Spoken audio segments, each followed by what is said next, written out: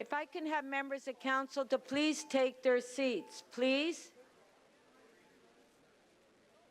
Councillor Pasternak, please take your seat.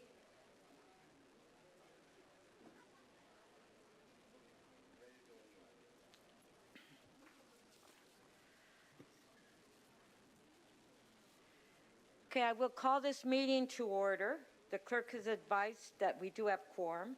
Members of council, please rise if you're able for the national anthem.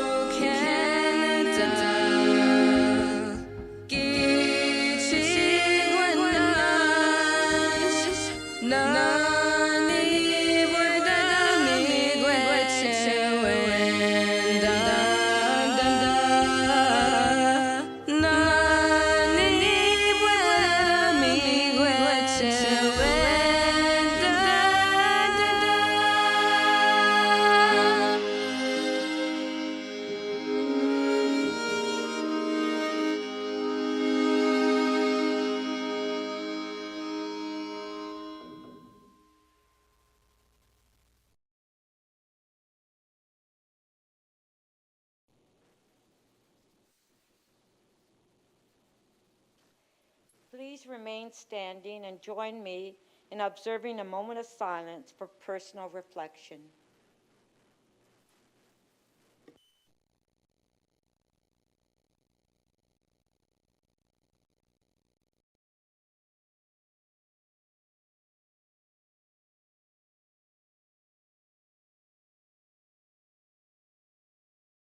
Thank you. Please be seated.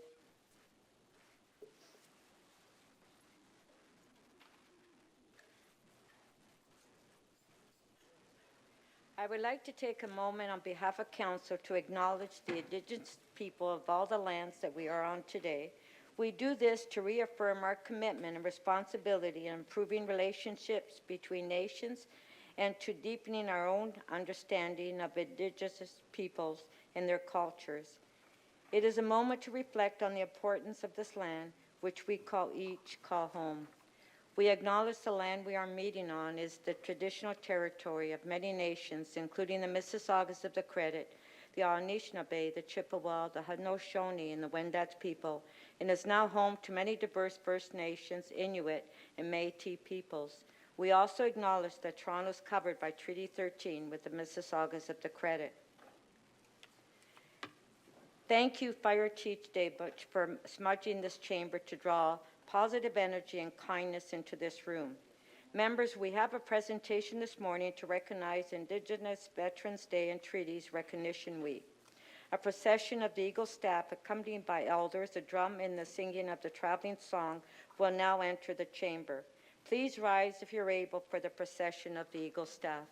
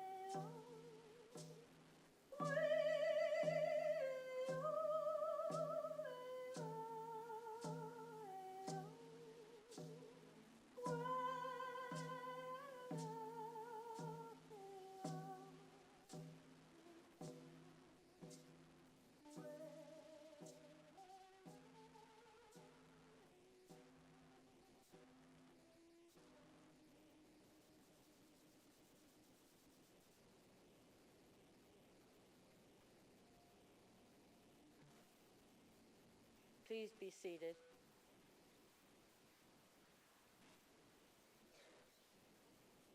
I would like to call upon Elder Larry Frost to speak.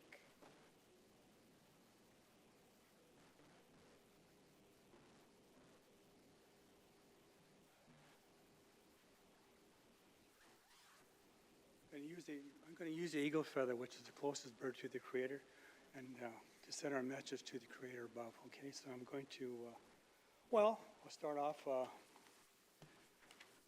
want to start off by welcoming everyone here today, city councilors, Mayor Chow, and to this Indigenous Veterans Day celebration. I have written a prayer this morning as I woke up, and I wanted to share with you today. A prayer for Remembrance Day. Creator of love and justice, today we remember all men and women who died in defense of our country and its freedom. Help us to honor their sacrifice through our world, through our prayers and actions for peace in our world. Send your Spirit to help us to let go of misunderstandings, hatred, prejudice, so that we may grow together as one family. Guide our steps in the way of peace. We ask this prayer to our Creator, and I want to leave this with everyone today. Begin today and always love each other. It's so important that we love each other. I say that to the Creator, and may the Creator bless you all. Miigwech, thank you.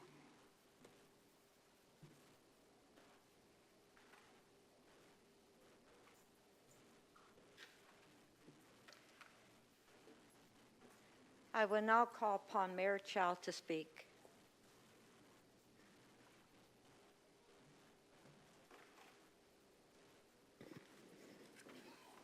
Good morning. Miigwech. Thank you to Elder Larry Foss and the firekeeper and the teacher Jeffrey DeBush, who led us in a ceremony early this morning and helped us start this day in a good way.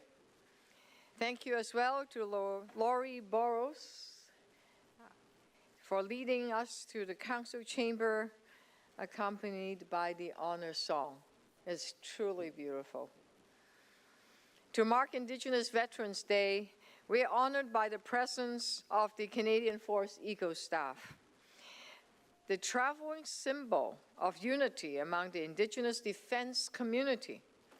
There are only 3 Eagle staff in Ontario, and it is very meaningful that it is here with us today. As we observe Indigenous Veterans Day, we honor the thousands of First Nations, Métis, and Inuit people who have participated in Canadian war efforts. Indigenous people have been part of Canada's military history dating back to the War of 1812, when it's estimated that more than 10,000 First Nations people fought. In the First and Second World War, an estimated 7,000 Indigenous people enlisted, and more than 500 gave their lives during combat. Despite their service and sacrifice during these conflicts, many Indigenous veterans endured hatred and systemic racism while serving. When they returned to Canada, they did not receive the same benefits, honors, and respect as non-Indigenous veterans. That's why moments like today, like right now, are so important to ensure that all Indigenous service members and veterans receive the recognition and the support they deserved. We owe it to them. Let us take time to reflect on the experience of Indigenous veterans and honor those who paid the ultimate sacrifices to protect our country and freedom and democracy. Earlier today, downstairs, we added plaques to the Hall of Memory in the Rotunda. They honor the deep contributions of First Nation, Métis, and Inuit contributions to our national defense. It also remembers all our treaty partners who participated in the Battle of York. Today and every day, let us remember Indigenous people for their contributions in times of war and in peace for more than 200 years. Let us commit ourselves to reconciliation, to truth, to working every day to see that we remember and that we acknowledge and be very, very thankful of their contribution. This week is also Treaties Recognition Week.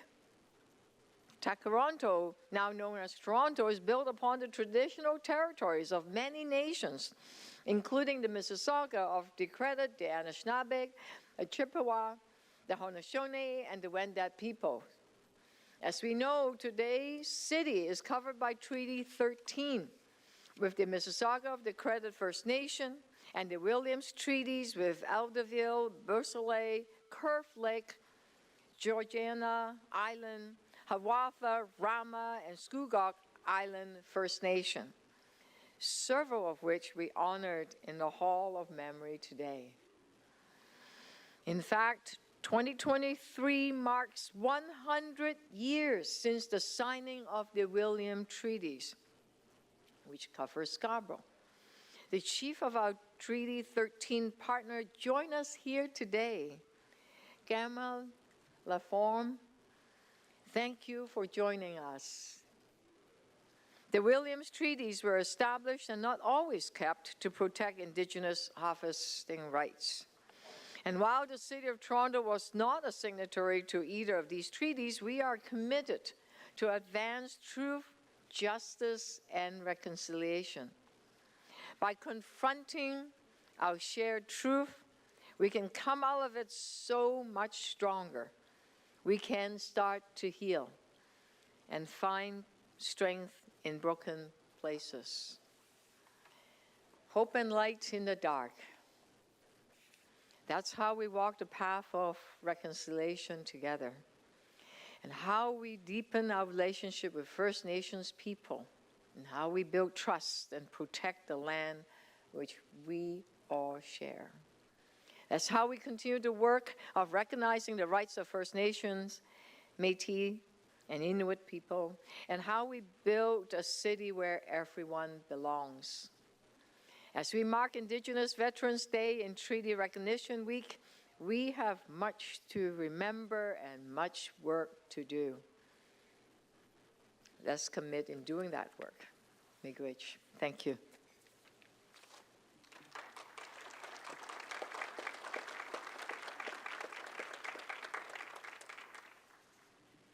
Thank you, Mayor.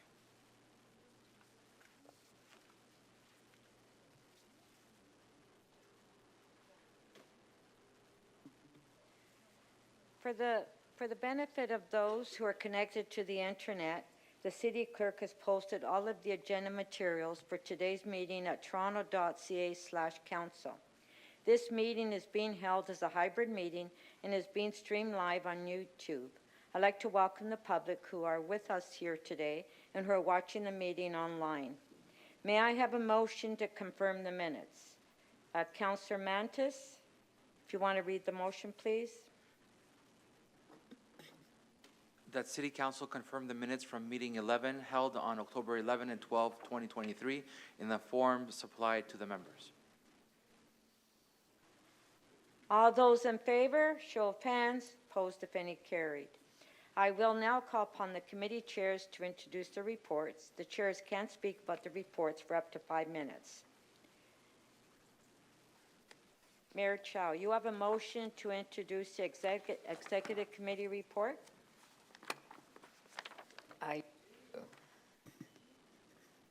Thank you, Madam Speaker. I move that the agenda for meeting 9 of the Executive Committee be presented for consideration. And I want to start by thanking the Executive Committee members for their great work at our last meeting. We covered a lot of ground and big priorities for people in Toronto. Two of the items are my key items at this council meeting. First, the generational transformation on how we build affordable housing in our city, which we will be discussing shortly. And second, the expansion of the life-saving Toronto Community Crisis Service citywide, which we will discuss tomorrow.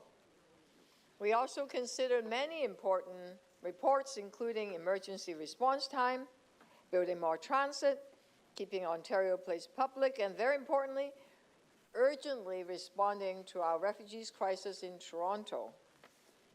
Through all of this, one thing is very clear: Toronto is doing its part. We're working very hard to build a much more affordable, safe, and caring city. And a big thank you to our city staff for working so hard and so fast in a number of these items. I want to take this time to say thanks to all of you members of City Council that this week, Budget Chief Shirley Carroll, who will be here, she and I launched the City Budget Consultation, and we launched it months earlier.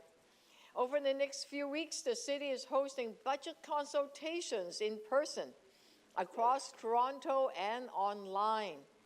There's a survey that thousands of people have already filled in, telling us, members of council, what matters to them. Everything is posted at Toronto.ca/budget. I am inviting you to take a look at it, and I'm looking to you, city councillors, my colleagues, to use City's toolkit and host your budget town hall and bring your residents together. Share the survey and the consultations with your residents.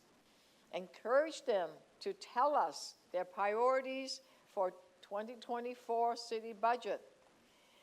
And we need them to tell us what matters to them most.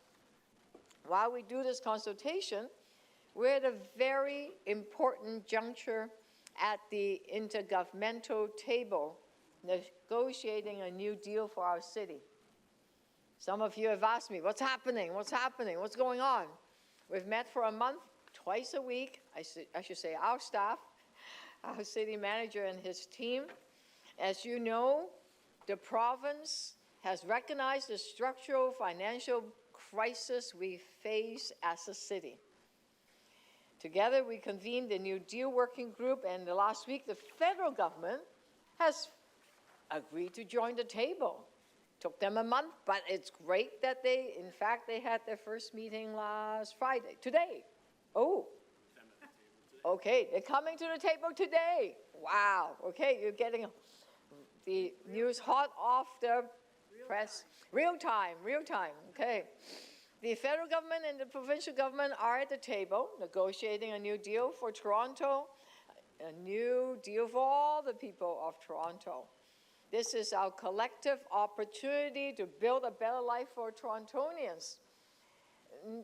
There isn't simply a financial deal for our books. This is a new deal for all of us, all of your local residents.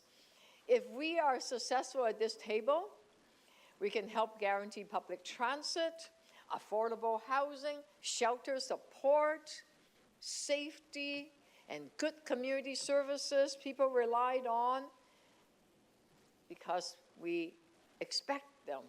We want them to be able to, all these services to be reliable and that it could be as best as it can be. If we failed, our 2024 budget outlook means we is in a real challenge. I can't find the right word to describe it. I'm sure you can find other words to describe it. It will be a challenge. We don't have an ability to run a deficit of $1.5 billion. So what does it mean? It will mean cuts. We don't want to see that. We have emptied out a lot of the reserve funds. What are we going to do? So this new deal is critically important. That's why I need you to step up. I'm looking for you to meet with your local MPP, For example, Speaker Nanciata has a lot of good, because she knows everybody. She does. In first name basis, I'm looking for you to connect with your MPP and your member of parliament. Bring your local residents with you. I know you started this process when it's a lot warmer in the spring and a bit into the summer, and then there's that by-election that got in your way. Well, that's, this is the time for you to get your local businesses, and because they determine, it's the city service that can support them, the BIAs and all of that. Bring them together, make a case for a new deal, and let my office know how we can support you. There will be, as Deputy Mayor Mike Coe remind me, we need a one-pager. We have the one-pager. We have a toolkit. Whatever you need, we have ready for you. Just book the appointment. This week is, I believe, members of parliament are back in the city. So this coming week. So they are in Toronto. This is the time for you to meet up with them.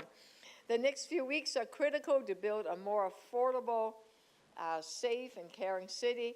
We have a big opportunity for all of us to pull together, and I know together we can deliver. Okay, so it's slightly longer introduction, but I thought it was important for me to give you an update. So count on you to make this happen for all of us. Thank you. Thank you.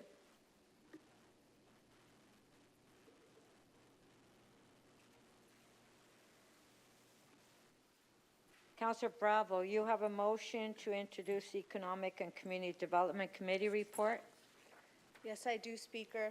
I'd like to move that the report from Meeting 7 of the Economic and Community Development Committee listed on the agenda of Council be presented for consideration. And I just want to highlight some of what we covered at our meeting, including the expansion and investment of and strengthening of Toronto public markets and mid-sized food retail as an item of local economic development, food security and community building, social development grants to advance our reconciliation goals and our equity goals, including confronting anti-Black racism, and the enhancement of space for youth programs, which are so needed right now.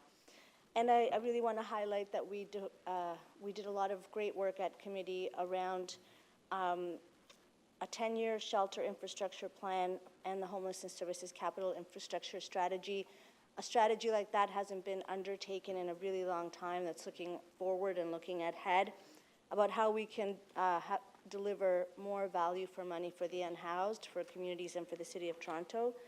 And of course, the shelter system pressures and responses, including planning for winter 2023, 2024, something which is on everyone's mind, I think, right now, in light of the ongoing pressures that the city is facing with growing numbers of people becoming unhoused, actively being evicted through a number of means, with the pressures of the high cost of living and housing and affordability, and the compounding pressure of the unprecedented numbers of refugees arriving, and the need, again, as the mayor outlined in the discussions at executive, for the federal government to step up in a permanent, sustained, predictable, and measurable way to meet its obligations to refugees. Thank you, Speaker. Thank you.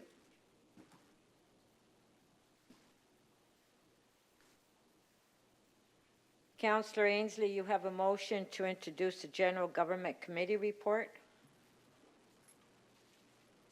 Councillor Ainsley. Good morning, Speaker, and good morning to everybody. So I'm just waiting for the motion on the screen. That the report from meeting number 7 of the General Government Committee listed on the agenda of Council be presented for consideration.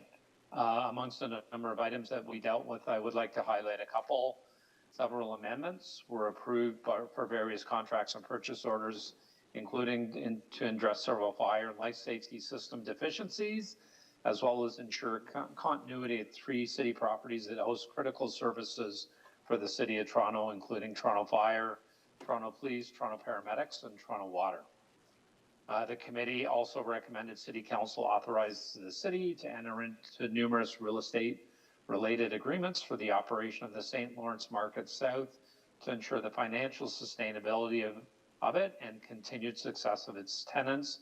I would like to thank our facilities and real estate staff for all of their hard work on this file. And lastly, we did receive a report which outlined the city has deployed a set of privacy and cybersecurity requirements in the procurement process, which ensures our suppliers deliver products and services consistent with industry best practices. This work emphasizes the integration of modern cybersecurity and risk management practices in the procurement, design, and development of our IT systems. These developments in our procurement system have strengthened cross-divisional collaboration, communication, and helped shape a unified vision which modernizes our city's cybersecurity posture and safeguards the city's sensitive information and systems. Thank you very much. Thank you.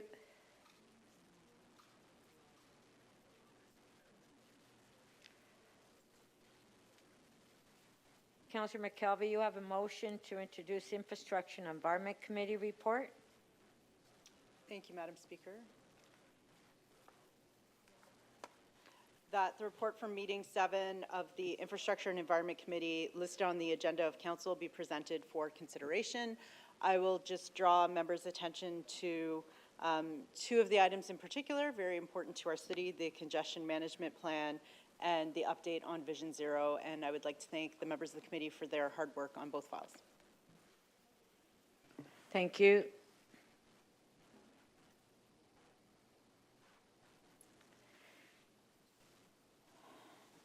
Councillor Perks, you have a motion to introduce a Planning and Housing Committee report? Yes, Speaker, I do. I move that report from meeting 7 of the Planning and Housing Committee listed on the agenda of council be presented for consideration. Thank you.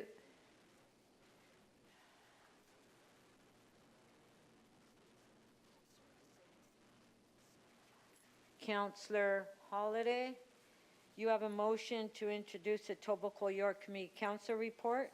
I do, and good morning, Speaker. Morning. That the report from meeting 8 of the Etobicoke York Community Council listed on the agenda of council be presented for consideration. Members, there are but 3 items that were advanced from Etobicoke York's Community Council to City Council, but I'll take the opportunity to thank the members, the many members of the public that came out to depute, and of course the staff, because a large amount of work was done at the Community Council meeting, and you have the 3 products before you. Thank you. Thank you.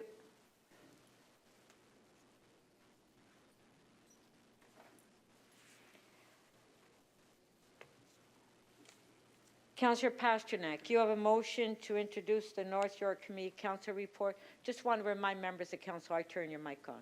Yes, thank you very much, Madam Speaker, that the report from meeting 8 of North York Community Council listed on the agenda of council be presented for consideration. Thank you. Councillor Ainsley, you have a motion to introduce the Scarborough Community Council report. I do. Thank you, Madam Speaker. The report from meeting number 8 of the Scarborough Community Council listed on the agenda of council be presented for consideration. Thank you. Thank you.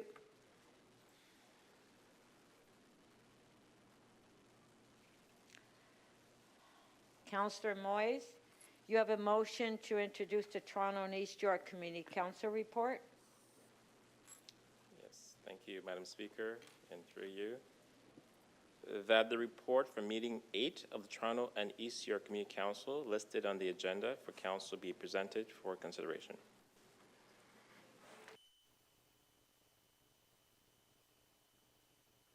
A motion to introduce the new business and business previously requested from the mayor and city officials, moved by Councillor Crisanti. Councillor Crisanti, if you can read the motion, please.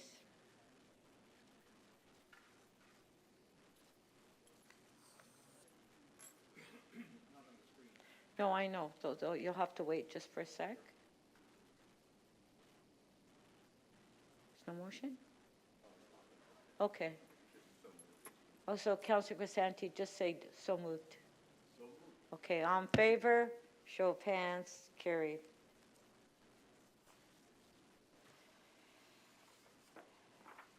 All those in favor of the motions, please raise your hands. All in favor, show of hands carried. Are there any declarations of interest at this time?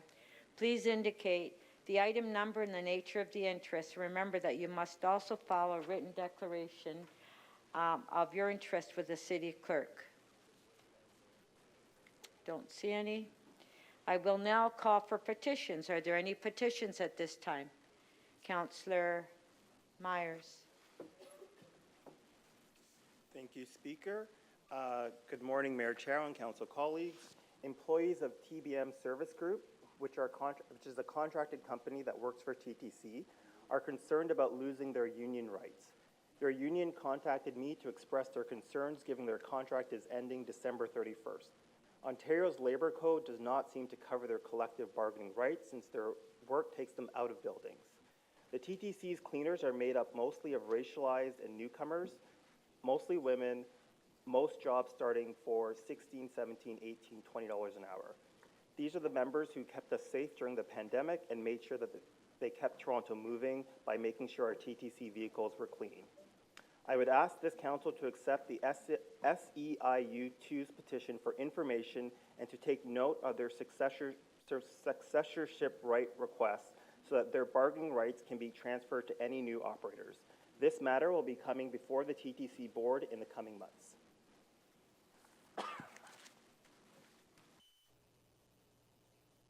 Are there any further petitions? Oh, Councillor Morley. Thank you, Madam Chair, and good morning, everybody.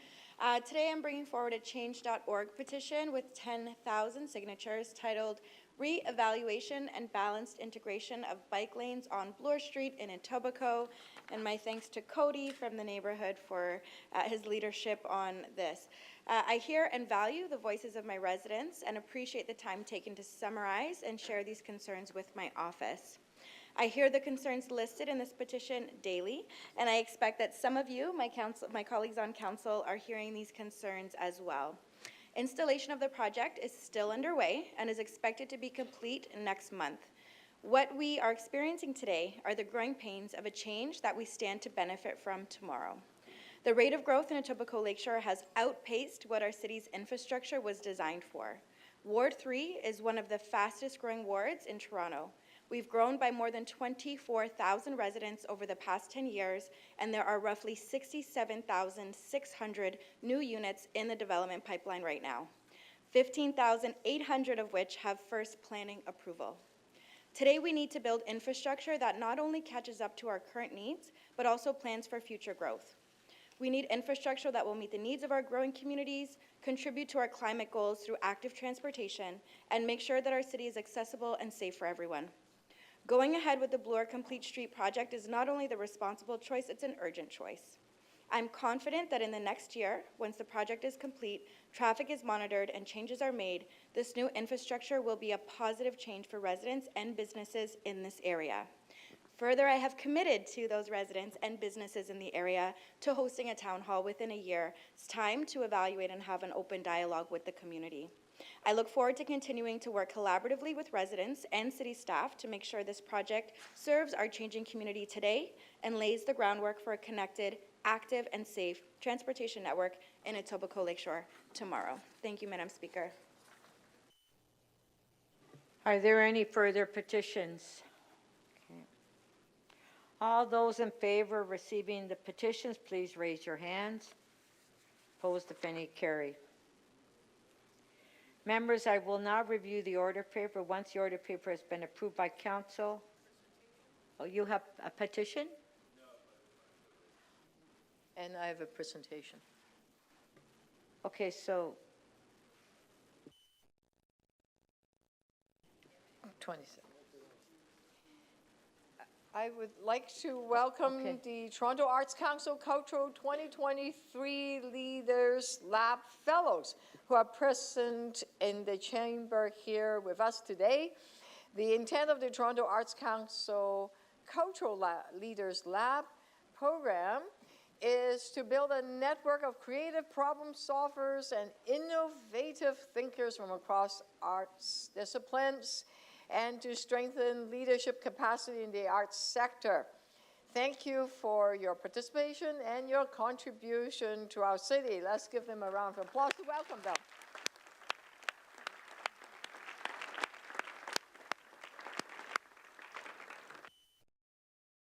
Thank you. Councillor Moyes, you had a point of personal privilege. Thank you, Madam Speaker. Today I rise to recognize and celebrate the dedication and service of a resident in Toronto Centre, Connie Langiel. Connie is an advocate, a community builder, and a strong force in our community, contributing significantly to the Church-Wellesley neighborhoods with her tireless placemaking efforts and uplifting spirit. Recently, Connie was awarded the Ontario Volunteer Service Award, a provincial honor which recognizes volunteers for providing committed and dedicated service to an organization. Our city and local communities flourish because of the devotion of individuals like Connie. It's their deep love for their communities that translate into the creation of neighborhoods that are not just welcoming, but are livable and brimming with creativity and care. To Connie, I extend my heartfelt congratulations on this wonderful achievement. Your passion is infectious, and this recognition is well-deserved. I look forward to the incredible work we will continue to do together for our city. Thank you, Madam Speaker. Thank you.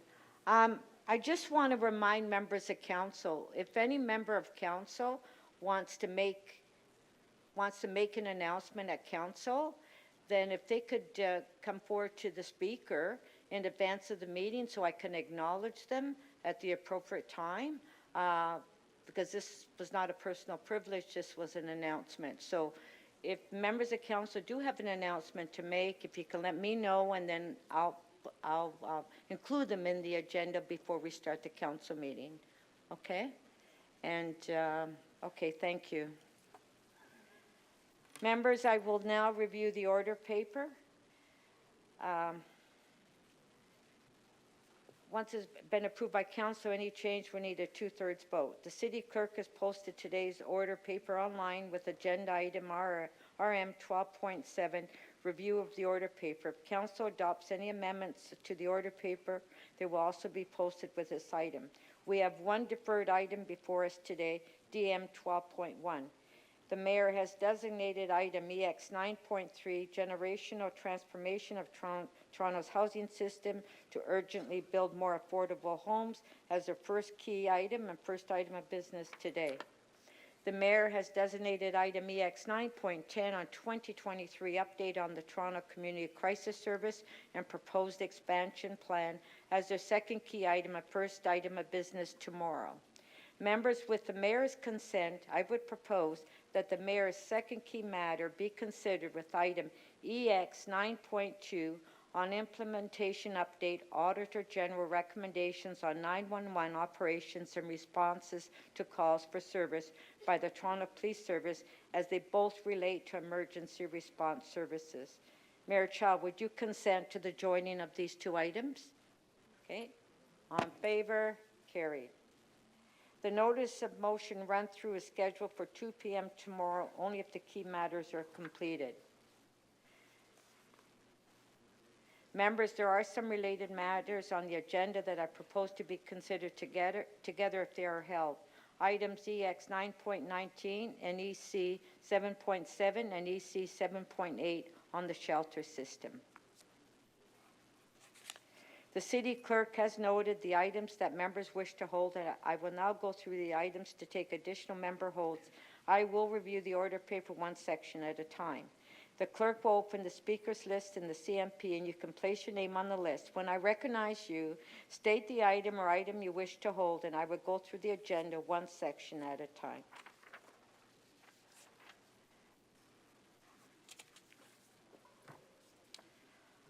Executive Committee. Councillor Fletcher. Yes, Speaker, I'd like to hold EX 9.14, Advancing Waterfront East Light Rail Transit. Thank you. Mike. Counselor, And then, yeah.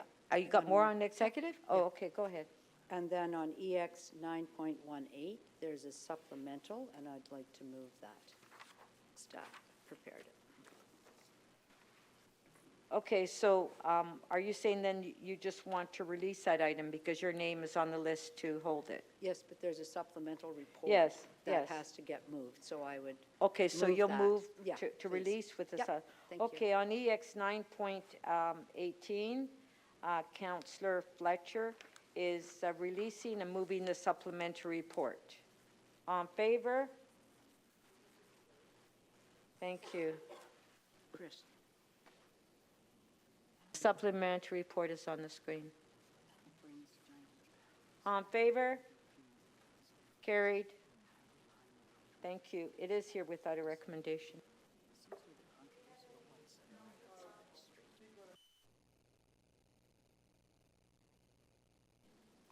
I just want to go over what we did. So the committee recommendations, if I've got it right, didn't have recommendations. The supplementary report that I just looked at says that it's a receipt. Do I have this correct? Okay, maybe we can put that back on the screen. Yeah, I'm just looking at the report that's posted in the system, and the recommendations appear different. It was revised? Okay, just one sec, Councillor Fletcher.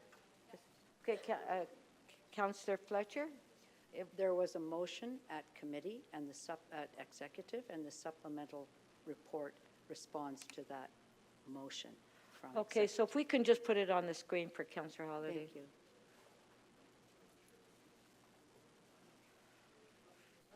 Oh, okay, Councillor, okay, who's turning? Councillor Holiday.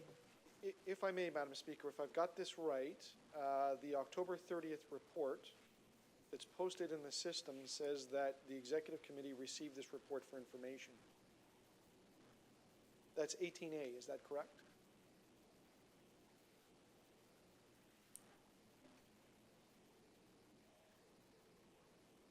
It's EX 9.18B. Okay, 18B. Yeah. Thank you. Okay, so everyone's okay with that? Okay, so we'll do the vote. On the, Councillor Fletcher, we'll go through it again. Councillor Fletcher's releasing the item and moving the supplementary report, EX 918B. On favor, show of hands, opposed if any, carried. Thank you. Councillor Bravo. Thank you, Speaker. On EX 913, I'd like to move the supplementary report, and the motion has been prepared. Do we have a supplementary report on this? Okay, so this is on EX 9.13. The Yes. supplementary report. So you're deleting the executive committee report and you're moving that motion, correct? Correct. Okay. So on EX 9.13, the amendment is on the screen. On favor, show of hands, opposed if any, carried. And Speaker, the second you already talked about, which was the bundling of EX 919 with EC 7.7 and 7.8. And making that, I'd like to request that this be a timed item. and Okay, we'll go, immediate- Councillor Bravo, we'll go through the timed items Okay, after thanks. we go through the agenda, okay? Okay, we'll now go to economic development. Okay, Councillor Crescenti? Yes, Speaker, sorry. Could I hold 9.8, please? Property taxes 2024 interim levy, I'm sorry, I didn't hear that. 9.8. EX? Interim levy, yes. EX. 928? No, 9.8. Oh, 9.8, sorry. Sorry, okay. All right, Councillor Crescenti, that's fine. thank you. Thank you. Okay, we'll now go to economic development.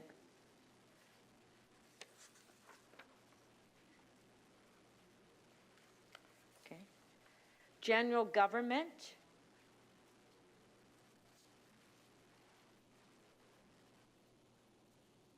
Councillor Pasternak, general government. Oh, I'm sorry. I'm sorry, it was an item on infrastructure and environment.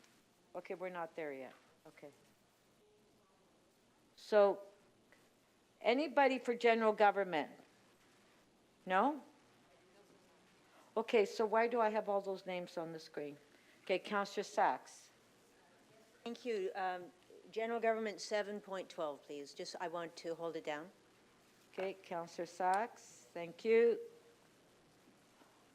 All right, now we'll go to infrastructure. Put your name on the list. Councillor Bradford. Okay, just one sec. Councillor Bradford. Thanks, Madam Speaker. I'd like to hold IE 7.2, Congestion Management Plan 2023 to 2026. Thank you. Councillor McKelvey. You can remove me. It was to hold that item. Oh, okay. Councillor Fletcher.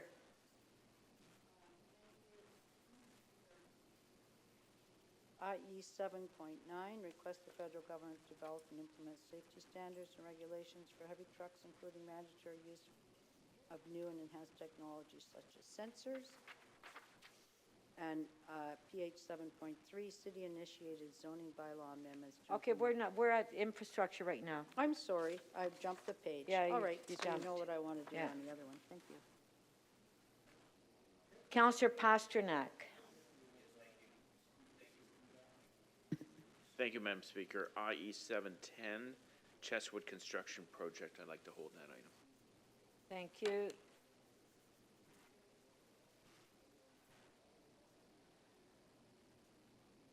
Councillor Cheng, are you on infrastructure?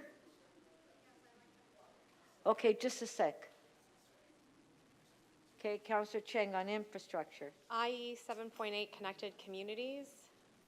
I'd like to hold that, please. Cute. All right, now we'll go to planning and housing. Councillor Fletcher. Thank you. Now we'll do it at the right time. And that is PH 7.3, city-initiated zoning bylaw amendments, city-initiated zoning bylaw amendments to implement the Ontario Line final report. Thank you. Yeah, you've already held that item down. Okay. It's just on the making agenda. Sure. Okay, thank you. Okay. Councillor Bradford, planning and housing. Yep, thanks, Madam Speaker. I'd like to hold PH 7.9, exploring the potential for office conversions and affordable housing in downtown Toronto. Thank you. Thank you. Councillor Moyes, planning and housing.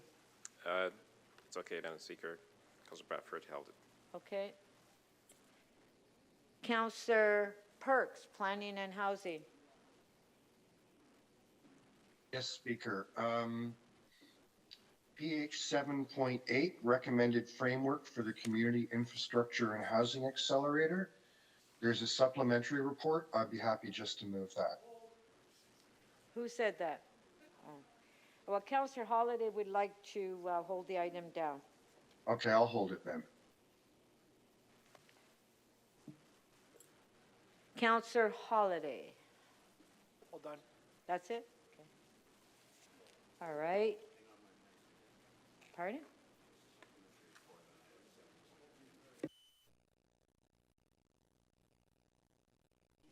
Councillor Perks, on item PH 7.2, the review of zoning regulations for outdoor patios on private property, there is a supplementary report. Would you like to move that? Yes, Speaker. I'll move the supplementary. Okay, Councillor Perks is moving the supplementary report on page 7.2. All in favor? Show of hands. Opposed, if any, carried. Thank you. Etobicoke York Community Council. North York Community Council.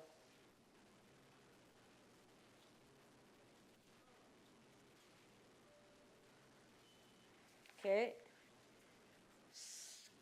Councillor Cheng, North York. Hold NY 8.12, 16 to 28 Center Avenue. Thank you. Thank you. Scarborough Community Council.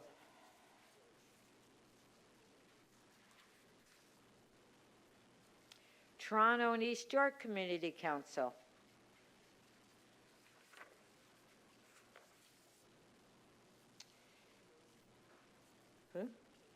Okay, Councillor Moores, I guess you're having difficulty putting your name on? Yeah, probably can't press the button anymore. No, I mean on your iPad, so I could see your name on the screen. Yes, it's on there now, Madam Speaker. Okay. Thank you. So, TE 8.8, 295 Jarvis Street, official plan and zoning bylaw amendments application. I'll hold that item. Okay, thank you. Okay, we'll go now to new business.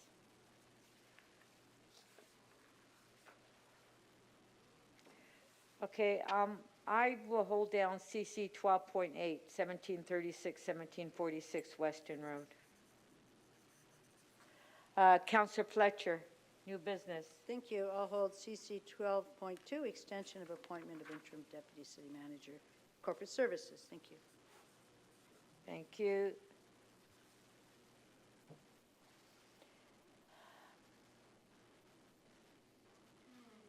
Councillor Holiday, did you have,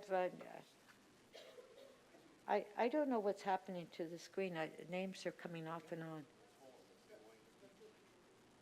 Oh, okay, is that what people do? I know.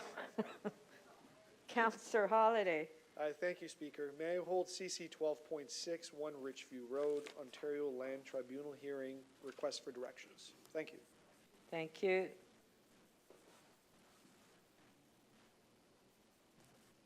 So, Councillor Cheng, did you have your name on for new business? No, to hold for... No. No, yes. Yes. Okay, just one sec, okay? I'd like to hold CC 12.7, 150 to 160 Cactus Avenue, as well as CC 12.9, 6167 Yonge Street. Thank you. Thank you. Councillor Perruzza. Yeah, Speaker, I'd like to, CC 12.13, there's a supplementary report, and I'm happy to move the supplementary report with the staff recs, okay? On CC 12.13? Yeah.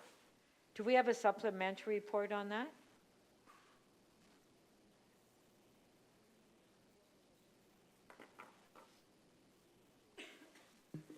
Madam Speaker, we do have a supplementary report. The motion's not quite prepared yet. But Okay, so Councillor Perruzza, you can hold the item down.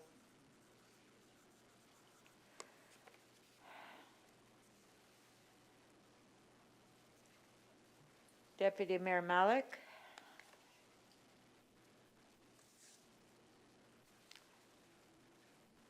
I'm holding item CC 12.14. And I do have a... Can you read the item for me, please? Sure.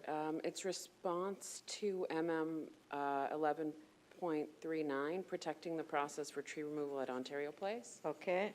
And I do have a recommendation for the supplementary report. Is that now or later? On this item? Yes. Well, I'll have to see, do you have the supplementary? Okay, the staff does have the supplementary report, so this way, maybe not to release it, not to hold it down, to release it with the supplementary. No, I do want to hold it, and I have this. Okay, then wait later. till we get to the item then. Okay, all right, Okay. thank you. All right. And I also CC 12.4. Can you read the item out for members? Yes, sorry. Designation of the King Spadina Heritage Conservation District under Part 5 of the Ontario Heritage Act, Ontario Land Tribunal hearing. Okay, thank All you. right, thank you. Mayor Chow? On CC 12.3, appointment of Chief Financial Officer and Treasurer, I am moving supplementary recommendations. But Councillor Carroll's. Okay, I didn't see her. No, but it's She held it? It's on the agenda that she held it down in advance of the meeting. I was going to release it, okay. Oh. Can we just- release it? Okay. It's all right. Has Councillor Carroll want to release it? You can release it on her behalf? Yeah? I believe so. I believe so? Yes, I believe so. Okay. We could release, we could just move the recommendation. Okay, so Mayor Chow is moving CC 12.3, which is the supplementary report, CC 12.3A. Yes. Right. Okay. So if we can just put the supplementary report on the screen, there it is. Motion by Councillor Carroll. Okay. All in favor, show of hands. Opposed, if any, carried. Item as amended, on favor, carried. Thank you. Councillor Morley. Thank you, Madam Speaker. I'd like to hold MM 12.6. We're not at members' motion. That's not to tomorrow. Okay, wonderful. Thank you. I can't learn my... All right. I would now, okay.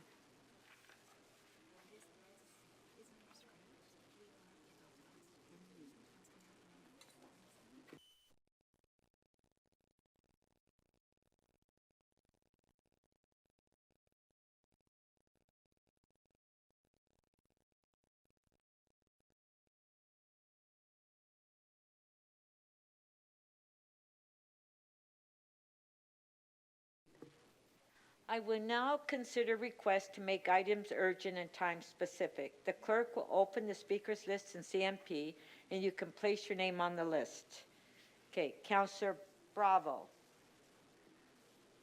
Thank you, Speaker. I'd like to move that we consider EX 9.19, need for long-term investments to address refugee and humanitarian crisis, together with 7.7, 2024 Shelter Infrastructure Plan, and the Homelessness Services Capital Infrastructure Strategy, and EC 7.8 Shelter System Pressures and Responses, including planning for winter 2023-2024, and that this be the second timed item after the mayor's key item this morning. After today's key item? Okay. So we do have a motion by Councillor Bravo. On favor, show of hands, carried. Are there any others that for time specific that members want to make time specific? Okay. So we don't have any conflict of interest, so that one.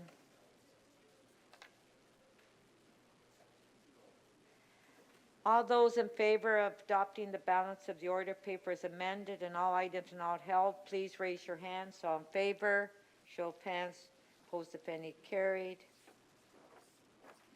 Members, I want to remind you that regardless of whether you are attending today's meeting by video conference or in person, you will continue to submit and approve your motions in advance. The clerk staff are available to assist you with motions. If you do not have your motion ready, I will not recognize you. I'm also reminding members that you must state your motion first before you speak to it. Members, if you have an urgent motion without notice you wish to bring forward at this meeting, and your seconder must submit it by email to the clerk's staff, your motion must clearly state the reason for urgency, and staff will prepare the necessary procedure motion for my review along with your motion. I will now review all motions without notice carefully. I may ask you to provide more information about the urgency of your motion and why it can't be routed through normal committee channels. This will inform my decision on whether to consent to your motion and in turn, council's decision about whether to add your motion to the agenda. The purpose of your motion and your reason for urgency must be clear. I will advise council after each recess which motions I have agreed are urgent and that need a motion to add to the agenda. It will require 18 votes to add a motion without notice to the agenda during the meeting. Motions added to the agenda in this way are not subject to a vote to waive referral to a committee or agency.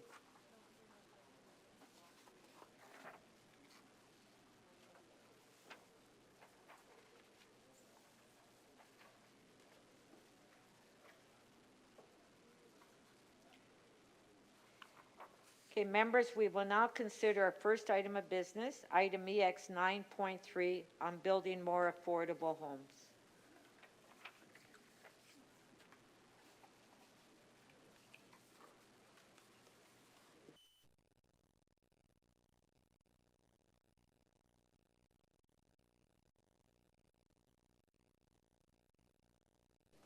Okay, so on EX 9.3, we will have a presentation.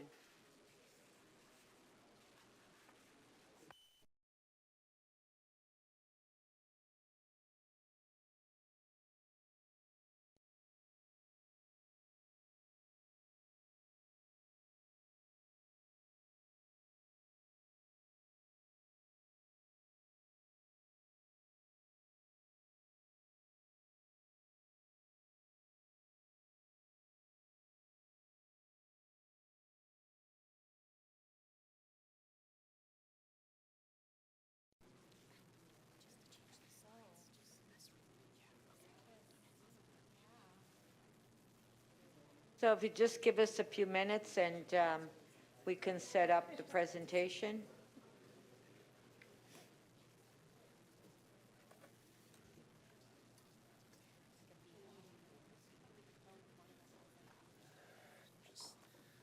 Most likely just some bad contact. Testing 1, 2.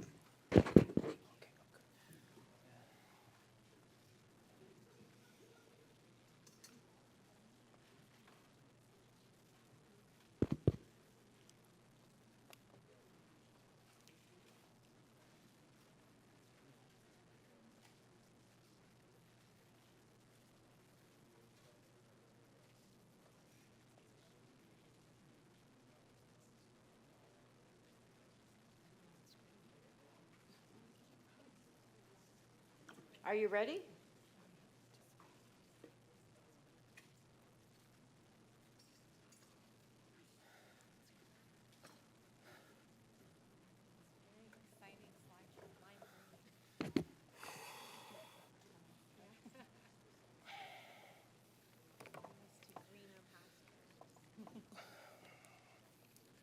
Okay, sorry. Should be good.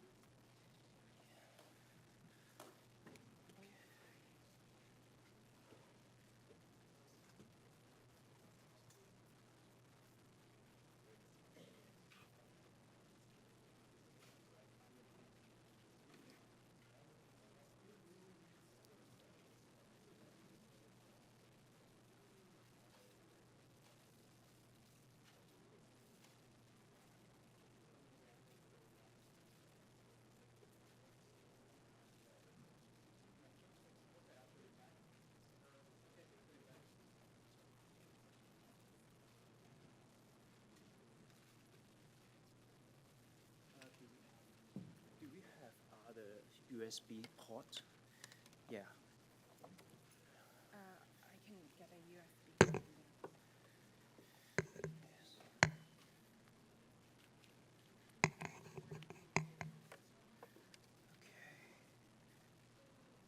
Try this port.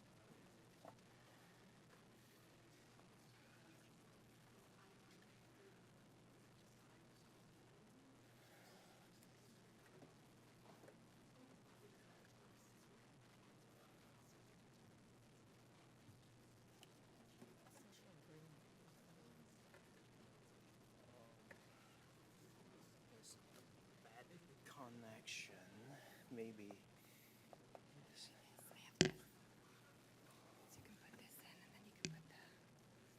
Oh.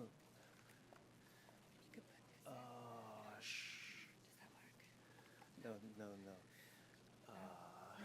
Can't. What kind of connection we have? Just do it line green. Is this a 30-second problem or a 5-second? Because I'm going to suggest you join from WebEx.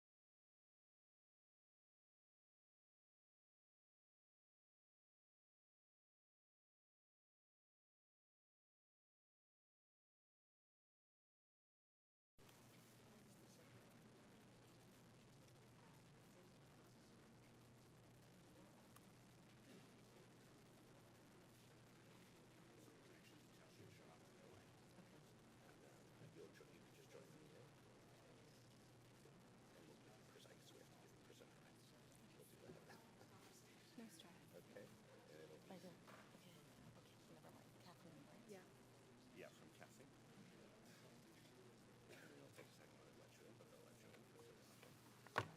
Further down, further down, further down, further down. WebEx here.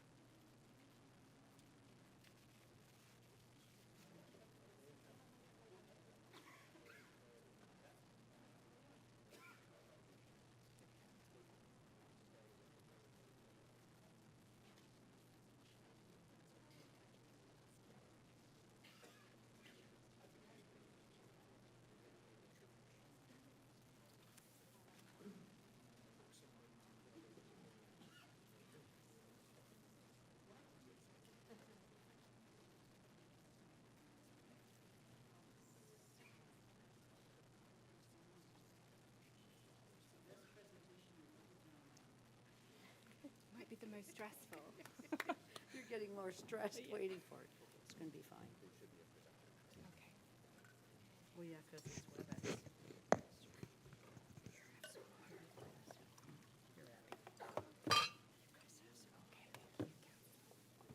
With all the help you're getting, Abby. That's great. Thank you so much.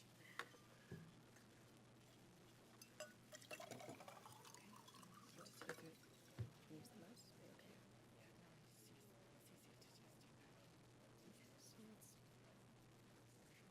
So sure.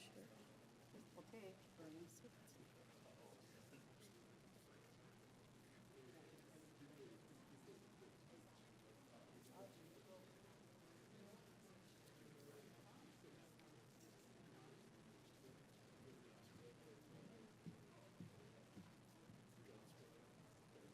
Okay, we're ready for the presentation, members of council. And then if you have any questions after the presentation.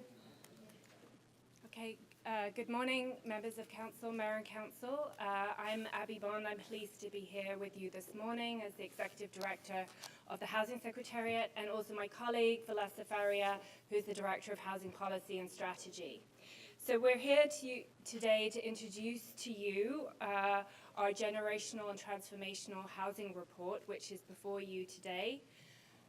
We'll start this presentation by saying that despite significant city leadership on housing policies, actions, investments, and projects in recent years, the situation for many residents in our city who are renters, and also for those experiencing homelessness, is worsening. However, the report today outlines the fact that there is hope for the future. We see a way forward, and we are ready to move.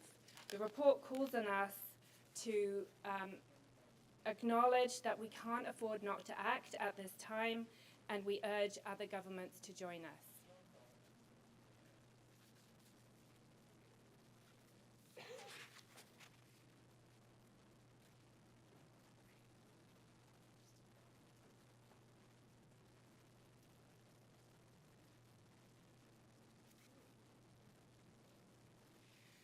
So a little bit about Toronto's housing and homelessness context. Many of you are very familiar with some of the challenges being experienced in our city.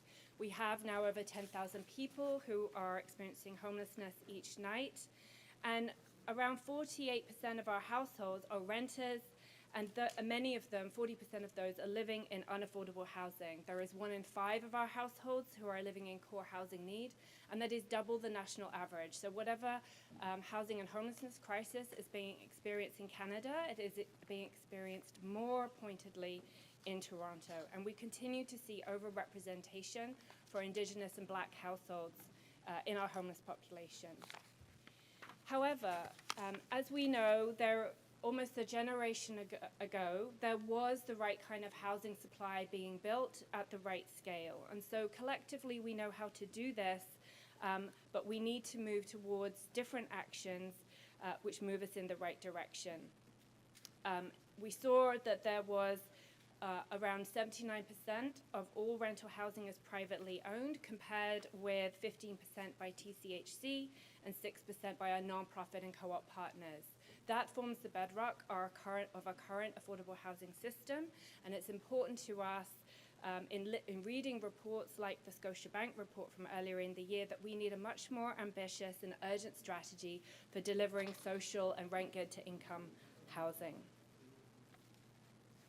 So the overview of our report today, it is a lengthy report, but there are 5 key areas. It's a generational change and approaches to strengthen our housing system. It is designed to improve affordability while increasing and accelerating supply for future generations, and also looking for us to create efficiencies within our own organization. It requires the investments from all levels of government, and it drives a sense of urgency for us as that we can't afford to act now. Any delay will actually result in our actions being more expensive into the future. So putting some of the targets, there are a lot of numbers into the report. So I would want to highlight that really at the top of the chart here, you see the 285,000. This is our share of the provincial 1.5 million homes that the province has given us to deliver, and we have split this in 2 ways. 65,000 is now our updated housing TO number. This is rent-controlled units, and the remaining 220 are all the other types of housing supply largely delivered by the market. Under our 65,000 unit target, we see 17,500 rent-controlled homes and 47,500 affordable rental homes. So that increases our target of affordable rental homes by 7,500. Within that there, if you go to the last line here, you see a new target for us of 6,500 new rent-geared to income homes. This is really important to move people out of homelessness and to support our work on supportive housing. The report is lengthy. It has 22 recommendations which relate to both new and ongoing initiatives, some of which we will get into later in this presentation.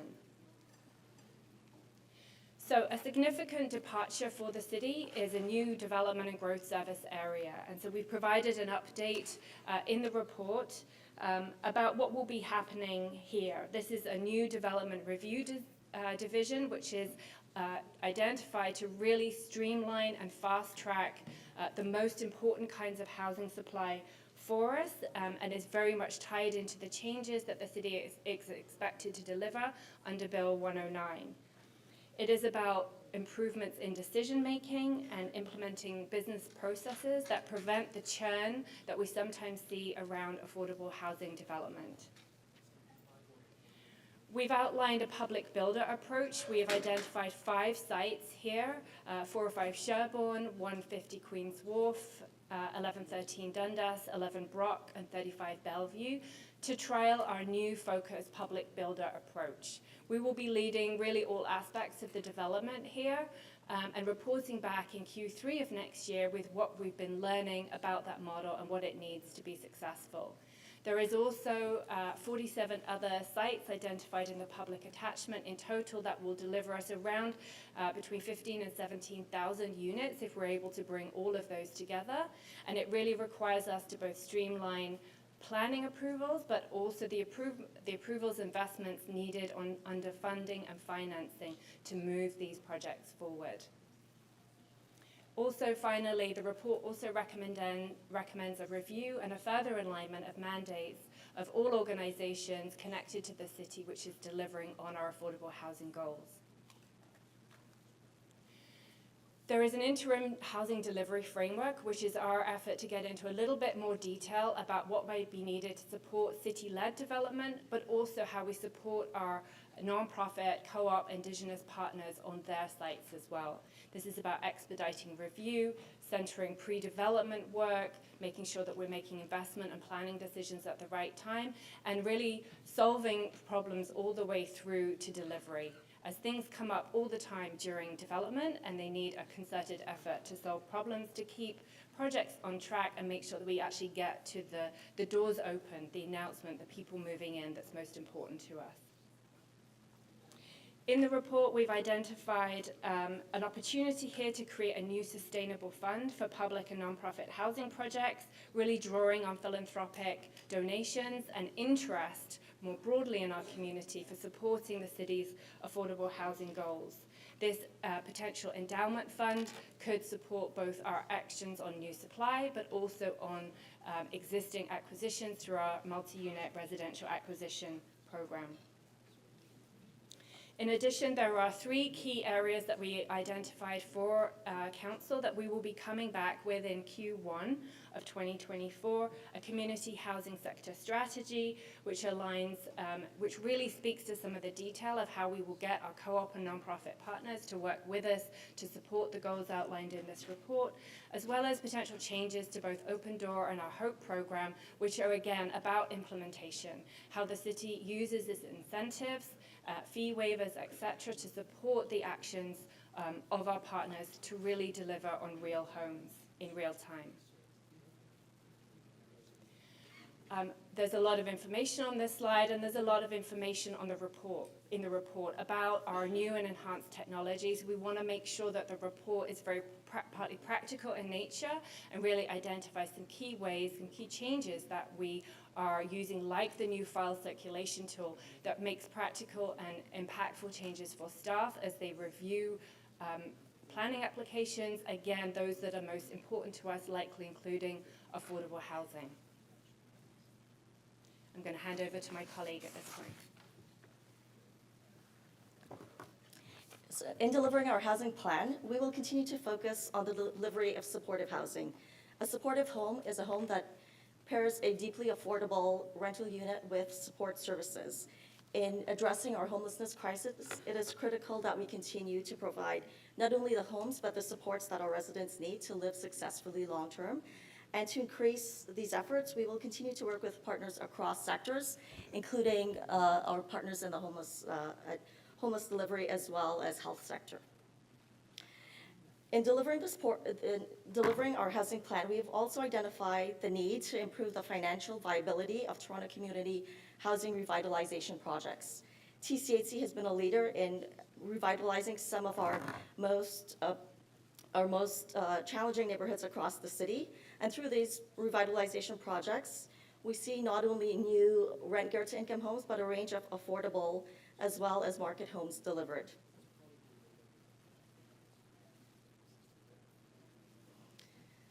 The report also speaks to the need for our new community infrastructure and housing accelerator tool, which will be considered by Council later on the agenda. This tool it's a planning tool which will help us to expedite rezonings and get shovels in the ground quicker.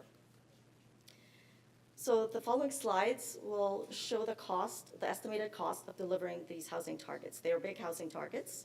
So at the top, you will see the overall estimated cost to deliver the housing plan ranging between $44 and $47 billion. The housing plan is made up not only of new rent control homes that we've spoken about, but also additional costs such as housing benefits and repairs to Toronto community housing, which is focused on helping residents to maintain their current homes.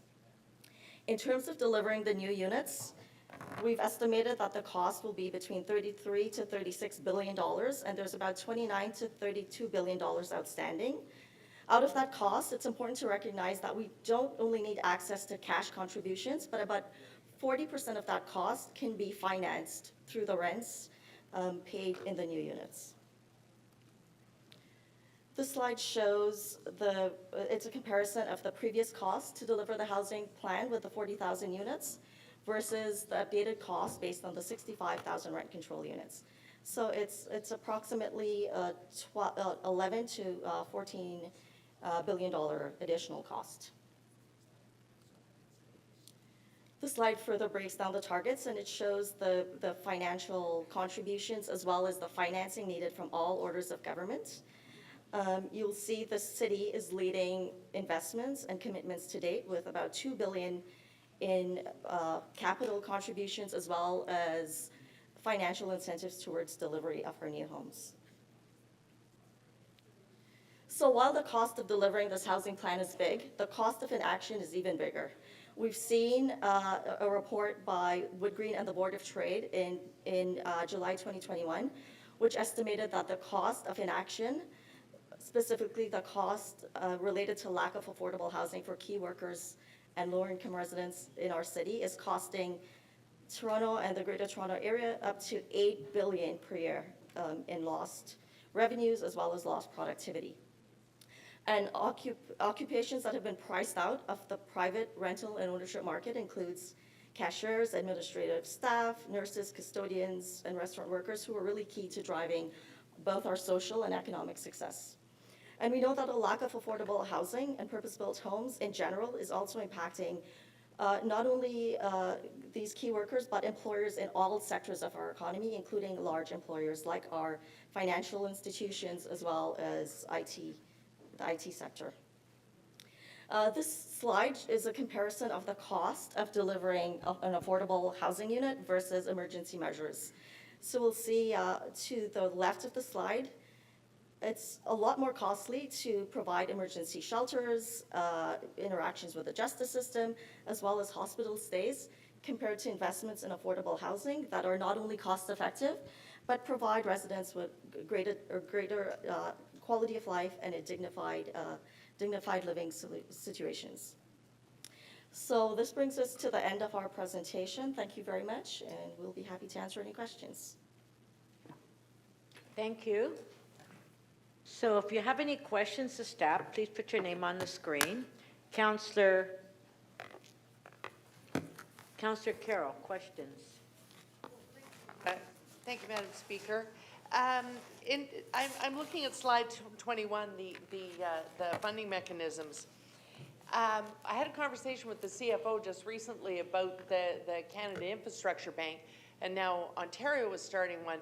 But until now, using the Infrastructure Bank has been problematic because for municipalities, they're so focused on transit. Is it possible that those vehicles that both orders of government are looking at become a possibility for us to use for these repayable loans? Through the Speaker, it's a great question, Councillor.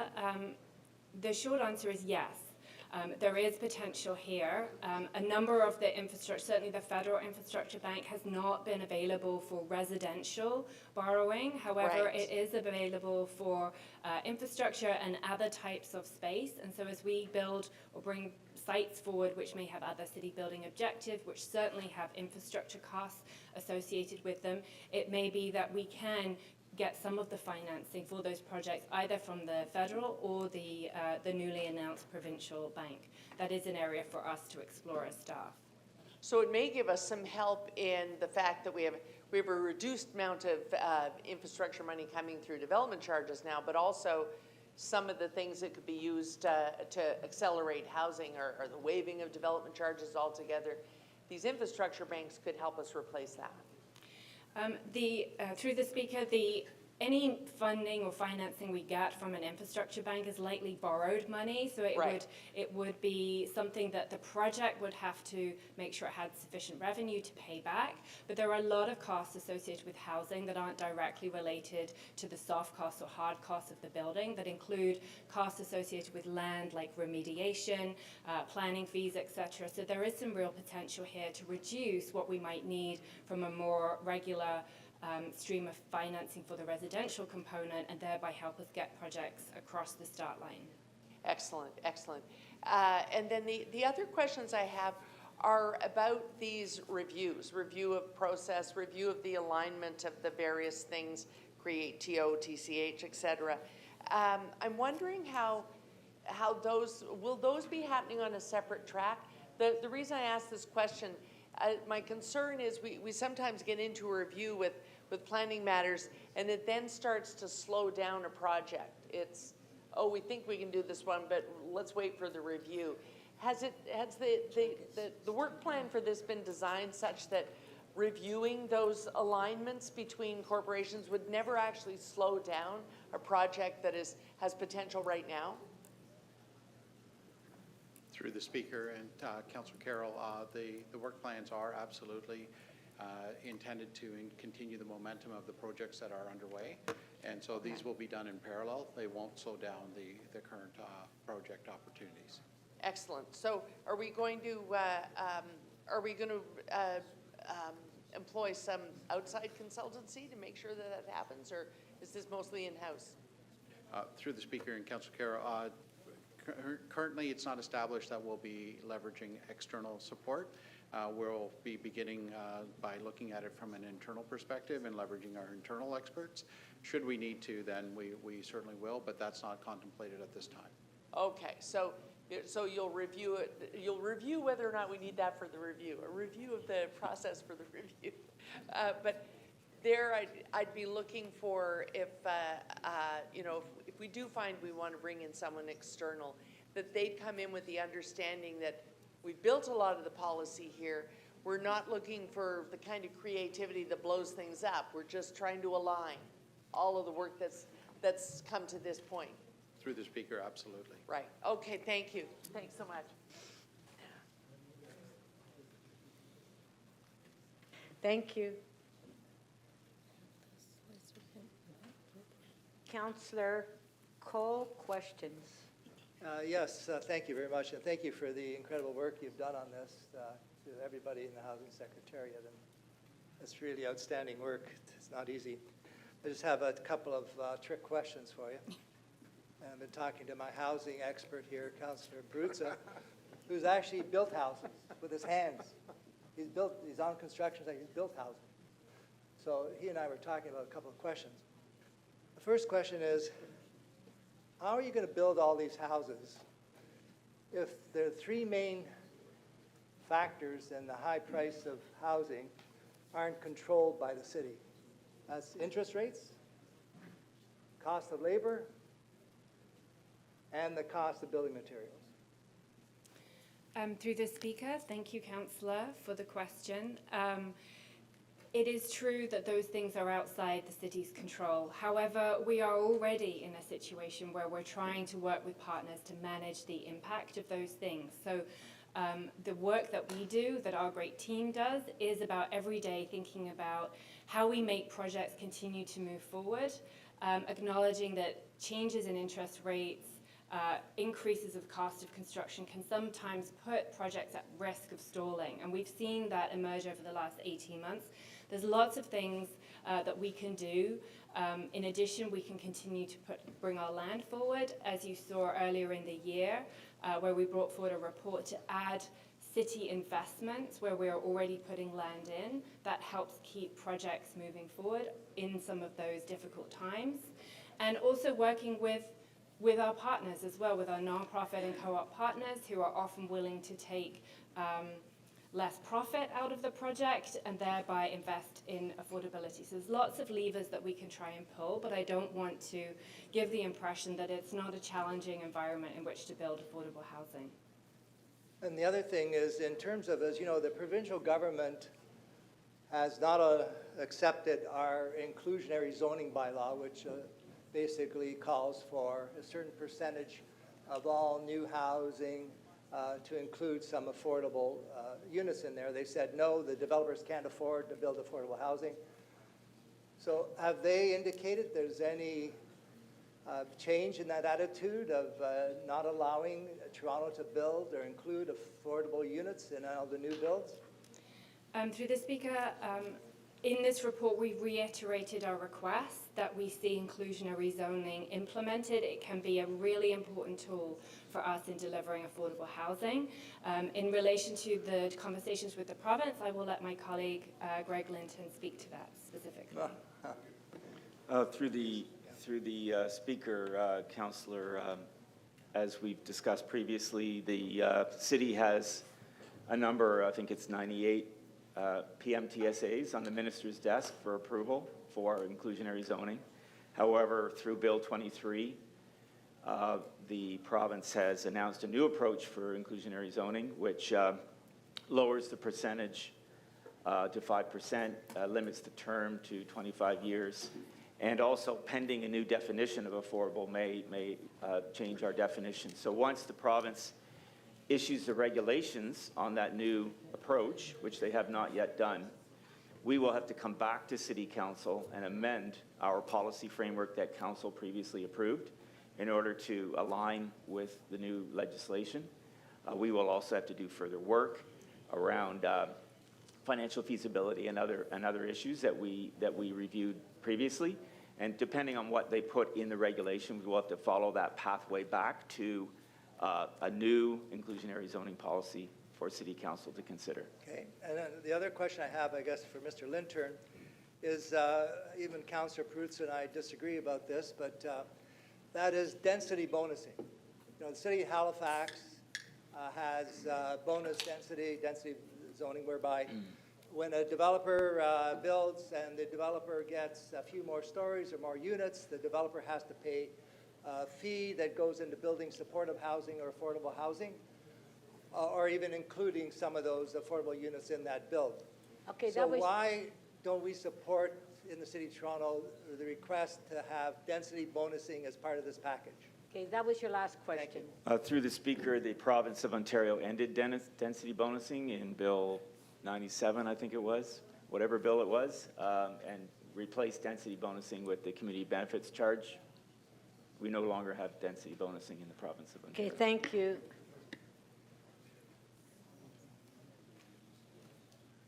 Councillor Mantis, questions? Speaker, through you, Madam Speaker. Mr. Lintern, how many units do we have on the books for developers that have not built yet?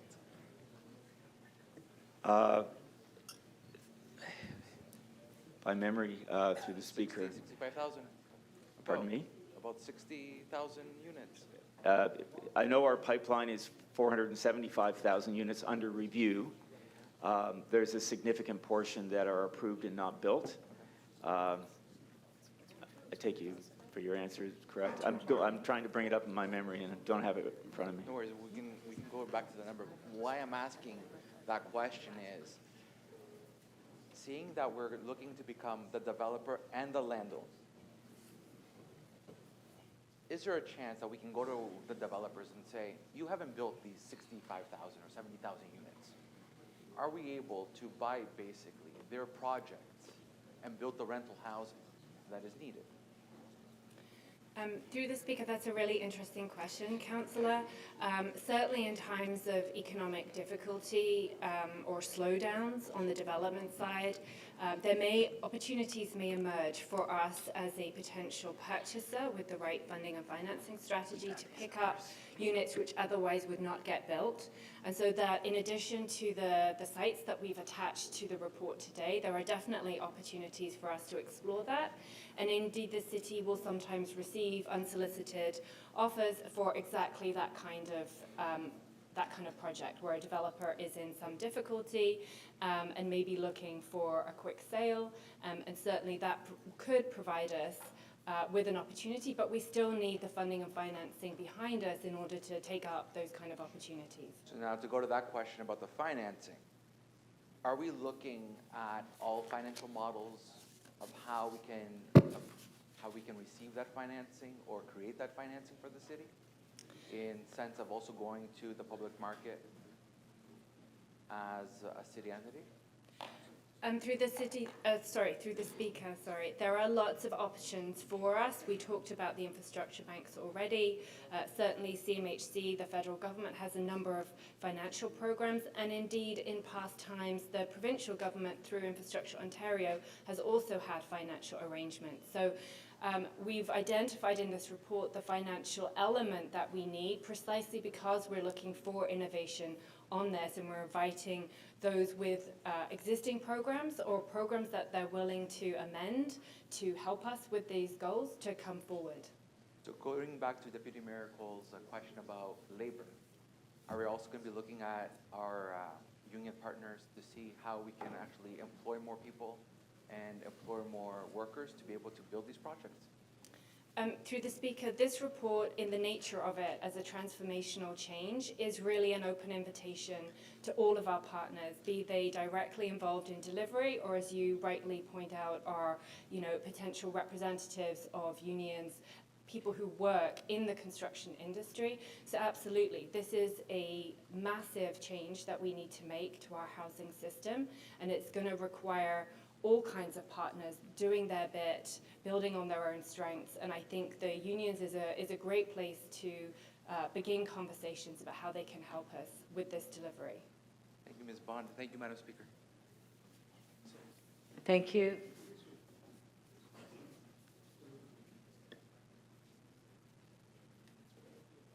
Councillor Sachs. Thank you. Ms. Bone is, first of all, thank you and your staff for all the incredible work here, a huge piece of work. But isn't it a fair summary here that the housing crisis we have was created by the federal and provincial governments when they abandoned building housing more than a generation ago, and it cannot be solved unless they get back in the business of funding housing? Through the Speaker, it's widely acknowledged that we went on a different trajectory when those federal programs ended in the late 80s and early 90s. And all of the housing supply, the affordable supply that was in the pipeline at that point came to a halt. And we haven't seen a re-injection of the same kind of degree of investment that we were seeing back then. Even with the new national housing strategy that the federal government announced, which is substantive in nature, and the programs could work for us in Toronto, but they need to be deeper and at a greater scale for us to deliver on this kind of goals and targets that we've outlined for you today. Right. We can't do it unless they fund it.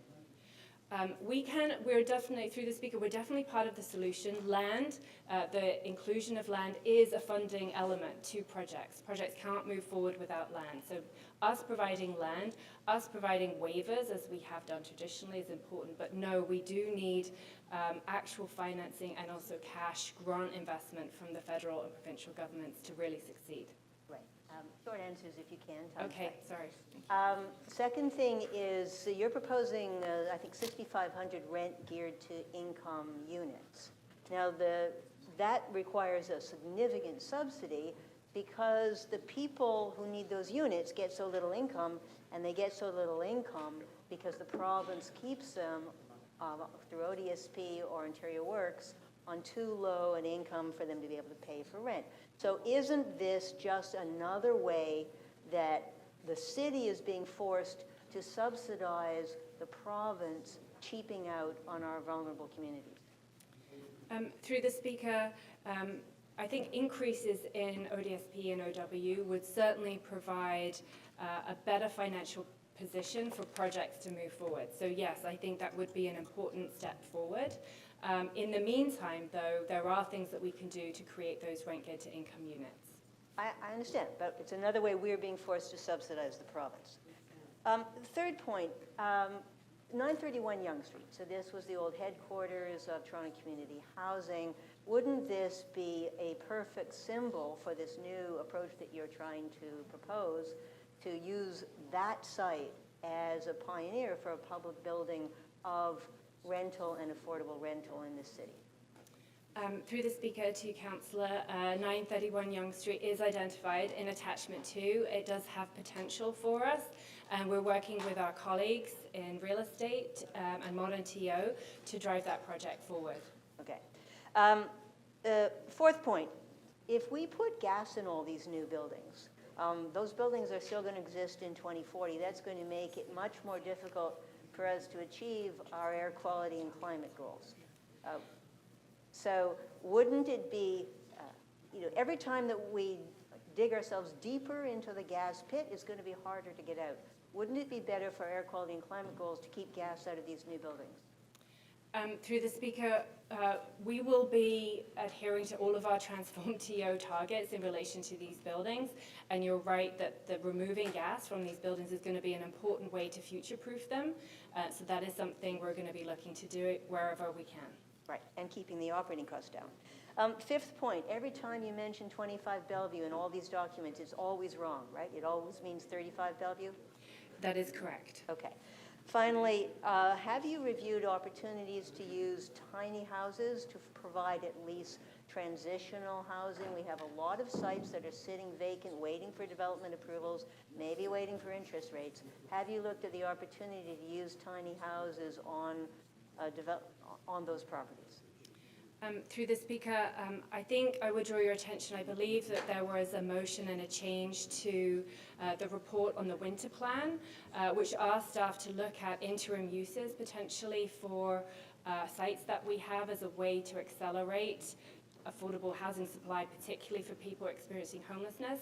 And we've received a lot of information about tiny homes and cabins that we will review, and it may be our focus should be on rapid delivery on a temporary basis, and that is something that Council has already directed us to look at through that report. Thank you. That was your last question? But I do want to say thank you, you guys did. Thank you. Councillor Fletcher, you're next.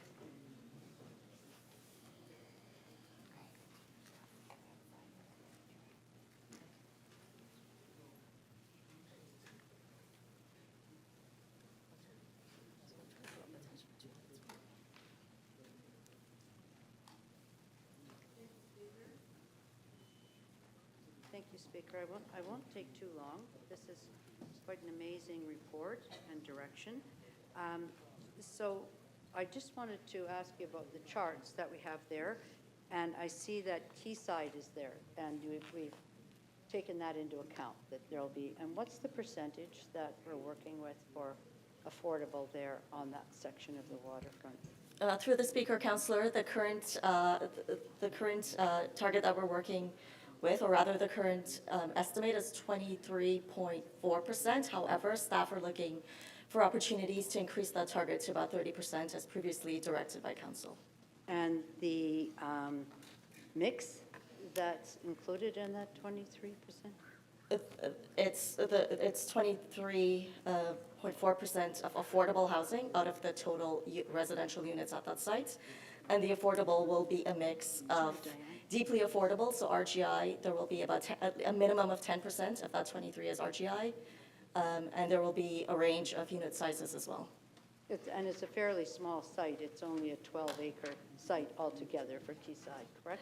That's correct, Councillor, with an estimated 800 affordable units in total. 800 affordable, all right. And then if we move along, and I didn't see yet, and I don't know how you're going to project that, it's actually the Villiers Island, because Council had agreed with me that we should have a 30%. We own a great deal of that land. I don't know if you can tell me the actual percentage that we own. I see Mr. Gupta's here. He would know exactly that percent, what's private and what's public.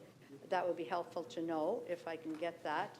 At the same time, I'll continue to ask this question, which has to do with coming back. The business and implementation plan should be being developed now by Waterfront Toronto and the city, and that would include the approach to the 30%, correct? Through the Speaker, yes, Councillor, that is correct. And we're also coming back to look at what density increases would be required in order to achieve the 30% on Villiers Island, because the density that was previously in the master plan or secondary plan for Villiers, we would not be able to achieve that level of affordable housing given that density, correct?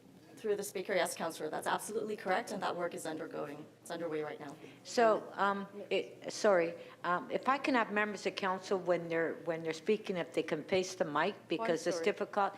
And maybe, I don't know, maybe staff should be over there so they don't have to turn their backs against you to answer the questions. Well, they're here now. Okay, but just make sure that you speak into the mic because people are having problems hearing you. I understand. Okay. Just quickly that you're absolutely right, because normally when we're addressing, Yeah. asking questions, we can see somebody, and now Exactly. I do have to turn in order to be polite Yeah. and not talking to the air. So Yeah. thank you. Okay, But I thanks. see Mr. Gupta's here, and maybe he can give us that number of acres, Villiers, private, TPLC, city-owned acres, if you have an idea. Thank you, through you, Percentage. Madam Speaker. The public land holding, of which the City of Toronto is by far the predominant landholder, we would own, of the public land that's in Villiers Island, the City of Toronto through Créteil would own about 90 to 95% of it. And I think in total of the acreage that's there in Villiers, which is 54 acres in total, about 20 acres of that will be developable land, and about, I'd say, close to, if not slightly greater than 80% would be public land. The expectation is for, at this current point in time, about 10,000 units of housing would be built. We are reviewing what Yeah. the number of units would be, and that's to come back, I believe, somewhere in Q1. So that is very helpful to understand that we own a lot. It does have to be serviced. So eventually, when you update this, there'll be a projection. Sorry, I'm doing that again, Speaker. There'll be a projection of some kind that would show the Villiers side for the number of new affordable that would be on city land. I'm just making sure that we're on track for that as well. Yes, through the Speaker, that's correct. Is there a reason why it's not a notional showing in the housing report? I think through the Speaker, where we have confidence in our estimates, we've included them, and where we have more work to do, we've left a gap so that we have to come back to get Council's blessing for those estimates. Are there other areas that fall into that same category then as Villiers? Through the Speaker, I think there may be, sorry, Councillor Fletcher. Thank you. It's Greg. I think your point is well taken. There may be sites across the city that are going to generate a fair amount of affordable housing, and I think the idea with this would be a regular monitoring and reporting back and adding in as we travel through time to make sure that we're capturing them, especially when those numbers get hardened up. Okay, thank you. That was your last question. I gave you an extra 30 seconds. Okay, thank you. Councillor Cheng, questions. Thank you. Through the Speaker, I really appreciate the push in this motion that reminds the province of the importance of inclusionary zoning as well as returning it to 99 years of affordability. I'm wondering, do we have an estimate of the number of units of affordable housing that we have missed creating since the passing of inclusionary zoning in the original model that was first passed at Council? Through the Speaker, we don't have a precise accounting of that. Of course, as I articulated earlier, the assumptions and the rules are constantly changing and in flight. It's a very hard exercise to undertake. We did undertake an exercise through a research request from Social Planning Toronto. We did find only 5 sites that might have been caught after the effective date of our policy. So it's not, in that very short period of time since the effective date of our policy, which is now moot, it's not a lot. Does the city have a list of all federal and provincially owned land in the city that we could potentially make specific requests about?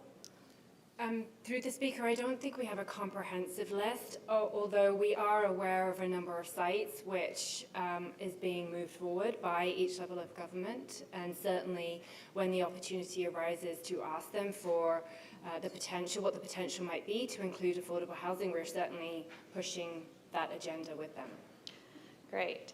I see that there's a harmonization effort to define affordability. In the past, we've heard 20% of market, which we know is not affordable to a lot of people.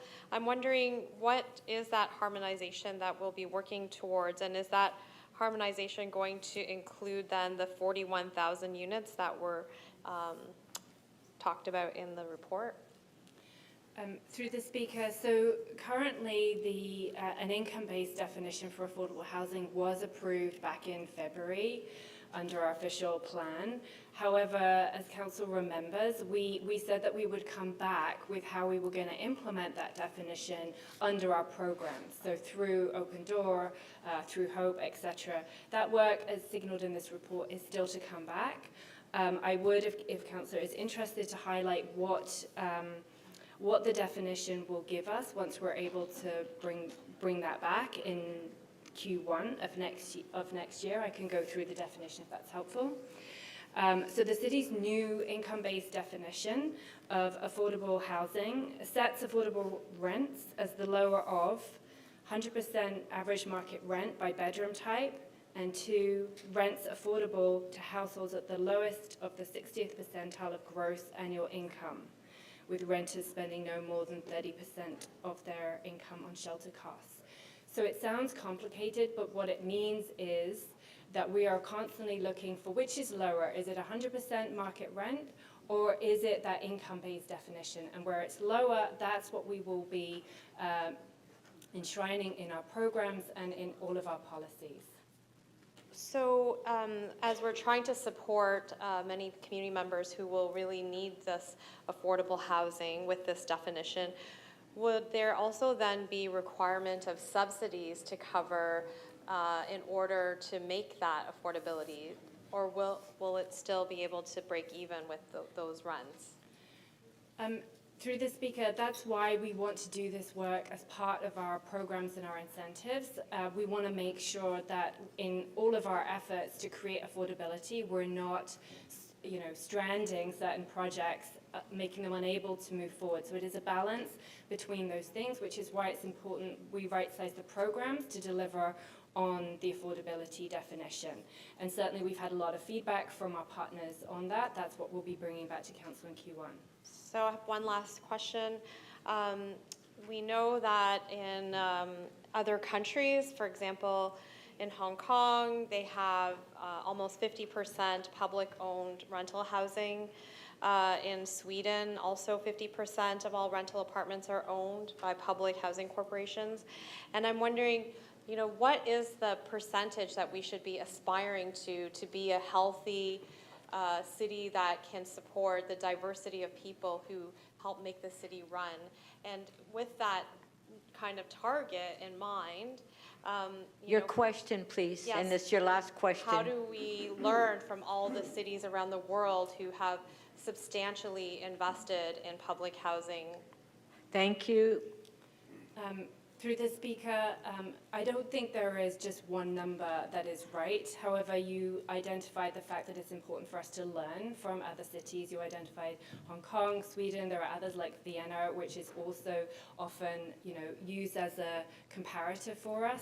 I think the challenge is that we were on a trajectory back in the late 80s and early 90s to continue to make sure that affordable housing, social housing was embedded in all of our communities, and that came to a halt with the ending of government programs. We're trying to restart that, certainly to get above where we are right now, which is around 10%. Thank you.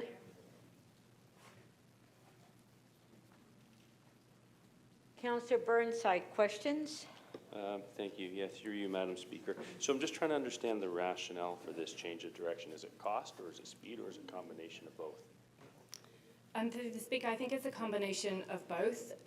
Developing a clearer roadmap that other levels of government can support us on, and clearly articulating the kinds of investments necessary and the speed at which we want to move is important.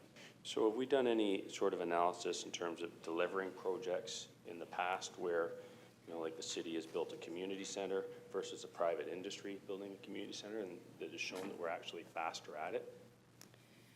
Through the Speaker, I can't comment on community centres. I wonder if one of my colleagues could do that. But in terms of our role in delivering affordable housing, we have been doing that in recent years through the Rapid Housing Initiative. So the modular housing units, the acquisitions that we've made of hotels actually have been largely city-led processes. And I think there's a lot of lessons in that for us to learn and to use for these next 5 sites that we've identified. So we're not starting from scratch, but this report is asking us to really step up that level of activity.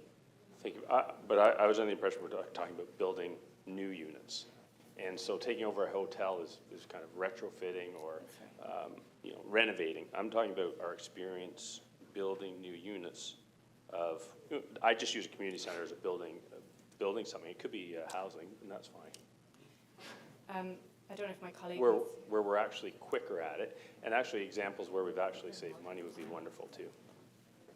Through the speaker, if I could assist, I think this is where the intention in the report is to leverage the expertise across the organization, inclusive of Create.to and Toronto Community Housing, where that more comprehensive experience does exist, and we certainly would be leveraging those experts in order to advance wherever possible. Well, thank you for, through the speaker, thank you for that. I'm still asking for an example of where we've actually proven that we actually can build things faster or in a more cost-effective manner. I don't deny that there's a lot of experience. I just would like to actually evidence. Through the speaker, I would highlight the modular housing projects that we've delivered in recent years. Those are new supply, new supportive housing that the city has led the development of at a cost which is much lower than maybe a similar product delivered in the private sector. If I could assist Pat Matozo, through you, Madam Speaker. Just in the last couple of years, we've done a variety of different projects, 877 Yonge, 222 Spadina. We've done modular housing. We're currently doing 65 Dundas. So we have experience in acting as the project manager, leading projects and hiring contractors to deliver projects. Through the speaker, I wasn't asking about experience. I was actually asking for evidence. This third time, not to be argumentative here, third time I'm asking the question of actual evidence where we've been cheaper or faster. Through the speaker. And there might be, I'm just trying to. Yeah, if I may, Councillor, I believe that's the intent of our report back is, I don't believe we could give that to you objectively at this point, but the whole goal is to not only implement, but to track and bring back feedback as to our ability to deliver in that manner. So that's the intention of the iterative approach, and to come back to council and report on that. Okay, thank you. That was helpful. In terms of this expansion of housing, who would be operating it? Would the city, or should I say, would the city? Do you envision the city actually operating it, as in adding more units to the TCH portfolio? Through the speaker, traditionally where we've offered land or we have built buildings or acquired buildings, we've been working with our nonprofit and co-op partners to expand sites and their capacity. So the city has done the development or we've supported their development. That's not to say that we couldn't look to use some of these units that we're delivering to augment existing organizations as well. We just haven't done that really in recent years. So the focus, if I'm to infer correctly, the focus would be on our partners? That's right, and it's a strong signal to in the report that we need them to help us with that, and operating is a big part of the solution. Okay, thank you.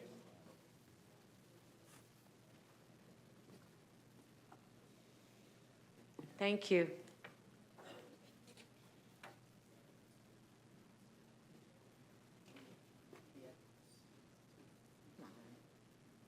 Councillor Thompson, questions?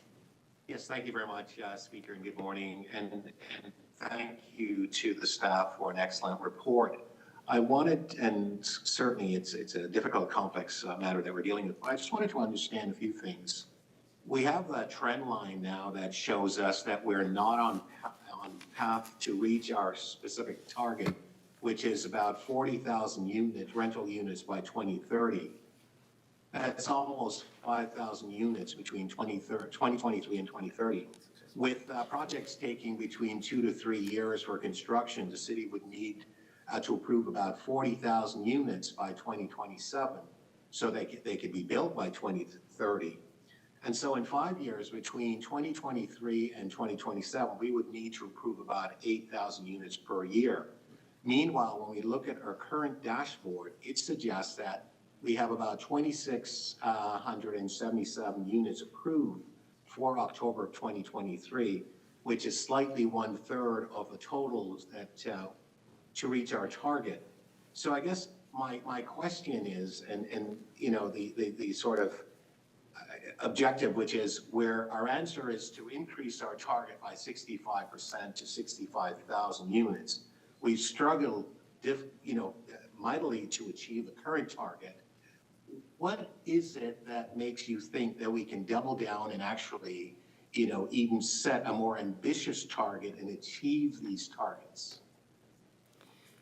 Through the Speaker, thanks, Councillor Thompson. So as you will see in our regular updates through the budget process and also Housing TO, we highlight to you and Council where we're on track and where we're not. You correctly identify in terms of doors open and actual delivery, we're falling short of where we would like. However, there is a lot of activity, and actually we're ahead of the curve in terms of what we're approving for affordable housing. Our challenge is really in making sure that those homes that we approve actually get to be delivered and ultimately provide a home for someone. So our goal with, as you said, doubling down on those targets is to really speak back to our community and acknowledge the need that they are facing. That is why you're seeing a recommendation for increasing the targets. And I think it's important for us to note that there is a lot we can do around planning approvals, where we have control of those things, we're able to show progress. And what we're doing in this report is laying out a clearer roadmap that would actually get us to those shovels in the ground and the doors open ultimately. So we're not creating false hope then to obviously those citizens that are in need of housing and government partners? Through the Speaker, I don't consider this to be false hope. This is a significant roadmap. It clearly lays out the roles and responsibilities of all of us, community as a whole. And in coming together, this is one of the largest challenges of our generation. And I think as staff, working with you and council, it's incumbent upon us to be clear about what it's going to need to take to solve this issue. That's why we're bringing forward more recommendations. So I don't think it's false hope. I think there is a lot of work still to do, but this is a path forward. Fair enough. The report talks about that we lose 15 affordable rental units for every new one that we create. So obviously this is a reverse trend. By my understanding, is it our plan then to buy up all the private units that are available that will come to the market, and then turning those into basically permanent affordable non-profit housing? Is that what we're going to be doing? Through the Speaker, you've touched on a really important challenge that's faced by our community, and there are really two ways that we would like to approach this. In the report, we've acknowledged that protection of our existing stock is just as important as creating new. And we're dealing with that in two ways in the report. One is to identify the opportunity that has arisen from our program that we have, like Mura, to buy up properties, but at the scale of investment that we have available, it's not sufficient to make more of a dent in the challenge. However, with the right government and philanthropic help, that fund could be substantially larger and make more of an impact. And then in addition, we've identified a whole series of requests to the provincial government regarding how they can, through their legislative ability, better protect rental housing and secure it for the long term and help stabilize rental housing in our community. Thank you. Yeah, thank you, Speaker.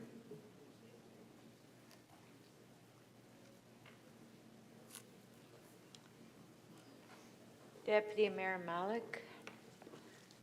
Thank you very much. Thank you for the presentation and the questions.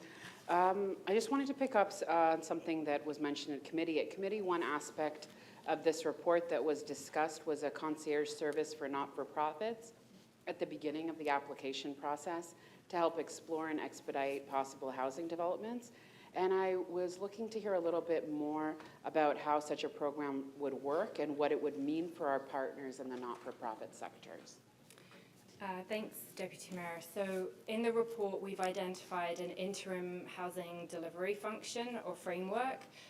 That is our effort to both centre development on our own land, but importantly, those nonprofits, co-ops, and Indigenous housing providers that are trying to develop affordable housing on their land.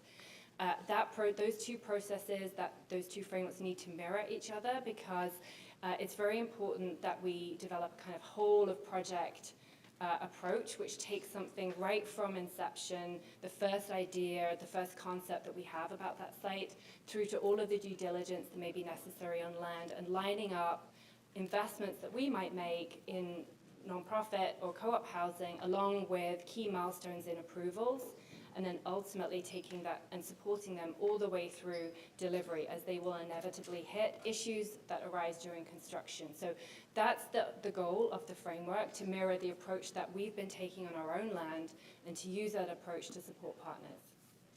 That's really helpful. Thank you.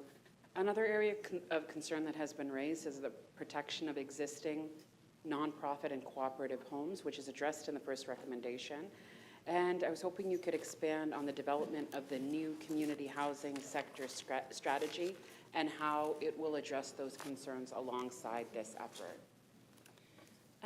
Through the speaker, so it's important for us in the upcoming community housing sector strategy to acknowledge the importance of the affordable housing that we already have, that was created in previous generations at a time when there was government programs. We need to make sure that that sector is ready for the next 30 years, that they're ready in terms of governance, they're ready to reinvest and keep those properties as they reach end of mortgages or end of lease cycles, that we don't lose that housing stock, and that we also support partners around refinancing to do reinvestment or potentially intensification. There may be opportunities on existing land to build more, and so we want to support partners. So that's sector strategy. We will be trying to do all of those things in that strategy when we bring it back. Thank you very much. And my final question is, and it has been raised in this chamber and in the discussions around this report, the cost of these projects, especially because there is a significant amount of support that is required from other levels of government. What do we need from the provincial and federal government to ensure this project is a success? And what contingencies do we have for the sites that are not currently funded? Through the speaker, so in the report we've outlined the need for each level of government to make a kind of grant funding cash contribution of around $500 to $800 million per year over the next number of years. That will enable the rest of the amount of those projects to be financed. And if we're able to create understandings between those levels of government, we could really start to move quickly and bring forward the projects that the sites that we've outlined in attachment to very, very, very fast. So it's really about that overarching commitment at a kind of portfolio level. We've identified the city's land as a portfolio here attached to this report. And if we could get agreement from each level of government to provide both the financing necessary that we've outlined and that funding, that cash financing stream of 500 to 800 million, those projects would start to move very quickly. And anything with funding we will ensure is prioritized in our approval process. Thank you very much. Thank you. Councillor Bradford, questions? Thanks, Madam Speaker. Through you, first question is to planning on inclusionary zoning. When we brought forward an IZ policy back in 2021, there was a strong market analysis component to establish 3 different markets across the City of Toronto. I think you called it strong, moderate, and weak or softer. That would impact where and how we could deliver inclusionary zoning and how it could be supported. Is that correct? Yes, that's correct. Okay. And what was the city's rationale for limiting inclusionary zoning to those 3 market areas? Through the speaker, the rationale was really related to the fact that Toronto is made up of many different sub-markets, and land values are different across the city. They're obviously higher, closer to transit, for example. So those that market analysis reflected that, and basically the development pencil's different in different parts of the city, and the margins that you're working with to achieve affordable housing are quite different. Have you seen anything most recently today that would suggest those softer or weaker market areas, or the areas even outside of what we deemed appropriate for IZ would be more viable today in today's economic climate? I would think there's greater uncertainty around the analysis. We would definitely want to retake that analysis. So you'd like to do analysis? Yes. Great. Public builder model. This is probably for the Housing Secretariat or our DCM. The term public builder is not actually defined in the report, which I think is unfortunate, but would you be able to say that there's a number of different ways the city could choose to take on being a quote, public builder? Through the Speaker and to Councillor Bradford, and certainly I would ask Abby to add on, but absolutely there's a number of different ways. What we're looking at is a comprehensive view of the different methodologies, and whether it's with our private sector, with our co-op sector, with our non-for-profit sector, but it's the city taking a stronger leadership role and a much more intentional role in assisting to deliver the much-needed housing, the affordable housing. Okay, I'm gonna, and do you want to jump in, or I'm gonna plow through here. I see, because it's undefined right now, I'm gonna try and define it, 3 sort of main pieces of the development process and for construction. The first I would call development planning, where you're taking sites through the entitlement process, doing the zoning, getting them ready to go. Who does that work today? Through the Speaker, so for our RH, depends on the program, but yeah, largely the city takes an active role on RHI and then also on some of our Housing Now sites, but we also have Housing Now sites where the developer has done So, that. Create-TO has a track record of doing that, and I would suggest they do that fairly well. Would we agree on that? Through the Speaker, we would be leveraging Create-TO's expertise. Okay, so we check that box. In fact, we do that already. If that's the definition of being a public builder, we do that. We take our sites and our land through the entitlement process, correct? Through the Speaker, correct, yes. Okay. The second stage I would call development management. I would say that's doing all the studies to get ready for site planning. That's interior, exterior, soil contamination, all of that sort of work to get the site ready to go. Do we do that today? And if so, who does that? Is it the city? Is it Create-TO? Is it the development partner? Who does that work of development management? Through the Speaker, again, it depends on the program. For RHI, we've been doing that ourselves, and then for many of the Housing Now sites, Create-TO have led that, and then also there's an expectation that developer does due diligence as well for those sites. So it depends on the site, depends on the type of housing. We're very good at standing up modular small buildings and parking lots. But if you were to get into, like, say, 150 Queens Wharf, 29 stories high-rise site, that might be a little bit different for the development management piece. Through the Speaker, if I may, that's where, once again, this is a comprehensive look at our partners. So, for example, Toronto Community Housing would have different experience in those areas as well. Right. And then lastly, construction management.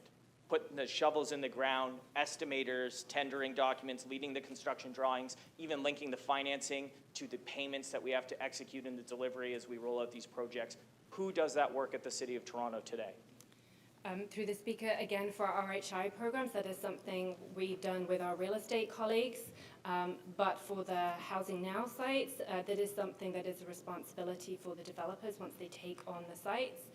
They do that as part of the lease arrangements. That is their responsibility from the time the lease is executed all the way through to completion. Okay, thank you. That was your last question. Councillor McKelvey, questions? Thank you, Madam Speaker. So through this report, we'll be the builder at 5 sites. And it's a bit of an experiment, I guess, to see if we can do it faster. So what are the metrics, what are the comparators, and how will we define success? Through the Speaker, thank you, Councillor, Deputy Mayor, it's going to be really important to lay out for you at the beginning of this process what those KPIs will be. It will include things like speed to get to our first planning approval, get to our first site plan approval, get to shovel in the ground, get to completion, and then handover and occupancy. So we will measure all of the expected KPIs during that process, but it will also include our success at securing funding and financing necessary for those projects as well. So we'll be measuring projects from the partner perspective with key milestones, from the funding perspective with key milestones, and from the kind of construction and delivery standpoint as well. So right now, plans come to us and we review them. So if we're the ones planning and preparing the plans, how will we ensure accountability in the review of those plans?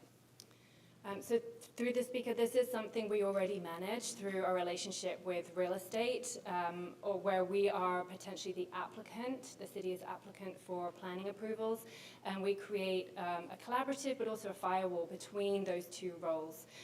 So we work with our planning colleagues so that the project receives all of the regular approvals that anything would get, but that we also keep that separate, the hat that we wear as applicant versus the hat that we wear as approver. Most of this is about affordable rental. Are we also proceeding with affordable ownership?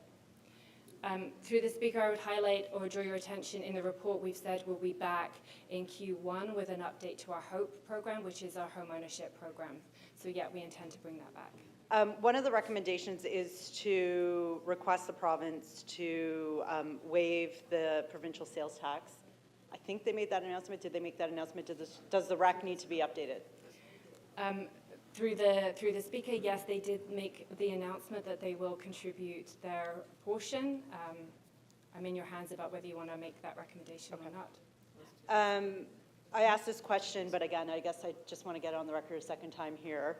Are we confident that we will not go over the debt ceiling and that the down payments will not be used through our capital plan?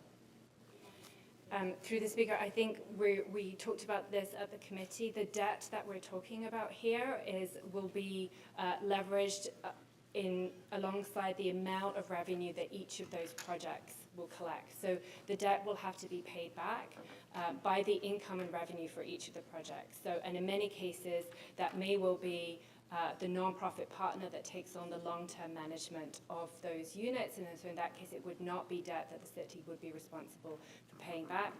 Okay, and I have two more.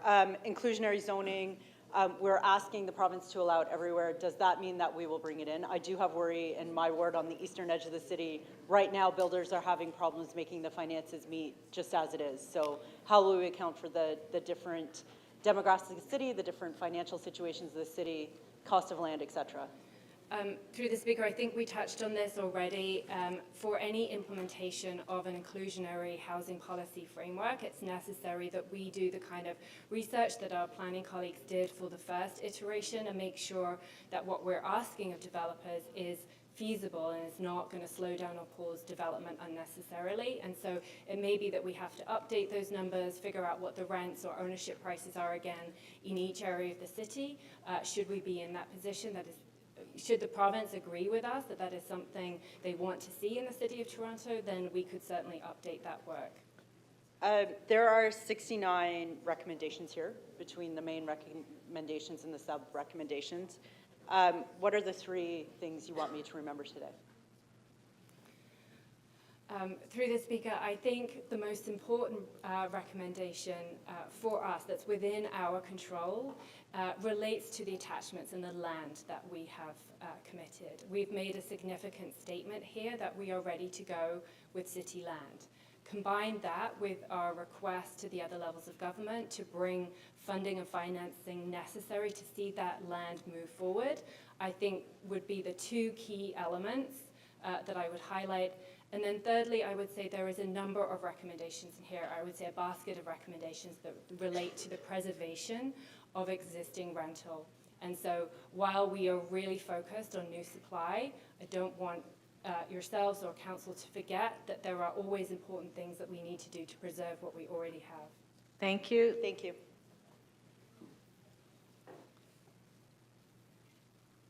Councillor Holiday, questions? Thank you, Speaker. I think to Mr. Conforti, I just want to go through the money to make sure I understand it. So the overall sticker price is $29 billion. So that's 29,000 millions. Is that right? Through the Speaker, that's correct. Okay, so I'm just looking at the chart in the report, and it talks about less financing served through rental revenues and repaid to federal provincial governments minus 14 billion. So the debt that's going to finance these projects, which is repaid through the rent, is 14 out of the 29. Is that right? That, through the speaker, that's right, Councillor. It's about 40% that we're estimating to be leveraged as financing to create these new homes. Okay, and over to Mr. Conforti about our debt ceiling rules. We have a debt ceiling in the city. It's a cap so that we don't, over mortgage ourselves and have a credit problem. Is that correct?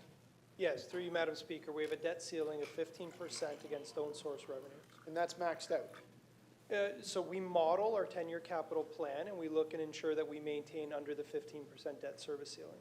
So why is this not included in the debt service, into the debt ceiling?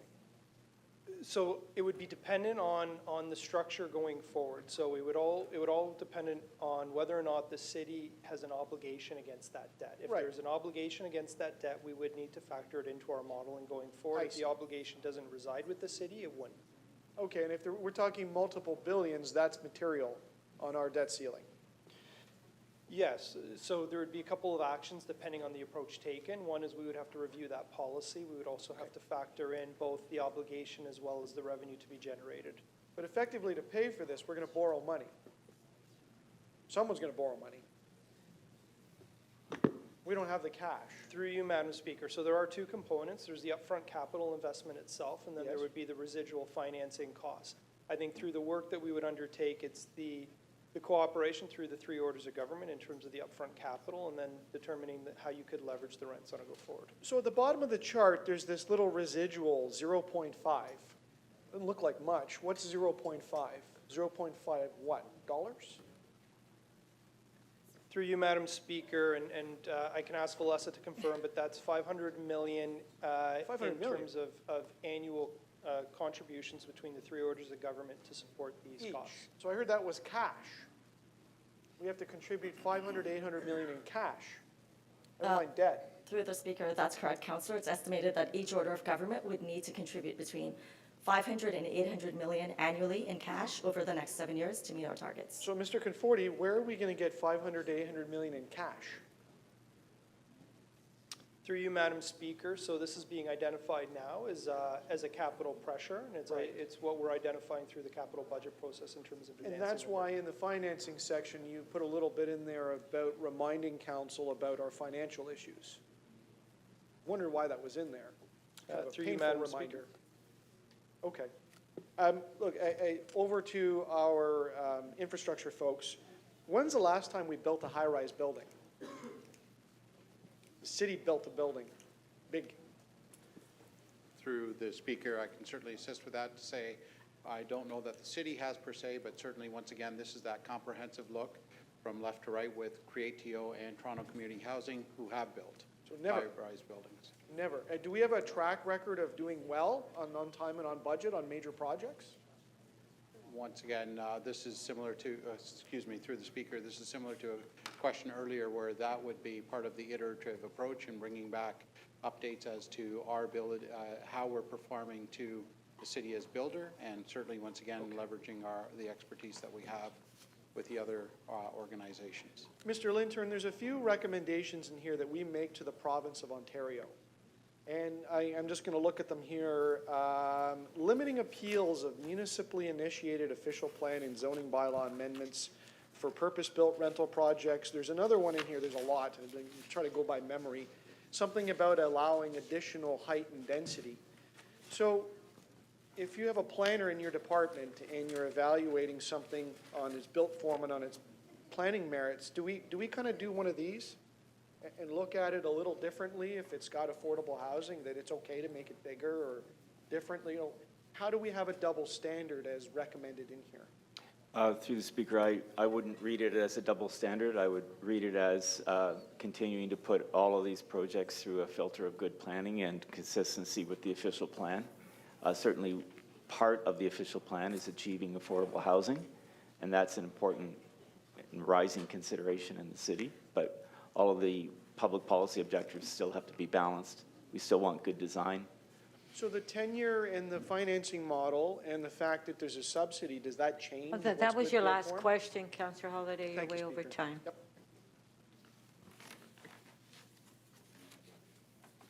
Councillor Perruzza. Thank you, Speaker. I just got a couple of questions, and I just want to understand the money component. First of all, let me just say this. I often sound somewhat bitter about all of this, but I want to just say this up front, that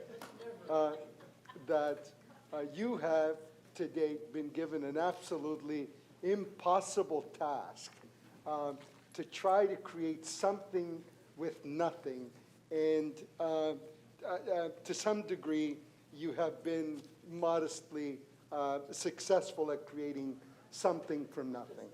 And I just want to better understand the something from nothing. So, for example, my good friend Councillor Bradford was talking about inclusionary zoning. So there, you know, 80% of average market rent is considered affordable, right? So am I right in saying that? 80% of average market rent would be considered an affordable unit, correct? Actually, Councillor... That's one definition. There are others, but that's the one. I just want to understand that, because that simplifies things in my brain, okay? Unfortunately, Councillor, I would say that it's actually the income-based definition that will now apply through any units created through an official plan. Okay. So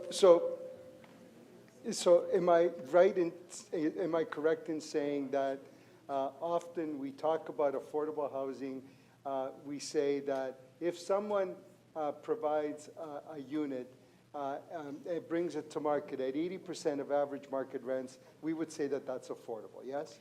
Through the Speaker, generally speaking, that is the measure that we have used across programs. Okay. So if we do that and we say, and we use a round number, I know that average market rents are higher and lower depending where in the city is, but if we use just a general number, we say $2,000, right? 80% of $2,000 would be $1,600, right?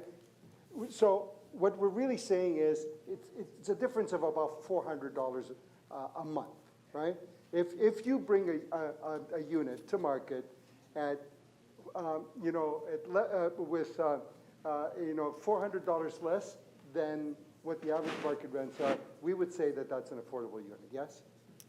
Through the Speaker, generally speaking, yes. Yeah, okay. So $400 a month times 12, that's $4,800, $5,000 a year. So if you bring a unit for $5,000 a year to market, we would say that that's an affordable unit, correct? Through the Speaker, yep. Following your logic, yes, I would say. Perfect. And we try to create that $5,000 through a series of measures. Foregone taxes, developer profits. So we send you into boardrooms to say to a developer, you got to kick in some of your profits. Low interest loans, and density, higher densities, correct? Okay. So we use all of those things to create, to generate $5,000 a year for an individual so that they can say that they're now going into an affordable housing unit, correct? Through the Speaker, those are included in our basket of Now, let me just focus in on one element of that equation to create that $5,000 of value. The density component, the higher densities. How many additional units do you know? Councillor Perruzza, you're hitting your arm against your mic. I don't want to turn my back to the... No, I know, so don't look at her, look at me. Look at me. Okay. So focusing in on that density, when we send you into that corporate boardroom to say to a developer, look, tell you what, we're going to give you all of these other things, but there's one component of it. We're going to give you some additional units to create this $5,000 a year worth of value. How many units do most developers say to you, here's what I need in addition to what I can normally get, right? Here's what I need as a bonus or a boost in order to create that $5,000 of value for you. How many units do you typically, the most developers say they need to do that? through the speaker, so it will depend on where that building is Correct. in the city, so downtown. But roughly speaking, I would say it takes about 3 market units to create 1 affordable unit, broadly speaking. Okay, that was your last question. Thank you. Okay, we'll now go to speakers. Mayor Chow, first speaker. Thank you, Madam Speaker.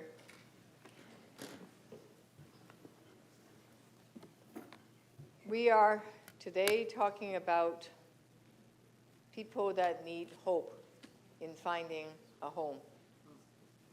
They may be a mom with children at home that have to move every 6 months, a year, because she just doesn't have the rent to pay. And as a result, her kids end up never being able to have any friends because they never stay in the school long enough to find friends. Or you are looking of a mom that are leaving intimate partner violence and not able to find housing. As a result, she stays and she gets hurt. That is what's happening because we have a housing crisis. There are many other examples, whether people that cannot heal because they have mental health issues or they have addictions because they just don't have a proper roof over their head. And at council here over the years, we talked and talked about building housing.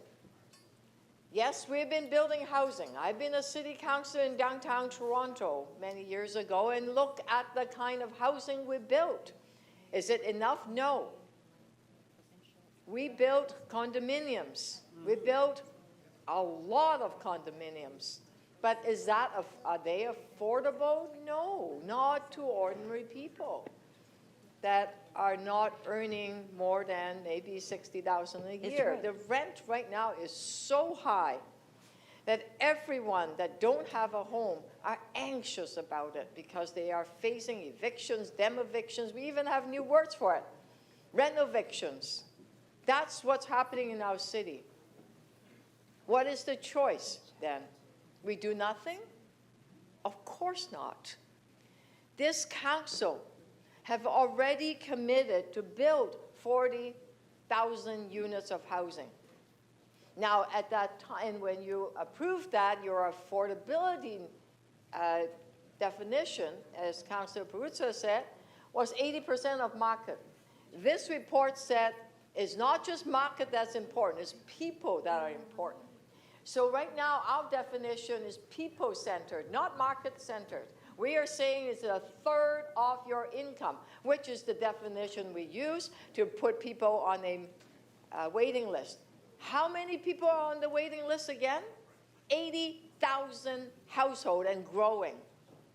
And how many people are sleeping on the street every night? At least 300 people we turned away. And there's 10,000 shelters, people that are living in shelters, and many of them are children. And that's not a way to grow up.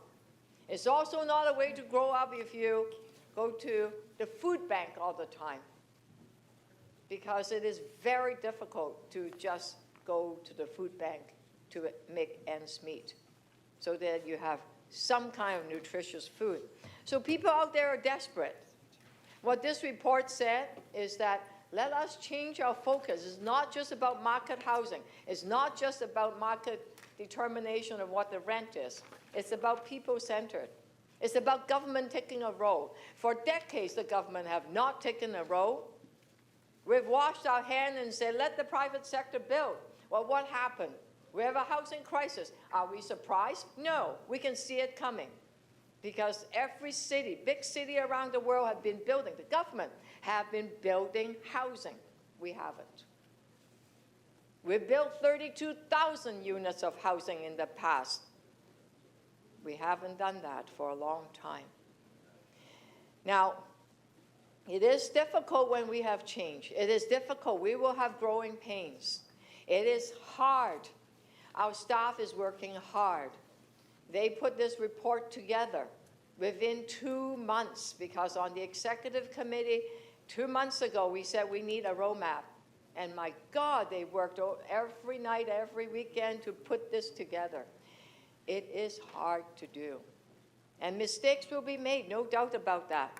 Because when you consolidate and when you work together, people have different culture, whether you're Toronto Community Housing or whether you are the Secretariat or whether you are Create TO. Different people have different culture, and when you ask them to work together, there'll be growing pains. But what I'm asking councillors to do is to give them the flexibility to believe that they could do this and assist them. Because each one of you have many years of experience in building. You have many years of negotiating with private developers. You know the Planning Act because we live it. Let's take the experience we have, let's take the resources we have, let's take the knowledge that we have and a commitment that we have to assist our team and assist the nonprofit organizations and the developers. We know we can do this. Just a few days ago, we opened up a little parking lot. Some of us were at the little parking lot, tiny parking lot. 12 people in a year's time is going to find supportive housing there. My gosh, it's going to change their life, because right now they're in the shelter, they might be on the street. They're going to find a home, wraparound service, mental health support, and say that they are not going to be alone. And you know who's doing the building? It's the private developers that are doing the building, but they were so generous that they are going to do a 25% discount and do it together with us. And who's doing who's operating it? YMCA and St. Jude. And that one is St. Jude, YMCA over at Vanalerie Walk. My gosh, this is a perfect model. It's the federal government that provides the funding, we have the land, and it's the nonprofit groups that are doing the organizing and managing it. It's the private developers that's going to do the building. What a perfect model. That's what we need to do a lot more in here. In this report, sites are identified. We've put in application to both the provincial and the federal government. They're making very, very positive noises. In fact, last night I was talking to the minister, late at night, Minister of Housing, Federal Minister of Housing. Hopefully there will be funds coming. Sounds very positive, we'll see. So let us believe that we could do this. Let us take that step. And I believe if we do so, we could change life and provide hope for a whole lot of people. Okay, thank you. We do have some questions for you. Councillor Holiday, questions. Thank you, Speaker, and thank you, Mayor. Mayor, I think that calling this ambitious is just an understatement. It's enormous. The costs involved in this can be drawn from elements of risk that the city will need to take on. The city will need to give land. The city will need to give up some revenues and probably have to change our planning lens. I mean, that's in the recommendations. But beyond that, it still calls for $500 to $800 million in cash. Unfortunately, the report just says, 0.5, 0.8. It seems like a small number. That's a staggering amount of money. Can you tell council how that is, where that's going to come from? Yes, I can. Previously, the City of Toronto already have a building funds, okay? And it's in the tax base, and we'll continue that city building fund. And what I noticed with my first council meeting here was that we have committed to provide money to plan St. Lawrence Center for the arts. How much is that? 400 million or thereabouts, right? Yep, 400 million. The city are going to pay at least a third of it. Was there any debate about that 100 million that we're going to put in? No.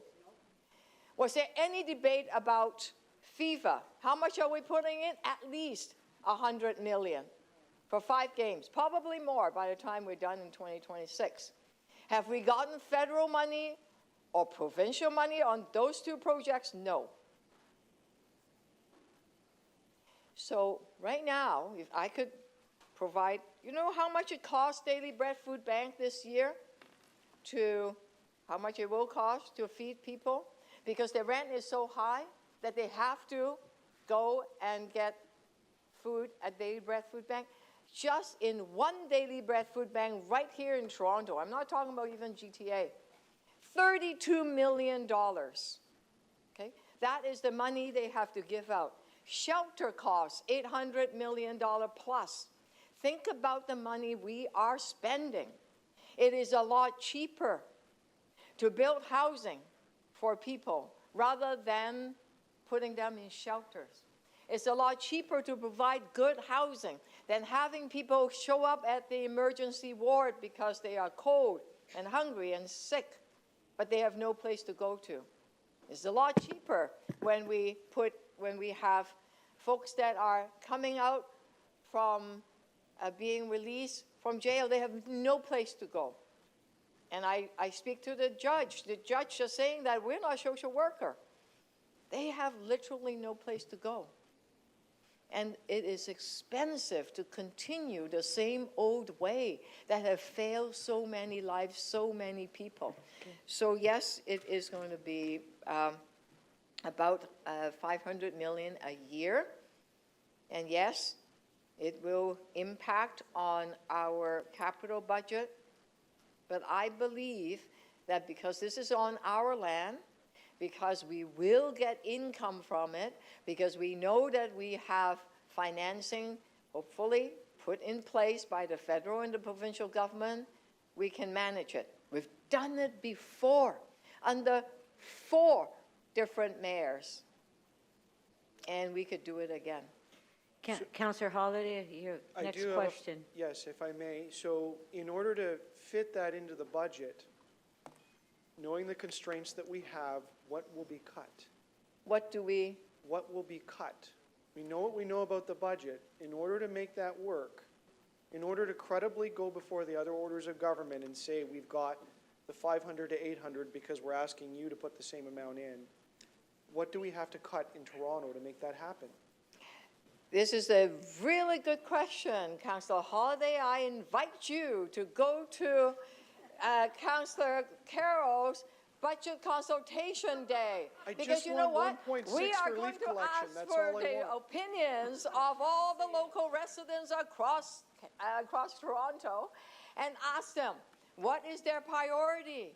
What do they want more funds to go to, and what do they need to cut? How are we going to find the money? We have in Toronto.ca /budget, and we're asking them to go online to tell us, and we're asking them to come to all the meetings of the budget committee are going to put together, and we will hear from people what they want to do. Thank you, Councillor Holladay. That was your last question. I think we have time for one more question before we break for lunch. Councillor Bradford. Councillor Bradford. Exactly. Thanks, Madam Speaker, and over to you, Madam Mayor. Page 5 of the report, recommendation 6A, describes the city leads all aspects of the delivery of these sites under a public builder model. And there's not a definition of that anywhere in the report. So I wanted to ask you, what is your definition of a public builder model? What's your vision for this? There have been and still are quite a few models. Previously, there is the City of Toronto City Home, built by City of Toronto. When was that? There's another, well, it was going all the way until 98. Okay? 1998? In fact, Commissioner George Cook just turned 100 this year. He was responsible. And then there's the Metro Toronto Corporation Metro Toronto Housing Corporation, and it was Joanne Campbell who was responsible, and that was all the seniors' home that had been built in the city of Toronto. That is a housing model. In fact, you see some of it at Toronto TCHC. Now, so the that's Ontario housing is not what we did. Right. Ontario housing was built with 100% RGI, which is not a good model. We need mixed income housing. We need good reserve funds. Mayor, Those are things that we know how to do. That's helpful, thank you. If I can clarify, your vision then for the public builder is going back pre-amalgamation to Metro when Metro Toronto was building the housing? There are different models because, let me give you another model. It is the cooperative, I hope you have cooperative, you need co-ops. I do. Yes, in fact, you're in Beaches. There are, I can name the co-ops in your riding. So can I. In your ward. And these are cooperatives. So is a cooperative or not-for-profit a city-led public builder? Absolutely. That is there are many models out there, cooperative, land trust. So for all of us who have to vote on this today, and absent any definition of this in the report, I do think it's important to have a better understanding of what model, and granted, I asked those questions from staff. I outlined 3 different components of the development process. I didn't get super clear answers on that, and that's why I'm asking you. I know it's a little unorthodox, but I want to understand your vision for a public builder, what that looks like for you, because we all have to vote on this today. Depends on our partnership. So you're open to partnership? You know, it is the partnership that matters. I agree. It could be Indigenous people, right? We have some really top-notch Indigenous people housing provider. So, and it will be other levels of government. Could it also for you be the market builders? I have seen market. I can give you examples. So your public builder could include, this is why I'm trying to clarify, your public builder and your vision for a public builder could include market components. It could include market builders who have the expertise and experience to build that we don't have in the city of Toronto. Well, especially if it's in the same building.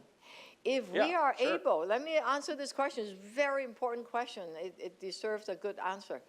So if there is a building in your area, and I can name some in my area, in the ward I used to represent, that the building itself is market, but there are at least 3 floors, right, or any number of units. In fact, City Home City Place, south of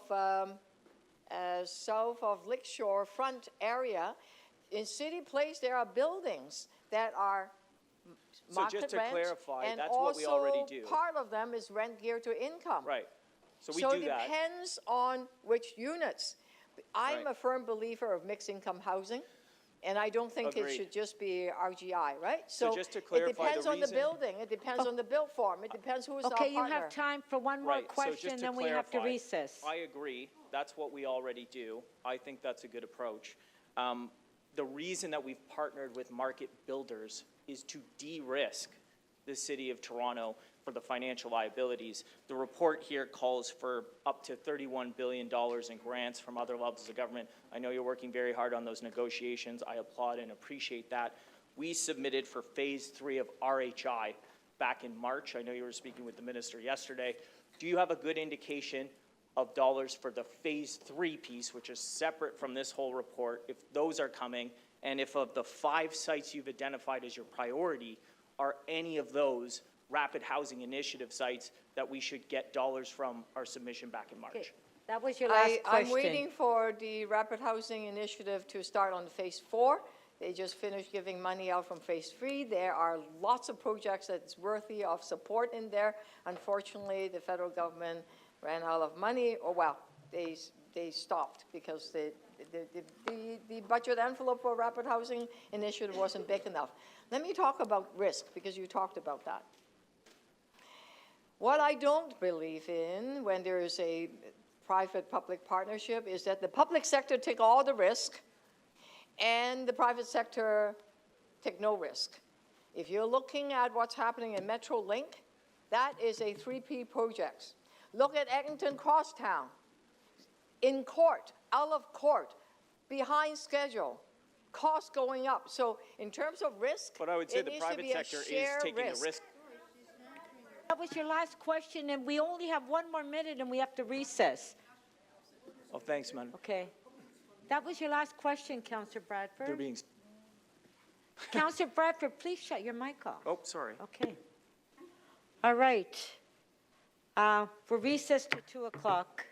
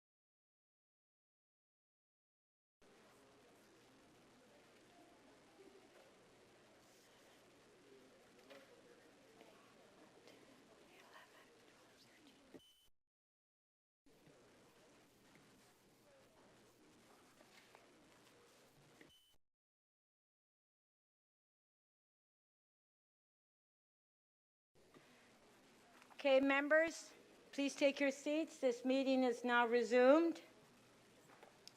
Members, before the recess, I reviewed a number of urgent motions without notice to be added to the agenda. We have to wait to see if we have 18 members or we can't introduce those motions.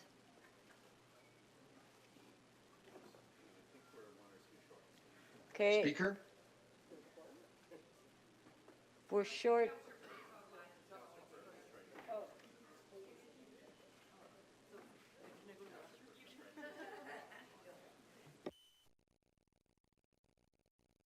Oh, Councillor Perks, did you want? While you're waiting, I could release some items. Yeah, okay, so let's put a hold on the introducing the motions, and then and I'll take the release. First, members, the city clerk has advised me that additional materials are now available for members' review in the clerk's meeting portal. Item CC 12.8, 1736-46 Western Road, Ontario Land Tribunal hearing request for directions. I have submitted a motion with a confidential attachment that has been advance circulated. At this point, do we have any release of holds? Councillor Perks. Yes, I can release a number of items, Speaker. Okay. PH 7.14, area-specific amendment to the sign bylaw at 2075 Lawrence East. Okay, just one sec. Let me get to it. Okay. You're releasing that? Yes. Okay, so Councillor Perks is releasing PH 7.14. On favor, show of hands, opposed if any carried. Do you have any more, Councillor Perks? Yes, I do. I can release PH 7.15, area-specific. Oh, I'm sorry, my screen keeps skipping here. Area specific. Amendment to the sign bylaw 2378 through 2410 Eglinton Avenue East. Okay, so Councillor Perks is releasing PH 7.15. On favor, opposed if any carried. I can release PH 7.16, Okay, which is a time at 496 Evans Avenue. PH 7.16, Councillor Perks is releasing. All in favor, show of hands, opposed if any carried. And finally, PH 717, area-specific amendment to the sign bylaw 82 Queen Elizabeth Boulevard. Okay. On favor, show of hands, opposed if any carried. Thank you. Thank you. Councillor Bradford, quick release. Yep, thanks, Madam Speaker. I can release 7.9, planning and housing 7.9. Okay, just one moment, let me find it. Sure, and I just have a friendly amendment from Councillor Moyes to look at that citywide. Okay, do we have the amendment? I believe we do. Okay, let us put it on the screen.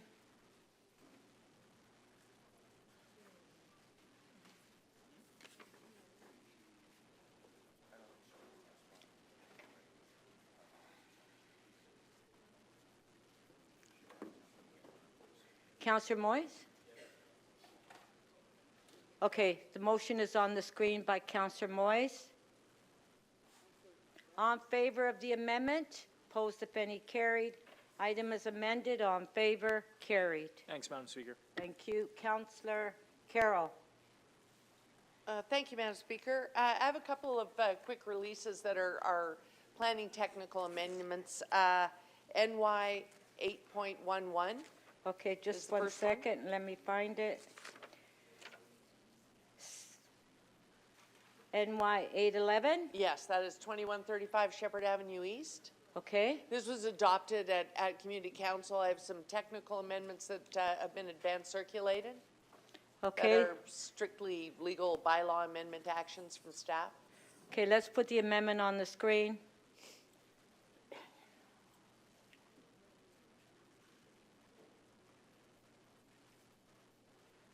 There it is, the amendment by Councillor Carroll.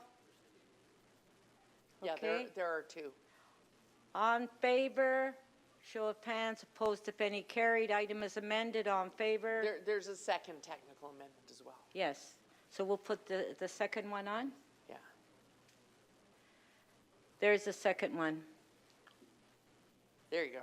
Okay, on favor, carried. Item is amended, on favor, carried. Thank you. Thank you. Was there anybody else that had? I have another one I can release. Okay. Which is CC 12.5, also Shepherd Avenue. This one is 1181 Shepherd Avenue. CC 12.5? Yes. That wasn't held down. Oh, it wasn't held down. Oh, okay. Thank you. Similar to another item, if I could indulge you then, Madam Speaker, before I sit down. If it was adopted, that's fine. That was a technical amendment on the settlement. But if I may, You want to reopen it? while I was heading down the ramp of the parking lot, the item that I had held for the appointment of the CFO was released. And I would like to make the remarks I had planned to make, because I think they're important. This is a very important post, so it'll just take me 1 minute. I simply wanted to let people know Okay, that... just one sec, Councillor Carroll. This one on CC 12.5, that's already approved. You're not going to do anything on that one, Yeah, right? I think Okay. I think the technical was included and Okay. therefore adopted. Yeah. So which other one are you referring to? So we're good. What's the item? It is the appointment of the CFO, which is CC, sorry, I've forgotten, it's near the bottom here now. Let me see if I can scroll to it. What?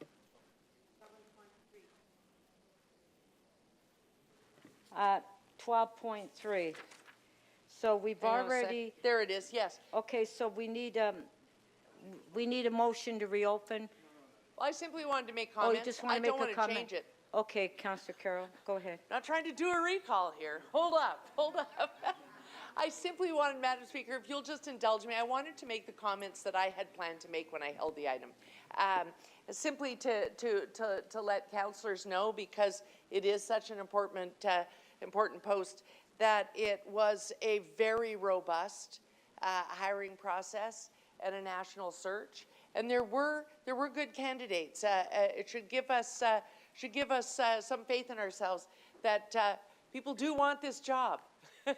But someone we know very well got the post. I'm very happy and was very happy to support the appointment along with the mayor of Stephen Conforti, and happy to have a panel that had a very broad base of experience at the helm.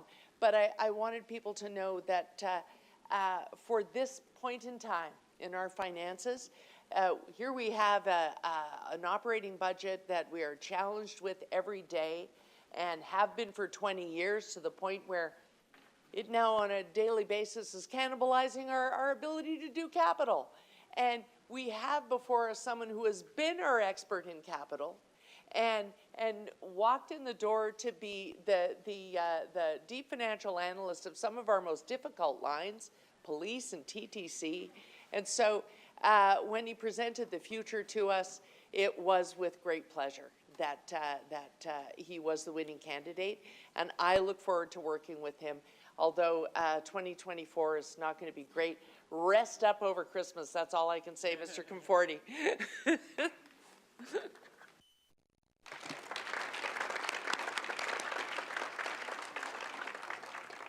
Councillor Fletcher, did you have a quick release? Oh, yes, I do. Okay. Go ahead. EX 9.14. Okay, just a sec. Sorry. EX? EX 9.14, Advancing Waterfront East Light Rail Transit, and I can release it. You have questions? So Oh, it's not a quick quick. one? Okay, that's great. I'll just keep holding that one. Thank you. Okay, Councillor Crisanti. I'm okay to release EX 9.8, Property Taxes 2024 Interim Levy Bylaw. Okay, EX 9.8, Councillor Crisanti is releasing. All in favor? Carried. Okay, and on CC,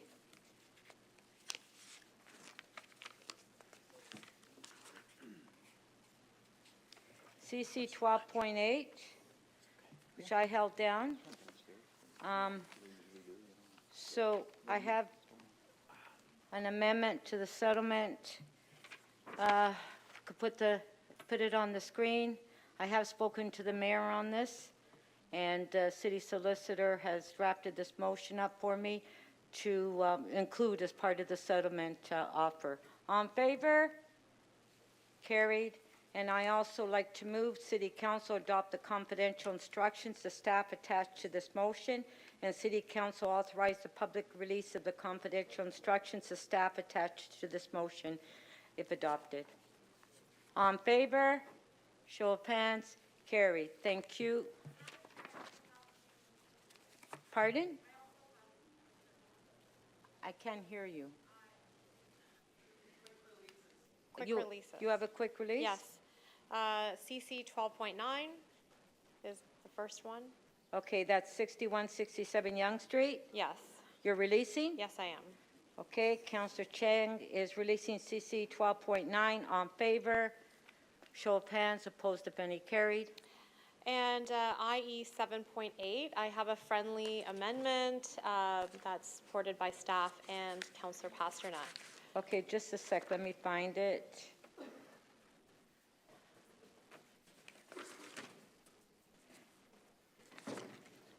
IE 7.8, which is connected communities. Yes. Okay.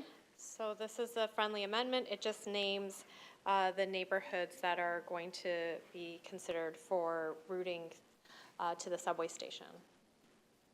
Okay, the amendment is on the screen. All in favor of the amendment, show of hands. Opposed, if any. Carried. Item is amended. All in favor, carried. Thank you. Oh, so on CC 12.8, I forgot to mention item is amended. All in favor? Carried. Thank you. Do we have 18 councillors yet?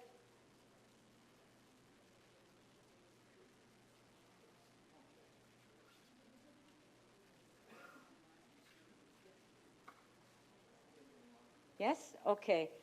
So let's do the introduction of the motions. Councillor Moyes. Yes, Madam Speaker. Okay, just one moment. We'll put the motion on the screen. There it is. Okay? Do you see it? Yes, do I need to read it or? Yeah. Okay. All of it? No, just read the topic and then the reason for the urgency. Yes, it's joining the UnAIDS Fast Track City Network. December 1st is World AIDS Day, and it's important to recognize this. Okay. On favor, show of hands. Carried. Councillor Fletcher. Okay, just one moment. Okay. There's your motion on the screen. Thank you. It's a motion about lockdown notifications for child care centers and getting clarification working in my ward with that. Thank you. Okay. On favor, show of hands. Carried. Councillor Fletcher, you have another one. Yes, I do. And that is for the solicitor to attend a local appeal body to support the Committee of Adjustment, please. Okay, on favor, show of hands. Carried. Councillor Bravo, you had something? Yes, thank you, Speaker. I have a motion without notice, keeping St. Clair moving, temporary adjustments to parking No, regulations. hold on. Is this a member's motion? Do we have it? Oh, Yes, okay. yes. Oh, there it is on the screen. Yeah, Okay. Thank you. Yeah. And this motion is to keep the buses moving on St. Clair during time of construction. Worked with TTC, Transportation Services, has also consulted the Toronto Public Authority, and the urgency is that the construction is really impacting service, and we need to get these changes done before the snow starts to fall. Okay, on favor, show of hands. Carried. Members, before the recess, council was debating the mayor's first key matter, item EX 9.3. We will return to that debate, but before we do that, Deputy Mayor Malik, you wanted to make an announcement? Thank you very much, and I appreciate a moment from my colleagues. Just to welcome the grade 5 and 6 students, teacher and parents from Downtown Alternative School who are visiting City Hall today. The grade 5 and 6 class are learning about all levels of government, and today they've learned about how municipal government is run, primary services available, and so much more. And it's an honor to welcome the current and future generations of our city at City Hall. Can we give them a warm round of applause? And I just want to give an especially big shout out to their teacher, Jean-Guy Lafleur, for his leadership and commitment to civic education and engagement in Downtown Alternative School, and also for the amazing adults who are here alongside our students, Joel, Agnes, Diana, and Tasha. Thank you so much. Thank you. Thank you. Okay, we will now go to the mayor's key item, and we'll put the names on the screen. I believe that there was another question to the mayor before we recessed for lunch. Was it who? Councillor Matlow, you had a question to the mayor?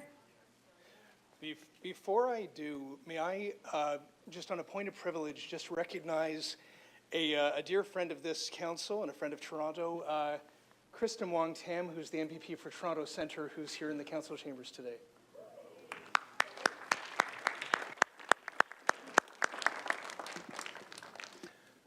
Thank you. Okay, Councillor Matlow, question to the mayor. Yes. Mayor, through you, Madam Speaker. It's in there. Okay, go ahead. Through you, Madam Speaker. Councillor Bradford earlier was asking you a line of questions regarding the current Housing Now P3 model of relying on the private sector to take on all the risk when building affordable housing on public properties. Can you tell me, using that model, how many units up to this year have actually been built? It's a bit of a deja vu. It felt like during the election we've answered that question about 15 times each day. I think there are many ways to answer it, but the answer is none, zero, nada. That's very clear, Mayor Chow. And to your understanding, is it not true that public builder models have successfully been used in cities like Hong Kong and Vienna and elsewhere around the world for over 100 years? At least 100 years, because not that I'm 100 years old, but I came from Hong Kong, and capitalist city, you can call it that way. And during the 50s, 60s, there were a large number of refugees escaping from China to Hong Kong. And there was a housing crisis. And people were desperate. And the Hong Kong government, it actually was the British government at the time, a conservative government, started building enormous numbers of housing units. And they were not for necessarily, quote, poor people. It was for civil servants all across, anyone working for the Hong Kong government. And my father was a school superintendent. My mother was a teacher. I actually grew up in housing that is paid for, well, by my parents because they pay very good rent. But it was built by the Hong Kong government through the Hong Kong Housing Authority. And it's in a model where you pay rent, but when we decided to immigrate to Canada, my dad was able to get his equity back and was able to sort of sell it back to the Housing Authority. So it's a different model. It's a very creative model. It worked for several decades, and it's continued to work in places like Hong Kong and Singapore. These are public housing provider. Thank you.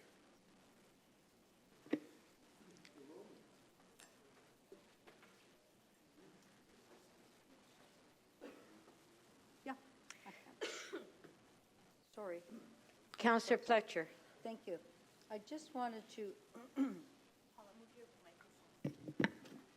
clarify a few things, because when we're talking about public builder, and I know you talked about City Home being a builder, and then City Home was subsumed into TCHC after the amalgamation, came TCHC, one of the three streams, that TCHC essentially has become the public builder that City Home wasn't previously. They've taken that role on. Would you agree with that? Yes, and I noticed that this public builder, Toronto Community Housing, was able to rebuild Don Mount and Regent Park very successfully.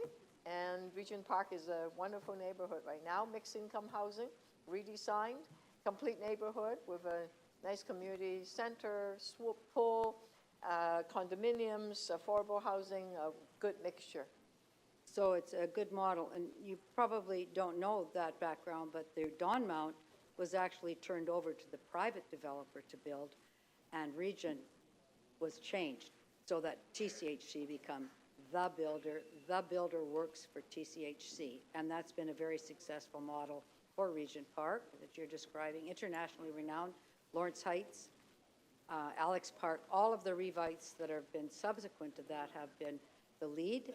The developer technically is TCHC, and they are supported by a private developer who is delivering that housing on their behalf. Yes, there's been many models of public building, and it's been very successful.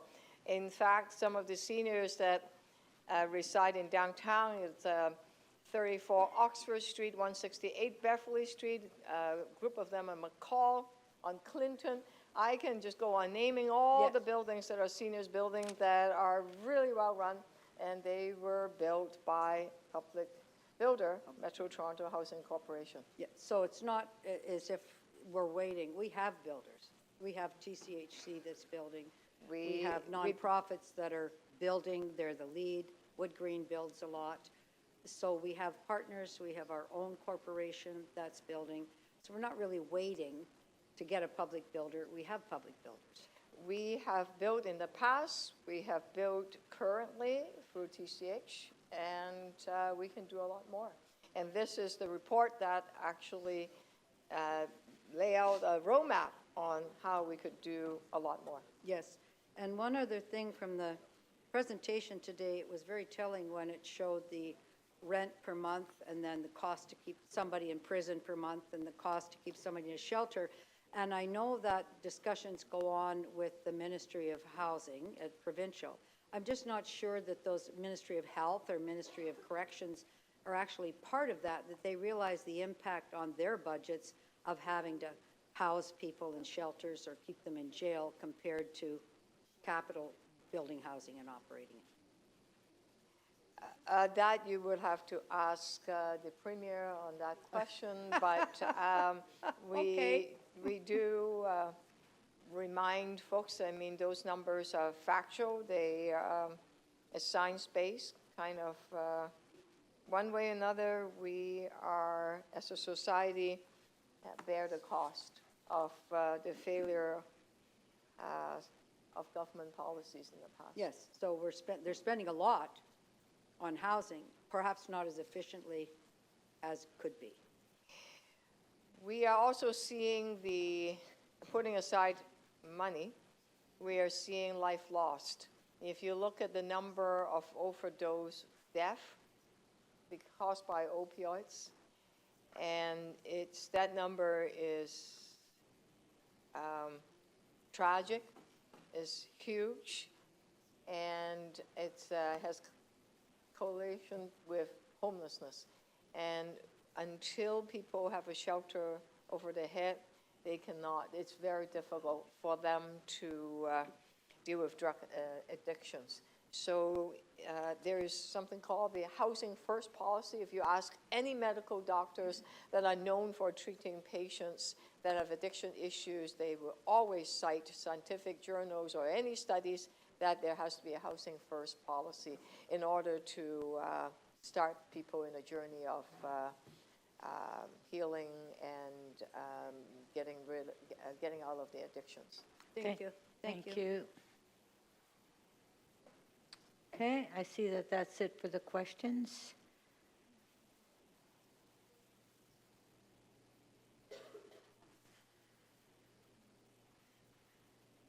Councillor Moyes to speak.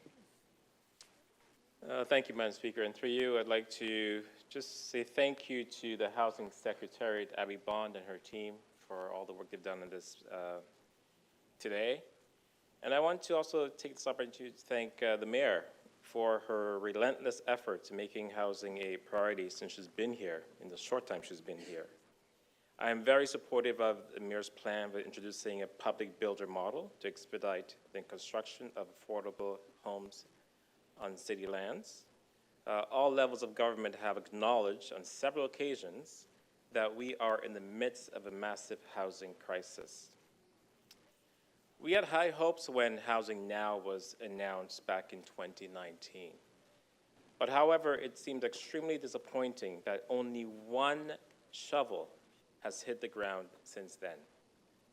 We must accelerate these projects and start approving more across the city.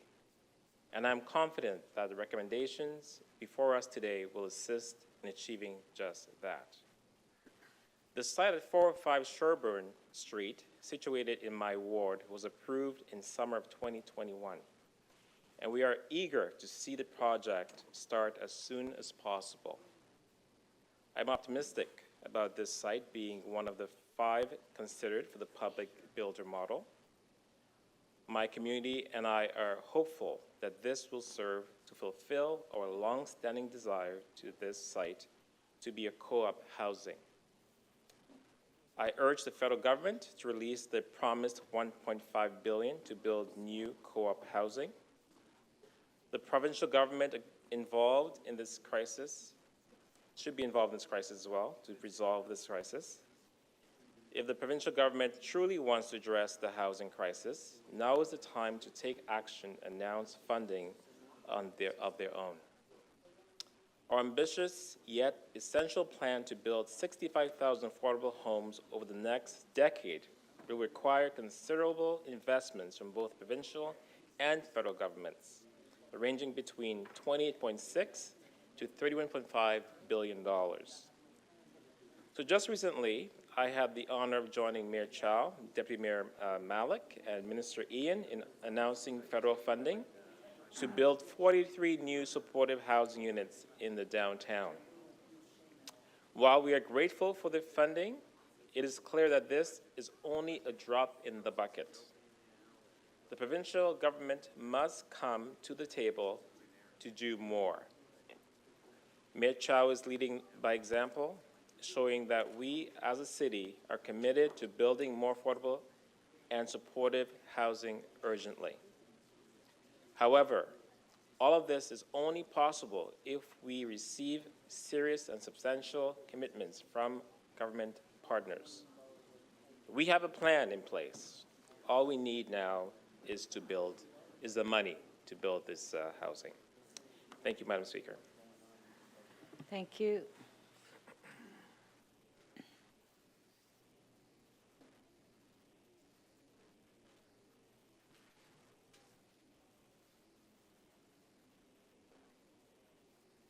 Councillor Morley to speak. Thank you, Madam Speaker. Through you to my colleagues and to our incredible staff, I just wanted to rise today to share my support for this important direction for our city. As we know, we are long overdue for a generational transformation on how we do housing, specifically affordable housing in our city. There's been many comments made, a lot of research done on the tale of 3 cities in Toronto.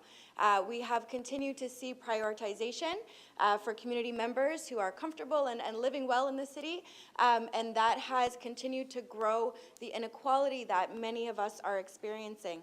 And so to see this really dramatic and important shift, and to be part of a council and working with the mayor and our staff to drive and champion this shift to a place where we are again centering the needs of those most marginalized and really being proactive and thoughtful as it relates to our investments.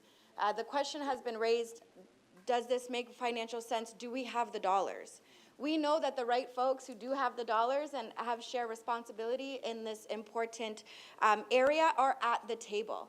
And now is the time to secure a new deal for the city and to ensure that we do have the financial investment to bring this much needed, desperately needed housing online. We are paying for it 3, 4, and 5 times in other areas. And if we don't urgently move forward in this direction, we will continue to dig ourselves into a deeper hole at the cost of suffering for individuals who frankly deserve much more than what they've been able to get and access in our city to date. So again, my thanks to staff. This will be a Herculean effort, and we look forward as members of council to continuing to work with you to show what is possible when the best of us work together and walk in a good way in support of those in our community who need us most. So those are my comments, Madam Speaker. Thank you very much. Thank you.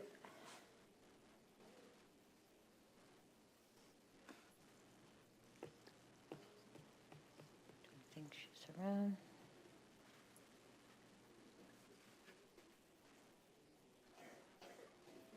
Councillor Chang to speak. Thank you. I have a technical amendment to the motion. Amendment to the item. To the item. Yeah? Yes. Okay. Just a few words. Okay, can you speak on it? Yeah. Well, hopefully everyone can just read, just adding the words between and then swapping out the word federal with provincial because it was about the provincial government in that section. So, but what I really want to say about this, this motion that puts us into high gear for creating housing in our city is that as we develop these pathways, which I'm sure is going to be a great educational journey, which I'm sure will have pain points, but also great successes. I hope that we continue to press our provincial government to allow us to implement inclusionary zoning as it was initially envisioned by council across the city. We are building across the city. We see condos everywhere. In my ward, I have over 180 high-rises. And the fact that we continue to build without our developers bringing affordable housing into their buildings is such a lost opportunity. So yes, we need to build, but we also need to find that way where all the new developments also have affordable housing, and that's how we get great mixed communities. So we apply all of our tools and efforts for what we can do, but we really need inclusionary zoning to be allowed across the city so that it's concurrently built, because we just can't build fast enough. So those are my comments. Thank you.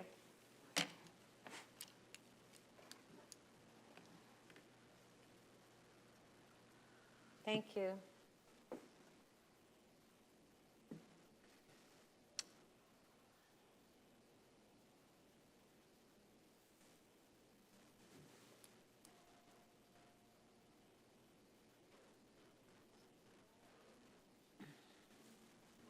Oh, you switched to Malik, right? Yeah, because she's back. Okay. Councillor Bravo to speak. Thank you, Speaker. I won't repeat some of the fine words that the mayor and my council colleagues have said here today about the vital importance of moving forward with this report, with this approach, and with this sense of urgency to addressing the greatest threat that our city is facing right now, which is a lack of affordable housing and a lack of housing supply that is going to respond to the need that is out there. We're going to consider next a couple of reports that are about the shelter response. And we know that if we don't do this piece, if we don't do it urgently, if we don't do it well, we're not going to be able to withstand the pressure on the shelter side. Every day in this city, people are afraid of being evicted, losing their housing, unable to get into a different apartment, and that's put pressure on every aspect of society. It's a threat to the local economy. Employers are worried about it. It puts pressure on our emergency rooms. It's a public health emergency. And people, even after one night, become a lot more ill when they're on the street. I know I would.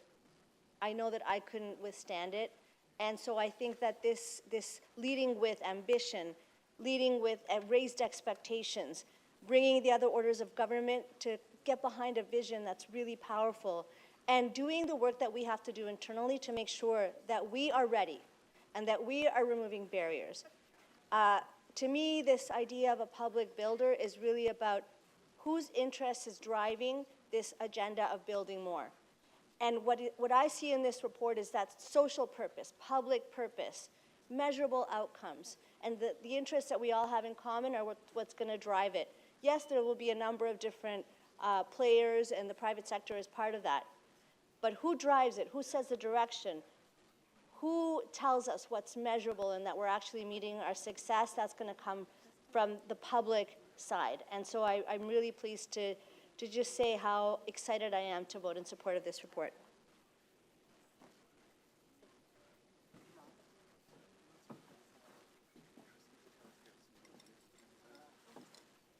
Thank you.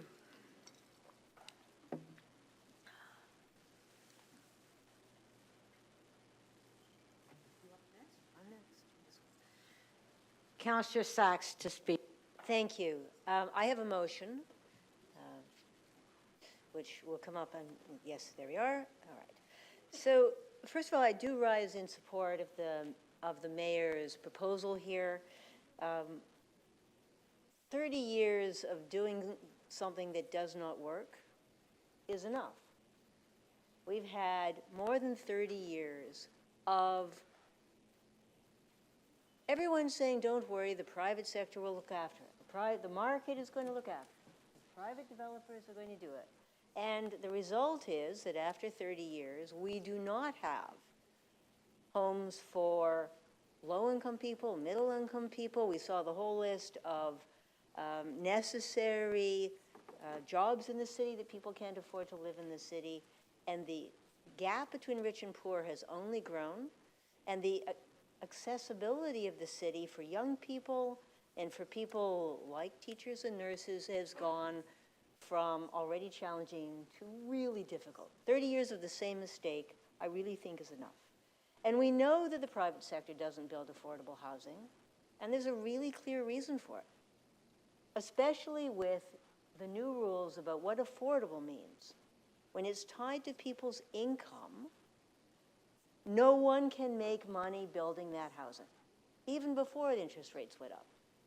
And if nobody can make money building that kind of housing, the private sector will not build that housing. And guess what? We've had 30 years of proof. They do not build that housing. So that means there are only two choices.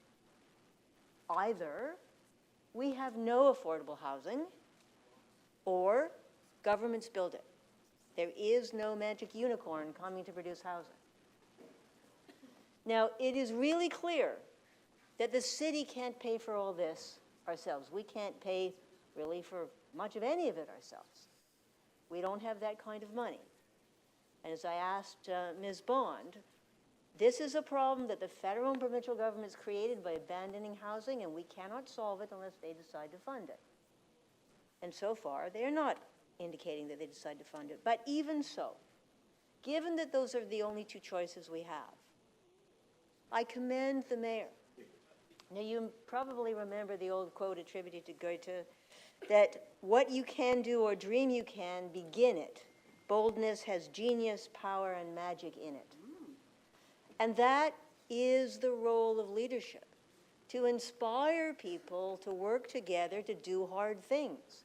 Is this hard? Overwhelmingly hard.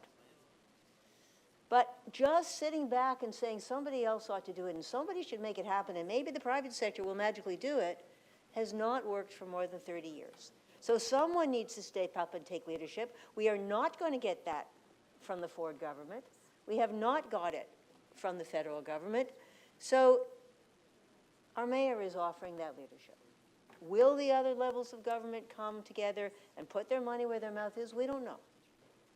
But at least we are doing what we can with a clear vision, a clear plan, and putting ourselves as far out as we possibly can about what we can do to it.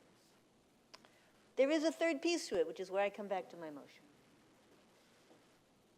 As the city manager started a speech recently, what if they say yes? Okay, it's not that likely, I suppose, but we have to believe in the plausibility of the possible, and they might say yes. And if they say yes, what are we going to build? We should build the right thing and not the wrong thing. We have lots of other problems. But the climate crisis is going to dominate the rest of our lives, and is especially going to dominate the lives of everybody younger than me, which is most of you. You might have noticed we didn't have a killing frost in this city until last night. That has never happened before in Toronto.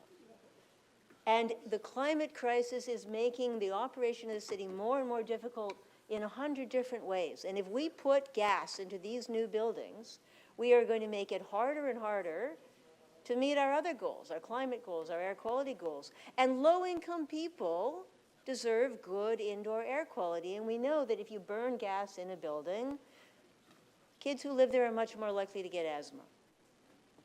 It is a serious health hazard as well as being a climate hazard. So we heard Ms. Bond say we're going to build things that are consistent with Transform TO. So if they say yes, after we celebrate, we then have to plan how do we build the right thing. And I'm asking for your support for that. Thank you. We do have a question for you. Councillor Perks, 3 minutes clarification of the motion. Thank you. Councillor Sachs, I understand and agree with your intention here. However, there's two phases to the work that we're proposing here. There are the 5 that we have that are ready to go. They're already costed and pretty much have their funding secured, but we put them at risk if we change dramatically how they're going to go.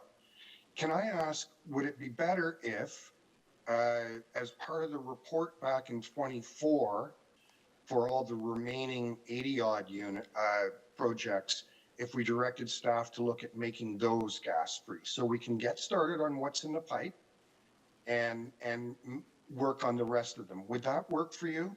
Well, so the reason that I put the word request rather than direct is to leave the city staff some discretion because they're juggling a lot of different things. The assumption that it's going to be easier and faster and cheaper to build with gas isn't necessarily so. And so we do need to build what we need to build, but we should be doing everything possible to do it without polluting the indoor and outdoor air. And so that's why I said request.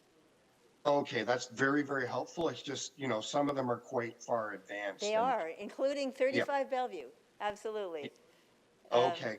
Well, with that understanding that that's your intention, I think I'm okay. Thank you so much. Thank you. Thank you.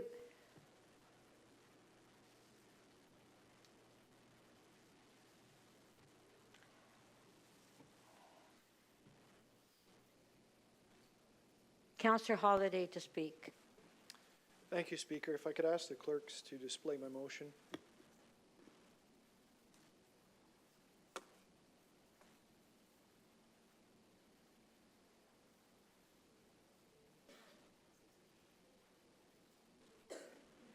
Do we have a motion?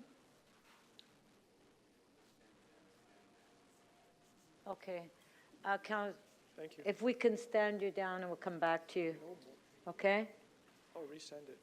Okay.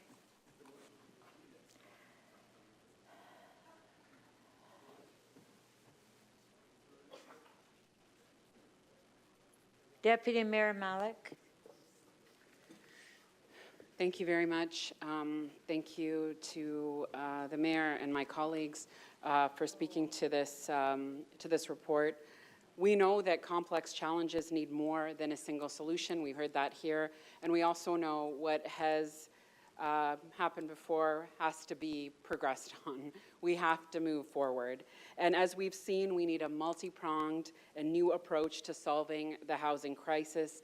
And we cannot simply count on private developers alone to build our way out of the housing crisis. That's why I'm proud to be supporting this report, which looks at all aspects of the housing market and how we can address the issues that are facing us today in the City of Toronto, dedicating more city-owned land to create new affordable homes, accelerating housing-ready projects, streamlining and optimizing housing approvals, developing new and sustainable funding models, and supporting the not-for-profit and co-op housing sectors is an important leap forward. Through this work, the Mayor and the City have shown our commitment to address the housing crisis through all the paths available to us, because this crisis is visible and it is undeniable for any of us who live, work, and enjoy this city. On Monday, I was really proud to join the Mayor and Councillor Moyes alongside Minister Marcy Ian as we announced phase 3 of the Rapid Housing Initiative with the federal government. We've seen the success of programs like the RHI program pushing the federal government forward and stepping up to their responsibility. And through this work, the Mayor and City have shown our commitment, again, to address this crisis through all paths available to us. We now need the federal and provincial governments to work with us to continue to move this forward. We've heard it over and over again, and we are repeating that here in the chamber today, that now is the time to act. As a city, we have to step up now. We've seen through the recommendations before us and the work with our government partners and community partners that it is our responsibility to ensure that in Toronto, everyone has a safe, reliable indoor place to call home and a place to build a life from. I look forward to our collective support in moving this effort forward. Thank you so much. Thank you.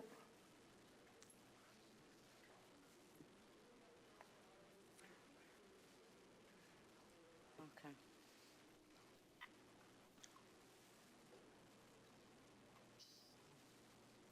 Councillor Cole to speak.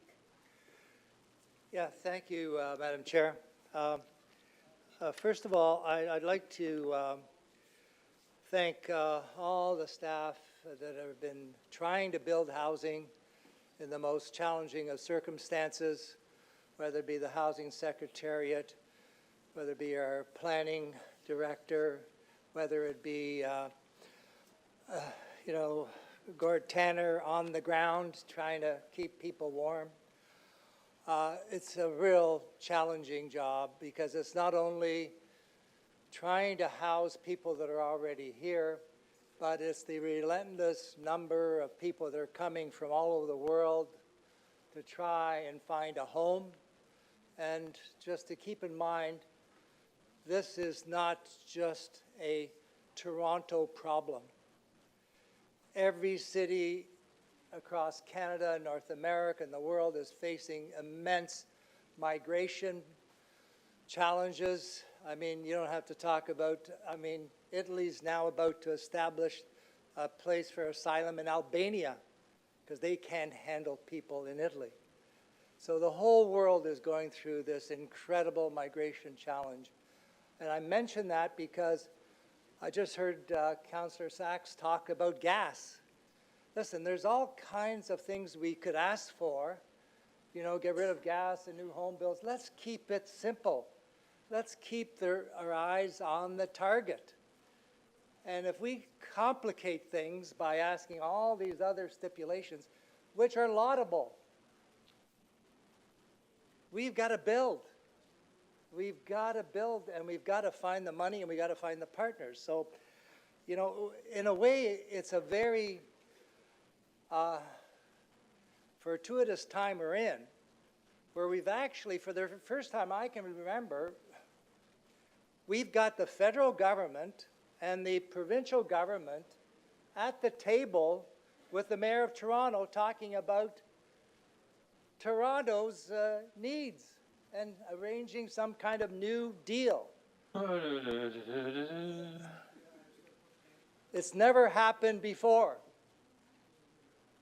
The fact that our mayor's accomplished that is an immense accomplishment. I don't know what kind of magic trick she's pulled off, but she's done it. They're both at the table and saying, yes, Toronto exists. Because as you know, the federal government doesn't recognize Toronto as a city because it's not in the Constitution, which is ludicrous. Ludicrous. The city doesn't exist. Cities don't exist.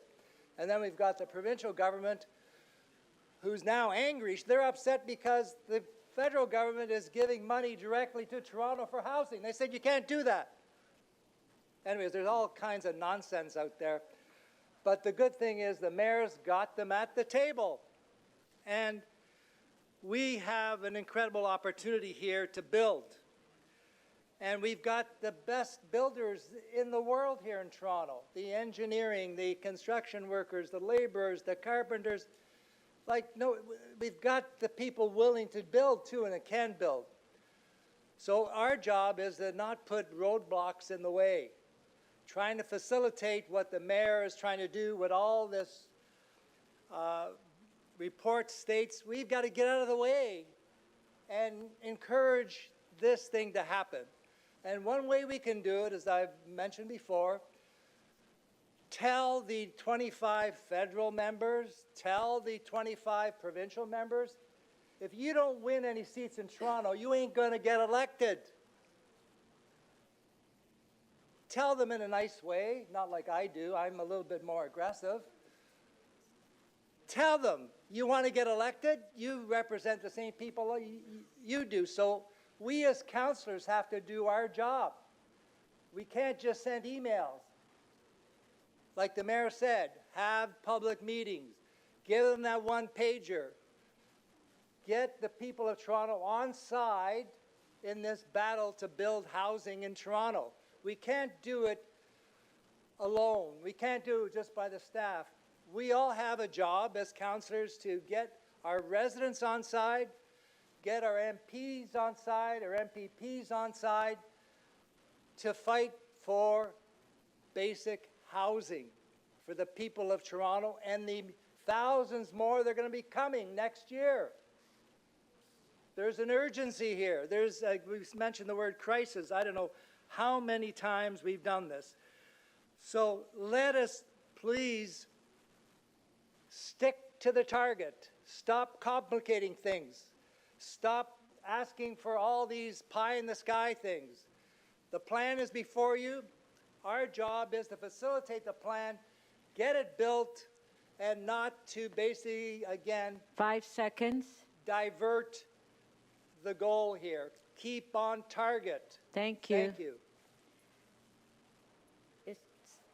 Okay, Councillor Holyday, I believe that we have your motion. So Councillor Holyday to speak. Thanks, Speaker. If the Okay, clerks could just put one moment. Okay, go ahead. Thank you to the clerks if you could put the motion up.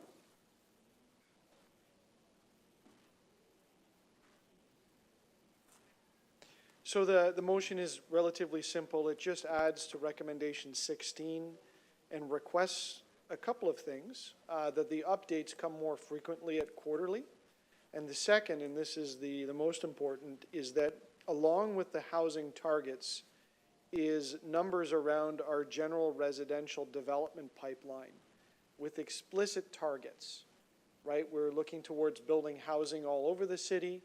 Let's see all of those numbers to council to see how we're doing, including relative to the private sector. Fairly straightforward. Members, we're elected here to think through really complicated issues. This in itself is a really complicated report. It talks about a lot of things. I said in the questions, and I said it tongue-in-cheek, ambitious is an understatement indeed. 65,000 units at a cost of $29 billion is absolutely staggering. It's 29,000 millions. And to put that into perspective, right, we fight over less than $1 million all the time on the council floor and spend a great deal of time doing so. But I have to think through it practically and critically. And I have to think about all of the pressures that City Council faces in this city from our residents, the citizens of the city, and all the different priorities that they have. And something keeps bugging me in this report, and it's on, I think it's page 14, there's a chart there, It's just these little numbers, 0.5 to 0.8. All the pages of numbers. But those numbers represent $500 to $800 million, and that is a cash contribution that we have to contribute towards this project. I don't know how we're going to do that. We have so many things, and I don't doubt for 1 second, because we all know people that are going through different stages in their life and dealing with different issues around housing, how difficult it is. But it's a macro issue that extends so far beyond this city.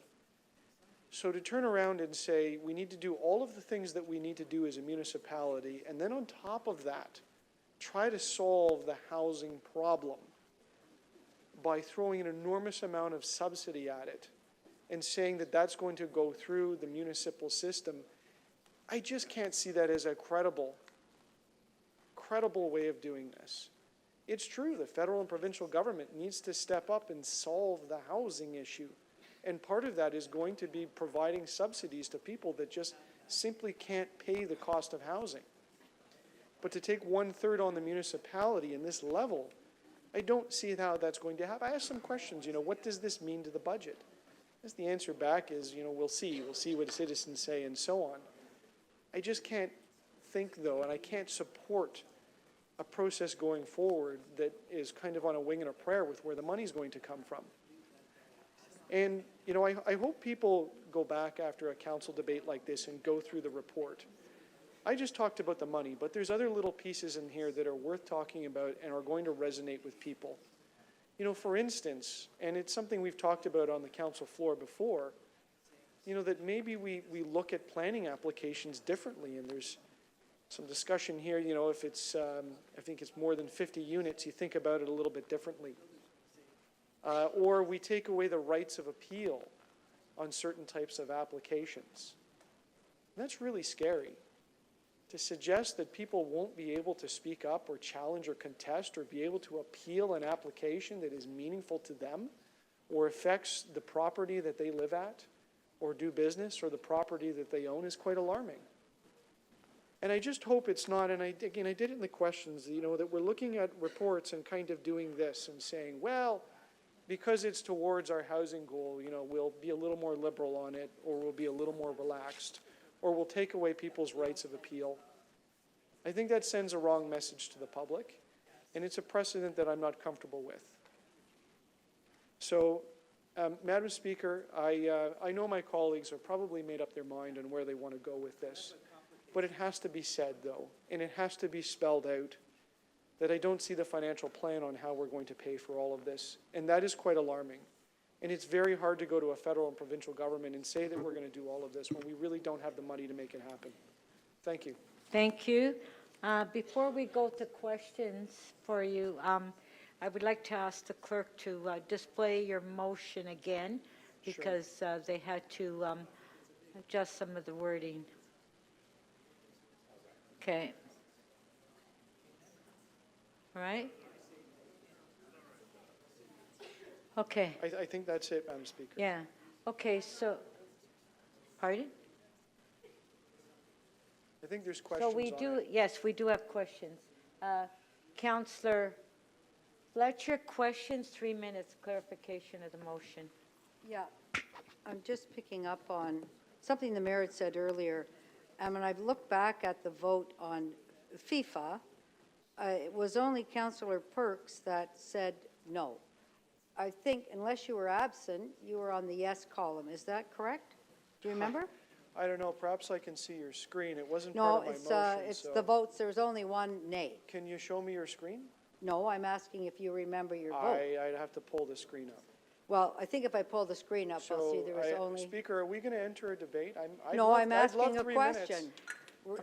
Okay, but Councillor Fletcher, he doesn't have the screen. Okay, so do you have the screen. Did you have clarification of his motion? This is a clarification because he said that until he knows exactly if we have the money, that we shouldn't proceed. I believe I heard the councillor say that, so I'm just asking if... Which part of that motion does that refer to? Well, it refers to your remarks, but you're right. It's not in the motion, so thank you. We can do the debate game. Okay, no debate. Okay, Councillor Holiday, please. Thanks. Okay, Councillor Fletcher, go ahead, ask the question. Now, you must have some developments in your ward, so how would you account for the ones that we approve and everything's ready to go, and then that private developer simply says, oh, thanks a lot, it's developed, I'm not going to bother, or I'll wait and I'll flip it, which happens quite a bit, as I'm sure you know. Indeed it does. And so I'm looking at the report from February 13th, 2023, which is the development pipeline 2022 that goes through all of those numbers.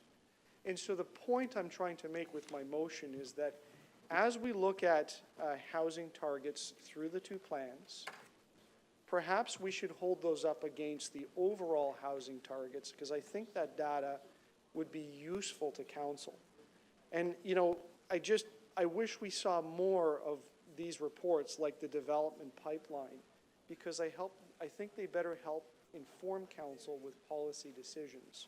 Don't we already have development pipeline reports, Right, Councillor? but it doesn't come on a quarterly basis, and it doesn't come against the other housing plan targets, considering this report is taking us into the development game as a city.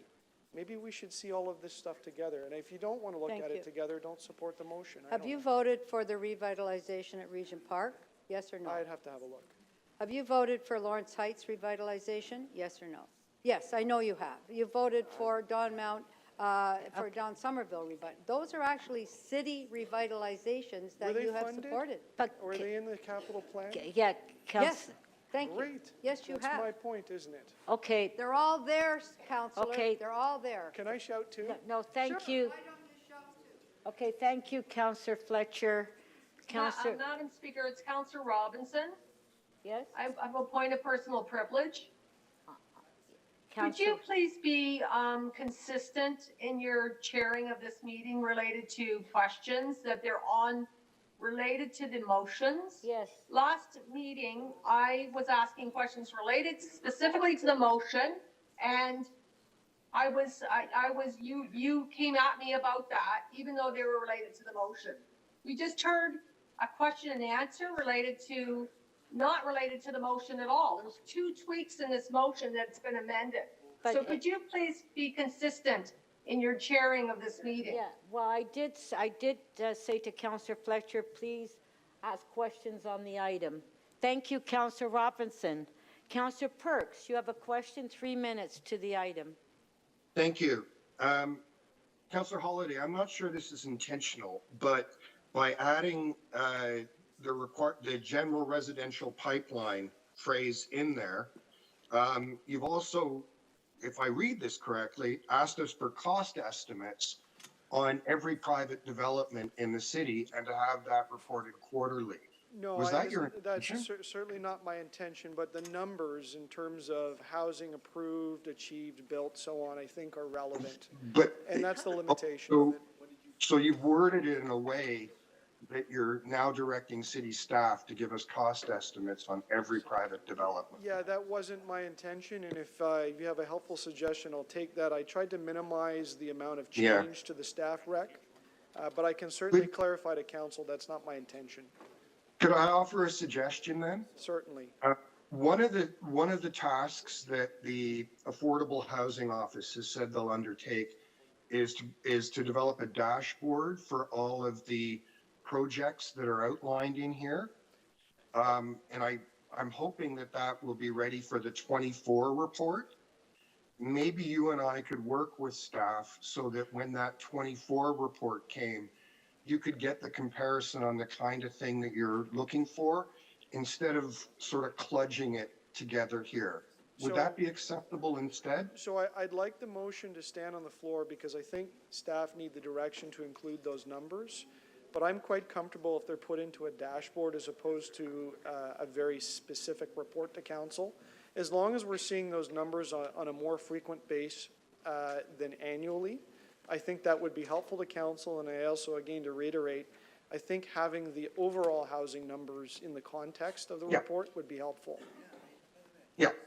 I understand that. It's just because we're trying to, this is a really complicated report. It is. With dozens of recommendations. I just wonder if now that you've had a chance to read it and you're effectively asking city staff to do something that's not possible, if you could take it on good faith, withdraw your motion and work with me to get some kind of reporting that will achieve what you want in time for the 24 report. So I think that would be a better outcome. Councillor Perks, I'd be happy to take a friendly amendment from you, or if you have suggested a revised wording. But I wish I could in 2 minutes think of the wording, but I can't. You're a smart guy. I think you can, through you, Madam Chair. Okay, thank you. Councillor McKelvey, questions, clarification of the motion. Thank you, Councillor Holiday. I just wanted to know kind of your vision for this. Is it really so that we can kind of have like an adaptive phased managed approach to how we're implementing this? So if something's not working, we have the ability to pull back, or if something is working really well, maybe another pocket of funding opened, we can go harder in that area. So is the thought that with quarterly reporting, we'd be able to be more adaptable to the plan based on the changing landscapes of the provincial and federal government and the building industry itself? No, I think it's more about transparency and clarity to the public, because we set these ambitious targets, these big goals, and then we don't talk about them for a long time. But having something almost live or quarterly that shows the progress, I think is helpful to the public. It demonstrates accountability. But I think looking at what we're doing as a city in the context of what the overall development industry is doing, I think is a valuable comparison. And my read of this particular recommendation from staff, I don't read it as a deep report. I see it as an update to council, saying here's what we're working on, here's the targets, here's the costs, here's basically what's going on. And all I'd like to see that is A, on a more frequent basis, and B, with that simple development pipeline data added as a context. Okay, so on the lines of the wording issue that you have here, could that just be fixed through a friendly amendment that instead says, and provide a comprehensive quarterly update to the city, comma, and then you move your general residential development pipeline to the including numbers around, blah, blah, blah? Would that solve your issue? I think so. Okay. Again, the way I wrote the motion was to minimize the amount of change to the staff's wording. So if you want to show me something that works. So just changed at the end, okay. I'm very comfortable to work with you on it. I'm sure there's an amenable solution on it. And I'm fairly confident, although I can't find it online, that I believe in March we launched an affordable housing dashboard, and now I'm having difficulty finding it, and I don't know where it is, but So, is that also again, part of where you'd like to get, is that that dashboard is expanded to have all units, and maybe also all the units that have been approved, because I think that's something else, like, again, we all have projects that have been approved and not built.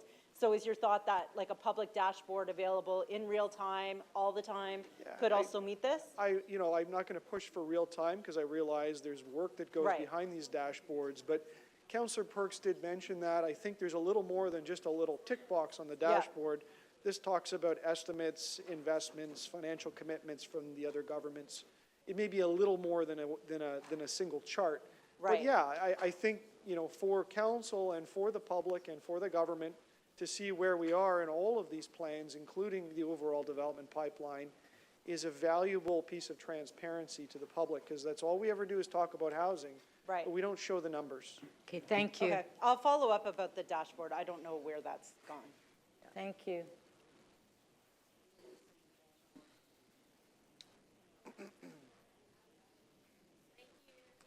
Hold on. Councillor Cheng, 3 minutes clarification of the motion, please. Sure. Thank you for this. I think I'm just trying to also kind of piggyback off what Deputy Mayor McKelvey is asking about. So is it that you are hoping to have a clear comparison of all the housing activity that's being built across the city in a centralized location? I think it's more about measuring the progress of this report, but also putting that in the context of what the open housing market is doing. And it's really melding together two reporting streams into one spot. I think it's an important contrast to show. And if either of the two markets or two, call them industries, I guess, the public and private, are different, I think that's an interesting story in and itself, and council should be monitoring that. Yeah, I think I'm a great supporter of dashboards and data and comparisons. And so just, you know, to clarify and confirm, I think Deputy Mayor McKelvey is saying, you know, if this could all be consolidated into a dashboard rather than a regular report, would that fulfill what you're hoping to see, a comparator between all the different kinds of housing activity across the city? There's one important nuance, and I included the word explicit targets, because that's one thing I haven't seen on the development pipeline. It talks about all of the wonderful work, but it doesn't necessarily tie it back to, if I remember, the 285,000 units or the 2051 growth targets. And there's a different story to tell between the number of units that are approved, the number of units that are built, the number of units that are approved and not built, and finally, the number of units that are sitting on the desks of planners that are still in the pipeline. And those are all great metrics and important numbers that we should be able to easily monitor. So if there was a move towards like a dashboard version of what you're describing, would that be? All possible, as long as the information is being captured fully. You know, it's not my intention to add laborious reports to staff. They've got other things to do. But my point is if it comes to council frequently, I think that that is helpful.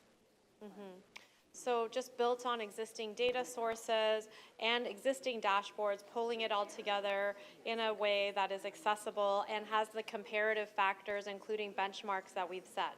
I think all of that can work. I have to see it to believe it, but I think council needs to ask for the information, and that's the purpose of my motion. Great, thank you. Thank you.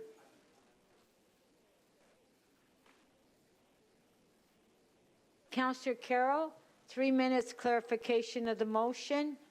Yes. Thank you so much, Madam Speaker.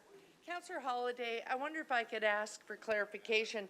Having spoken with staff and spoken with a number of councillors, and indeed the mayor is at the helm of this program, what's raising everyone's blood pressure is the word quarterly. And I understand wanting to keep track of the economy in that private sector snapshot, but I'm wondering if you consider a friendly amendment if we left all of your intentions, but we went back to the annual report. That way you'll get the level of detail you want, but it would be annual. Would you consider it a friendly amendment to remove the word quarterly? Well, I think we're taking our eye off of it if it becomes annual and it gets lost. If there's some rationale for that, I'd love to hear it. Is it too hard for the staff to bring it forward? I don't know. Well, I wonder if you would accept as the rationale. We've all been around here a while. I know you've been here a long time. I've been here a very long time as of this week. That's right. My staff are celebrating it downstairs. I wonder if you would accept as the rationale. We have in the past, when we're asking for this granular level of detail on a sector, asked for a quarterly report, and staff endeavor to do all the work, only to have council say, oh, didn't we just look at this last agenda? What's this doing on the agenda? And then we pass it on consent and don't read it. Well, whereas that's an annual report is an actual event. Would you not agree? Well, if you're suggesting that councillors just don't care and they're not going to read it 3 times a year and only once, well, whose fault is that? Well, it's not a matter of fault. It's a matter of workload for both staff and council. And I found that when an annual report with a lot of detail is a real rich source, people pore over it. When it keeps coming and there's little change from one quarter to the next, there's a tendency to say, I'll look at next quarters. And pretty soon, it's not an event when that report comes. Whereas an annual report, we all give pause and we debate it in this chamber. Wouldn't you agree? As they say, ecolo, there it is. Okay, if it doesn't change from quarter to quarter, isn't that a concern? So it's not a friendly amendment. I think I got my answer, Madam Speaker. Thank you. Mayor Chow, clarification of the motion. Yeah, in this, do you expect our staff to report out on what the federal government might be doing, provincial government, because what kind of information are you looking for? Well, it's only the same information that was recommended by staff in 16, just more frequently, and then marrying it up with the development pipeline. So it's whatever they intended to bring, and it says here cost estimates, required investments, and financial commitments made to the date from the city government of Canada and government of Ontario. So I'm expecting what they were expecting to bring us. So let me get this right. Every 3 months you want another report. So it sounds to me that that our staff will just be spending most of their time writing reports. Well, I hope not. Well, because this massive report took about 2 months and they worked full time to it. That's a lot of staff time writing reports. Well, you know, we've got a handful of projects that are starting out here, and I would hope that they would be able to provide even basic information like is listed here fairly quickly. If they can't, I think I've got some broader questions. Okay. I heard there's already a dashboard. One last question, though. The federal government, for example, have just recently exempted all builders with HST, GST, and then the provincial government just announced that they're not going to charge HST, meaning no sales tax on building rental housing, which is a great idea. It's been something that we've been asking for, sure. Which means we'll be able to save some real cash as we don't need to do the sales. So there are a lot of things that are moving ahead.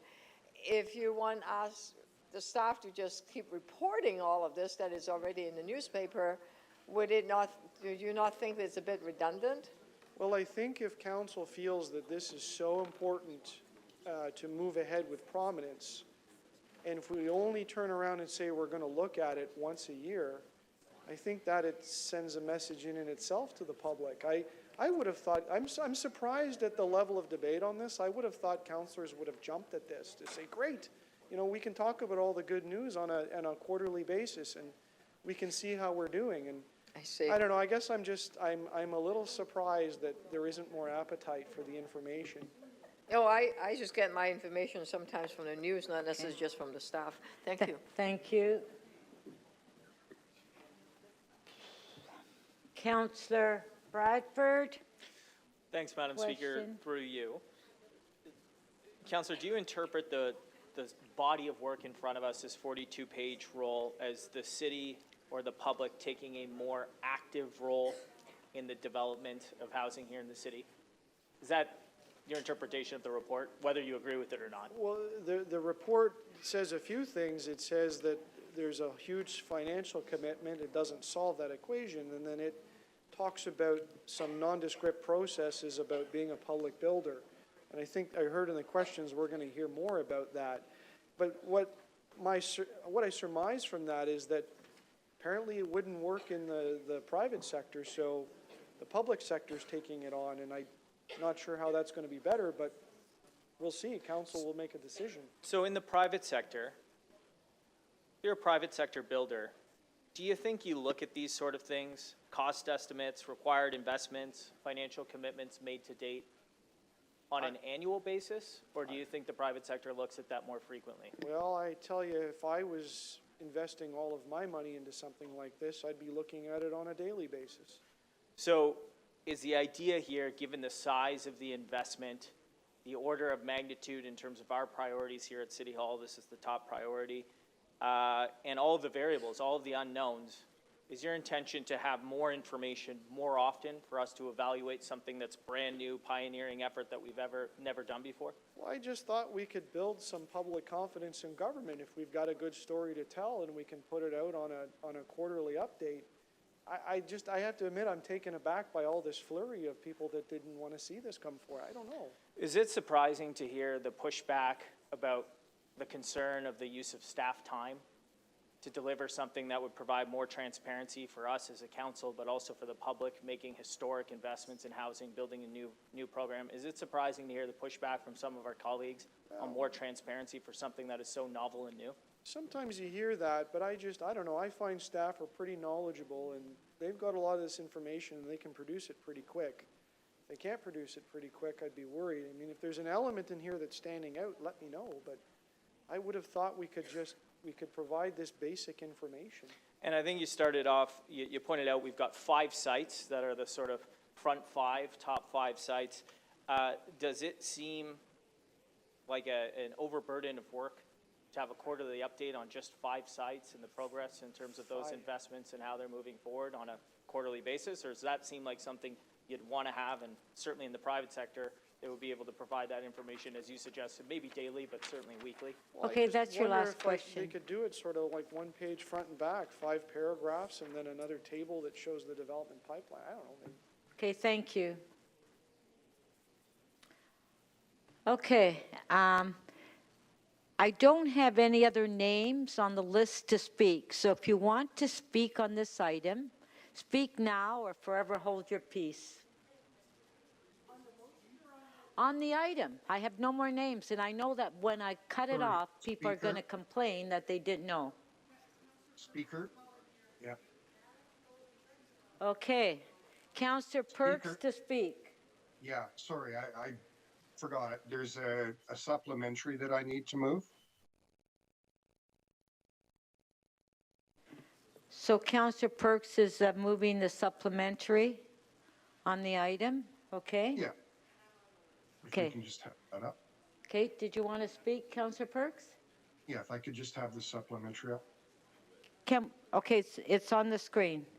Yeah, so this just tidies up a couple of small matters. The only substantive thing is it takes one property off the list of housing ready and just corrects some wording in 2 other recommendations. None of it's terribly material.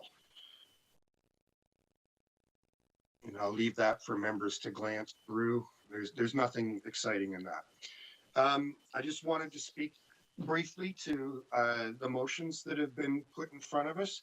First, to Councillor Cheng's. Councillor Cheng's is great. It just tidies up some language. Councillor Sachs' motion, because she's added the clarification that it's a request to staff, that leaves room for us to make sure that none of the projects have to go back to the starting blocks and work their way through all the processes again so that we don't lose time. With that, I'm fine. I do have to speak to Councillor Holliday's motion. I mean, it all sounds very innocuous, you know, we need to have updates regularly and we should be comparing ourselves to the private sector until you look at what he's actually moving. He is asking Toronto City staff to give us quarterly updates on every development application in the city of Toronto, past, present, and future. Everything that's in the pipeline, from filing an initial application until the thing is built and occupied. I just did a quick check. That's something like 200,000 units of housing that are somewhere in our pipeline. Asking city staff to report on that quarterly is ludicrous. It is just, we might as well tell everyone in the planning department, stop what you're doing. You're just going to be preparing this quarterly update for Councillor Holladay. I wish that he was very generous and said that I was clever enough to think of a way to sort this. I can't right now, but I can give Councillor Holladay 2 pieces of assurance. One, I've been assured by staff that we are going to do that simple form dashboard on all of the public projects that will show, we've done the initial design, we've got the funding, we've got the rezoning. All of those steps will be reported on routinely. So he will have that information pretty much in real time. And the other piece of assurance I can give him is that I will sit down with him and staff prior to the 24 update on this program and see how we can get more information available in ways that are comparable. Now, I do want to qualify that. Unlike public sector projects, where we get the full funding and financing made publicly available, developers do not provide us, they are not required to and never do provide us with any of their financials. We simply don't have access to them. Councillor Holyday can theorize about, what it costs developers, but, if he's looking at One Bloor or the Honest Ed site, we can see that often the financials on those aren't terribly viable either. So, it's not even apples to oranges. It's I don't know, pomegranates to grapefruits or something. It's just not something that you can do a decent comparative on. But if you look around the world, any major European city has a public builder. Most Canadian cities used to do it until the federal and provincial governments got out of that business. This is simply returning to what was business as usual for 30 or 40 years in Canada until Paul Martin took us out of this business in the mid-90s. There's nothing exciting or new here. There's simply applying known tools to a problem that has not been solved by the private market, which is governments getting back in the business of providing housing. Thank you. Thank you. We do have a question for you. Councillor Thompson, clarification of the motion. Councillor Thompson? Speaker, thank you. I wasn't interested in asking Councillor Perks a question. I was trying to get my name on the speaker's list. Oh, you are. I just arrived. Yeah, you are. Okay. Yeah. So I'll take your name. I'll take your name I had off removed there. my name from the questioning, so I don't have a question for Councillor Perks. Thank you. Thank you.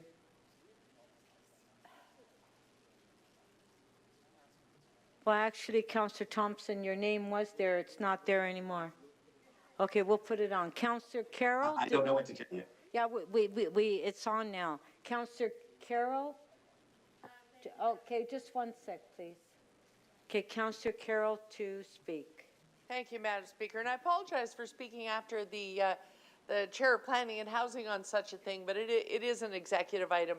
But I just wanted to share with Council my own personal solution that I've asked for on Councillor Holyday's motion. Because I understand the information he wants, and economically, it's not a bad idea to have that snapshot on what is happening in the private sector. As we do our work, they will be doing theirs. Hopefully, they'll pick up a building permit and do some work, and it's good to keep track of that going forward. The issue that is raising blood pressures around this room is quarterly. I consulted with staff, both financial and planning. We hear the Chair of Planning and Housing nervous about it. And I asked about moving a motion to amend Councillor Holyday's motion. But there's a simple solution that personally I'll be doing, and I hope that others will consider joining me in this. I'm going to be asking when we vote, Madam Speaker, that the concept of the information Councillor Holyday wants and how often he wants it are two separate concepts, and I'm asking you to split them, because I'm fine with getting that information into the annual report that was the intention of staff and the mayor in bringing forward this housing plan. And so I'll be asking for those two concepts to be separated out, and I will be voting to get that private sector snapshot. I need it annually. I think that really will be a measuring stick that annually becomes a real event in this community for our residents to realize who's making progress, who's not, and what are the obstacles. Thank you. Those are my comments, Madam Chair. Thank you. I just clarified it. Councillor Thompson to speak. Thank you very much, Madam Speaker. Madam Speaker, I first of all want to again thank the staff for clearly a very complex and a report that it's taken an inordinate amount of time, and it's been obviously, as the mayor has indicated, they've taken a few months, but It's an important report, obviously, dealing with a very complex, challenging matter of housing affecting so many people in the city. I also want to thank the mayor for her leadership in forging and putting this forward in terms of the work that he's trying to do, and of course the work that he's trying to do with respect to working with other orders of government, and she talked about the intergovernmental tables and so on. But Speaker, we as a city are often challenged with respect to doing so many things. This report, in as much as it is important, and the approach that we're taking, it's an important one to address very problematic and challenging situation facing so many people who are in need of housing and shelter. And we know all the reasons why it's beneficial, it's important, health, social, and so on and so forth. But we are talking about a significant sum of monies to be spent over a period of time, 7 years or even longer in obviously the case of what's really needed, because we see the growth with respect to the number of new people coming into our city. And so we have a list now, whether or not it's 80 or 100,000, that will continue to grow. My concern, though, is that we have targets now, and we're not able to meet those targets. But we are going to increase those targets by about 65%. And I'm uncertain that we're going to meet those targets. In as much as I'm going to support this report because we have to do something, I get that. It's also really important for us to ensure that we monitor the expenditure. I'll give you a couple of examples of concerns that I have, and this is why I actually support Councillor Holliday's approach.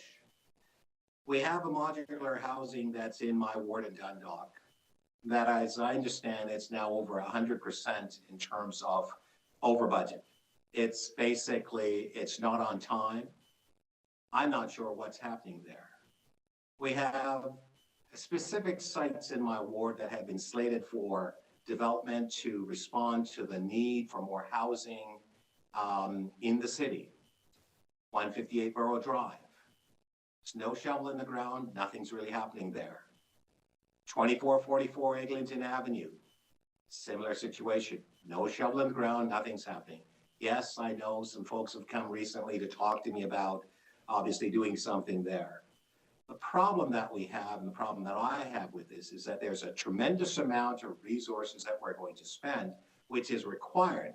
But we also have to be mindful that we actually have to know what's happening. We have to monitor it on a timely basis. I'm afraid waiting a year to get the information, in as much as it will take staff time.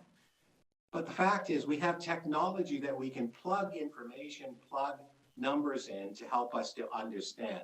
I think it's really important for us to monitor the process as we move along. It's prudent, it's wise. It also gives the other levels of government a strong understanding with respect to that we are managing the resources, because as we know, we can't obviously on the city's budget alone go ahead and develop all the housing that are needed. Yes, we have to do something. I'm not convinced that we're going to become good GCs or managers of development. The question was asked earlier, when was the last time that we've developed a 20-story or 19-story building in the city of Toronto by the city of Toronto?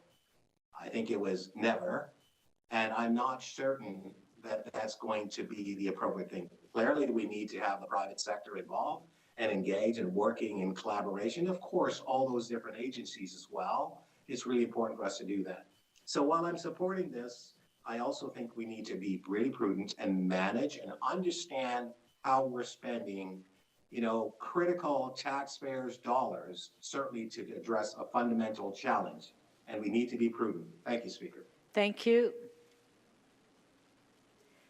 Councillor Bradford to speak. Thanks, Madam Speaker. I have two amendments that I'd like to move. The first is a minor amendment to recommendation 19.1. This was the piece I was asking the chief planner questions about inclusionary zoning. We had a policy and a framework in place back in 2021 where it was supported by market analysis. So I think this is something that everybody can support here. Just make sure that when we're moving forward with IZ, we're using a market analysis approach, recognizing that there are a lot of different markets here in the City of Toronto, and the IZ policy needs to be applied accordingly.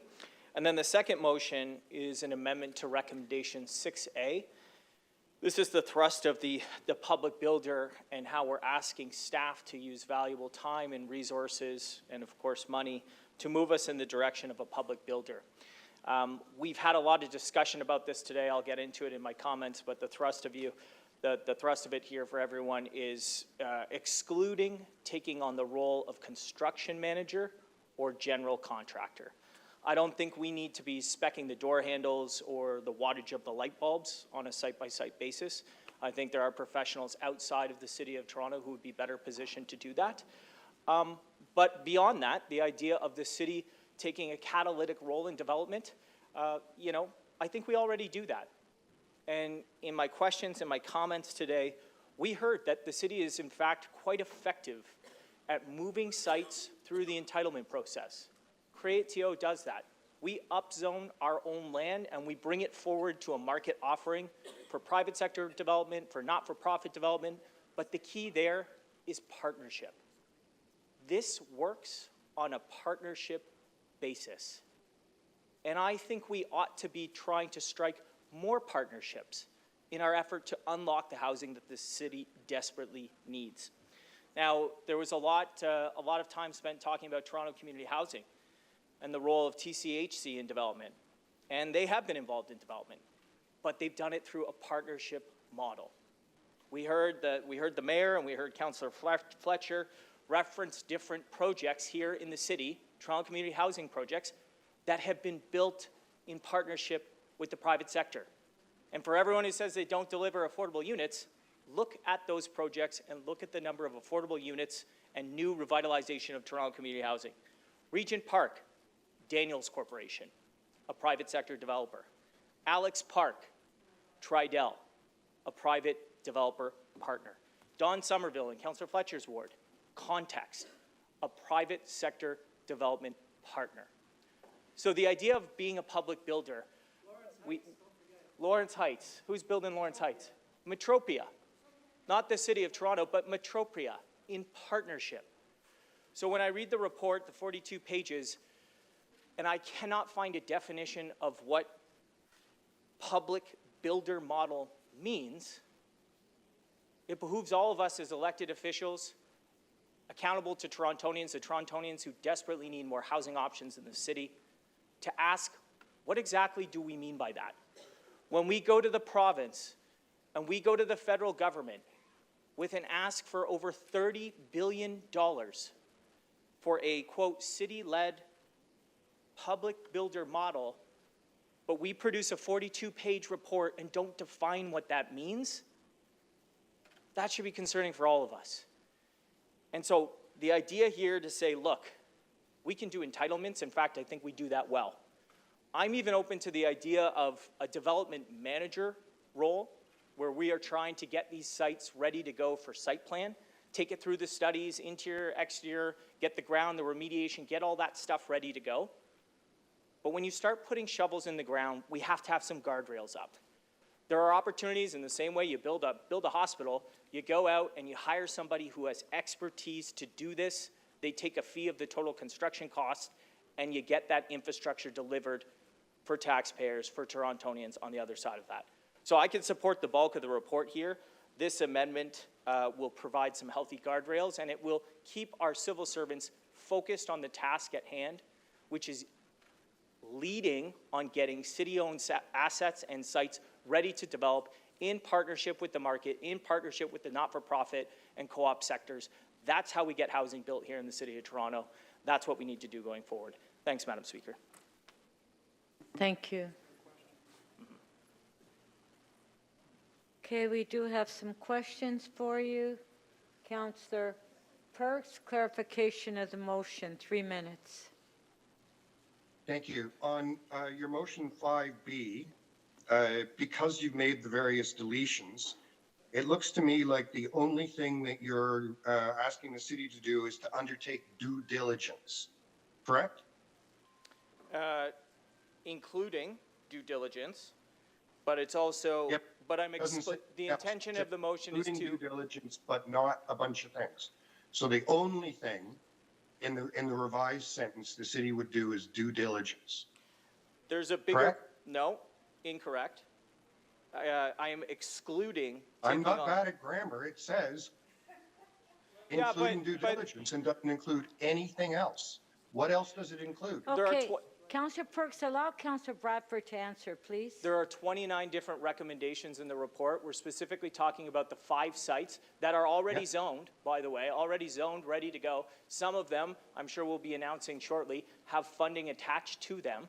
So we are not going to be, in my motion, if you choose to vote for it, the construction manager. We are not going to be the general contractor on that site. They're already zoned, ready to go sites. So it's 5 sites that are, as we've heard, ready to go. So we don't need to construction manage those sites, and that's the intention of the motion. Are you aware of a single city of a population of more than 1 million people in Europe that doesn't have a public builder? Even one? Madam Speaker, how does that relate to the question? Yeah, Councillor Perks, please, clarification of the motion. No. Okay. Well, you're struggling to find a definition of public builder. The mayor has told you that there are Well, a Councillor, variety I'm not of struggling. forms. It's literally not in the report. I'm sorry, I was asking a question, Councillor And Bradford. I'm responding. It's If literally I not in the ask my- report. Okay, Councillor Bradford, hold on. Let Councillor Perks ask the question, then you can answer. Sure. Councillor Perks. So you were struggling to find a definition of public builder. It's actually fairly common language. And the reason I asked you about all the different European cities is between the answers the mayor gave you and their existence of such a thing in just about every European city, the definition is a fairly common one. I'm wondering if you're familiar with a single city anywhere in Europe with more than 1 million people that doesn't have some form of public builder. What I'm familiar with is the 42-page report that's in front of council that doesn't provide a definition for the thing that they are asking us to adopt and vote on. And you should be concerned about that too.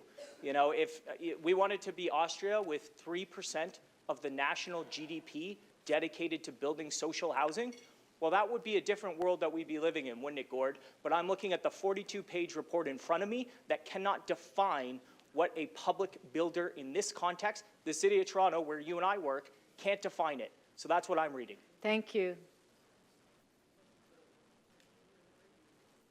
Councillor Carroll, clarification of the motion. Yes, and I hope that you do see this as clarification, Madam Speaker, because I'm struggling. Councillor Bradford, in order to set the context of your motion, removing the concept of going down the road of becoming a public builder, you mentioned a number of revitalization projects that were partnership models. Is there not room for more than one model in this city?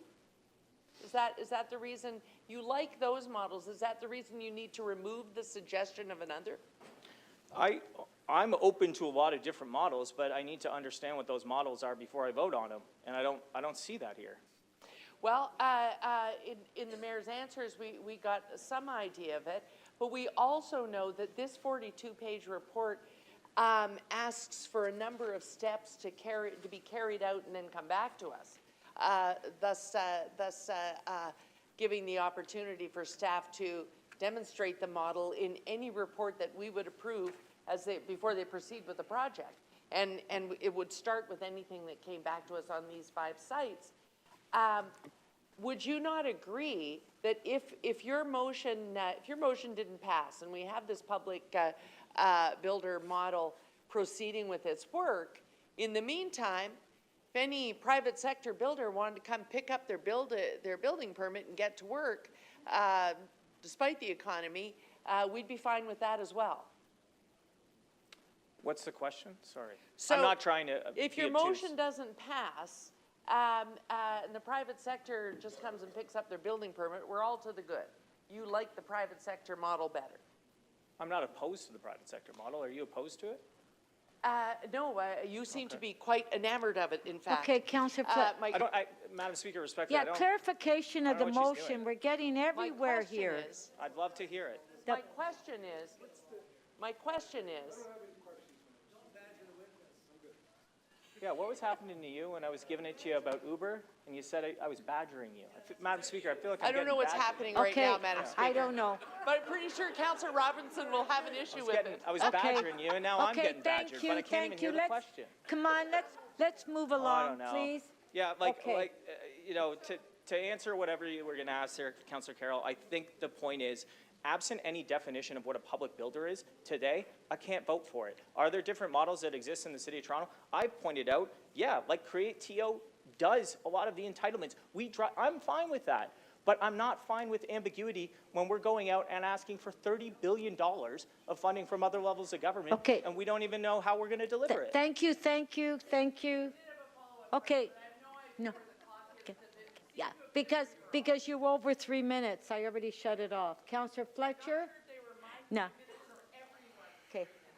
Councillor Fletcher, 3 minutes, and let's stay on topic. Okay, Councillor Fletcher.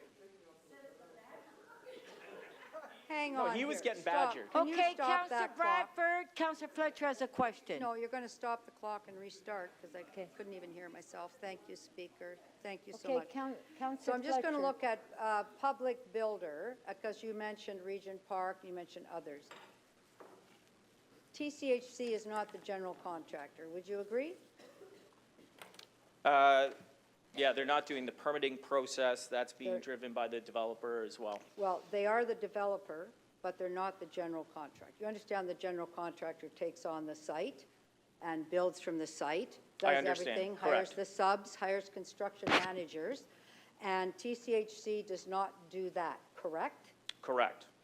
They have a developer that has won an RFP to work on their behalf, correct? To work with them, yes, correct. No, that in the driver's seat, determining if that's being built to standard, to code, as discussed, within the parameters, within an agreement, the same as you might hire somebody to work on your home, that you have an agreement and a contract with them to deliver X. So not dissimilar from the Housing Now program, where we upzone the land, we spec what's going to be delivered, we go out to the market, and they bid on We turn it over to a developer. TCHC does not turn anything over to a developer. It is a public developer. Are you aware of that? I am aware of the TCH model, and I am aware that they partner with a private sector developer It's to not a deliver. partnership. Well, An RFP is not a partnership. Would you agree with that? it's a request for proposal. For And then proposal you to enter into build a on your contract. behalf, And then you enter into a contract. a contract. Right. So you have a public builder with a contract with a developer to produce a product, which is restore your So RGI who's and build building it? something else. But building, that the public builder is Who- TCHC. But who's- You've hired somebody. Who's building it, though? If you hire a contractor, you are deciding what's going to be built, you're in charge. So I Okay. think you're dancing on the head of a pin All there. right, we're just going around in circles. No, I'm not going around in a circle. Yeah, no. Councillor Bradford wants to pretend that TCHC is not a public builder. They are the most public builder that we have. Would you say Wood Green is a public builder? They get a lot, they own property, they then hire somebody to build that on their behalf. Are they a public builder or not? Okay, that was your last If you- question. If you Yes or wanted, no? if Yes, you wanted no. to define Yes, no. what the intention of that was in this report, hey, everybody, folks here, Okay, come it's on, not what's actually going on? unreasonable. Yes, it It's is. no. Can I speak or no? Okay, Councillor It's not Bradford. unreasonable to ask what is meant and intended by public builder in this document. And I feel like my colleagues are all out of joint about this because there are different models doing it different ways, but it's a very reasonable question to ask. Okay. Thank I you. don't think so. Councillor Holiday, like, I don't know, I mean, do we need a timeout here in the council chambers? Like, okay, I'm fine. like, this is, okay. No. Councillor Perruzza, please. Councillor Holiday, Clarification of the motion. Councillor Holyday. Thank you, Speaker. Councillor Bradford, does your motion define public builder? No. It does right? not.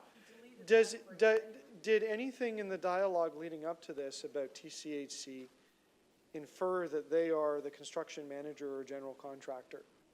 Actually, all of the dialogue and the questions and the commentary from my colleagues left me with more questions than answers. I'm actually less clear on this than I was when we But your started. motion only suggests not taking on the role of construction manager or general contractor, which is kind of like way down the continuum of who. That's puts exactly these right. things. Right, okay. I don't think we should be. So, and let's get to that. So did the report evaluate the risks of taking, let's start with the basics. Is construction risky? Very. Did the report evaluate the risks and the financial, I don't know how you value risk financially. There's people that do that. Did the report give us that? No.